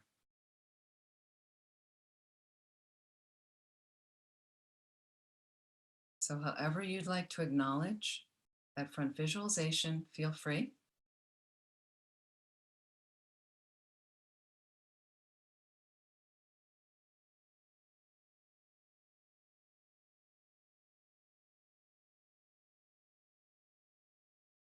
And imagine that visualization slowly dissolving from the edges into the center, into a radiant drop of light. And imagine that drop melts into your crown. There's all that goodness there that is truly you. And let's send these wishes now to yourself. Just think, may I be happy.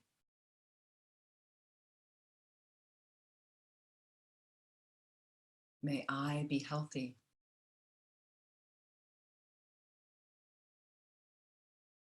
May I be free from suffering.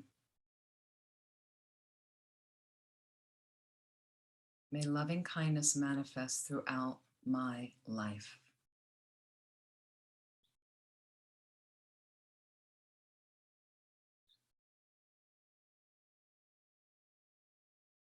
If you'd like, just say that to yourself a couple of times, really sending those wishes into your heart, into your mind.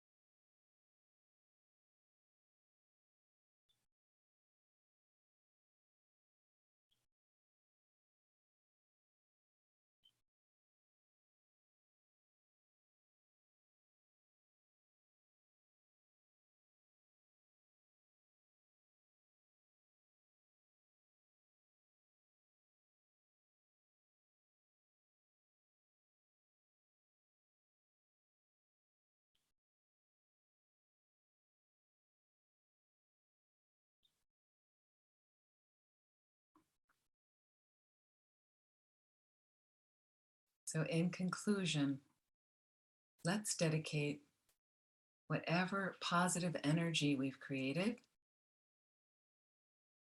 to our manifesting the highest experience of ourselves to become a Buddha. As then we are fully empowered to benefit all living beings.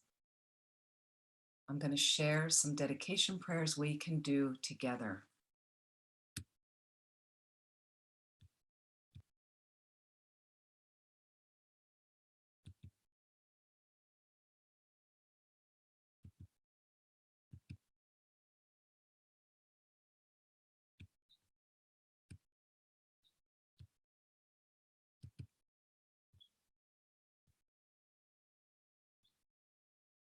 So for all the merit that we've created today, making this effort, thank you for your tremendous effort. It's not easy, and it's not easy doing this on Zoom. So I think you've been fantastic to sit with. I've really enjoyed. Let's roll all of that positive energy into our, again, reaching that awakened state, developing the very good heart of Bodhichitta. And for all the beings on the planet who need additional healing, may they receive it fully, completely, immediately, and mainly that we can reach a fully awakened state to benefit all living beings. Janju Senjo Rinpoche, Mage Panam Ge Yurjig, Ke Panyam Pa Me Pa Yi, Gone Gondu Pelwar Shok. Dedication with emptiness. Due to all the past, present, and future merits collected by me, the numberless Buddhas, the numberless sentient beings, which are completely empty of existing from their own side, may I, who am completely empty of existing from my own side, achieve the state of full enlightenment, which is completely empty of existing from its own side, and lead all sentient beings who are completely empty of existing from their own side to that state which is completely empty of existing from its own side, by myself alone, whom completely empty of existing from my own side. Just reflect for a moment.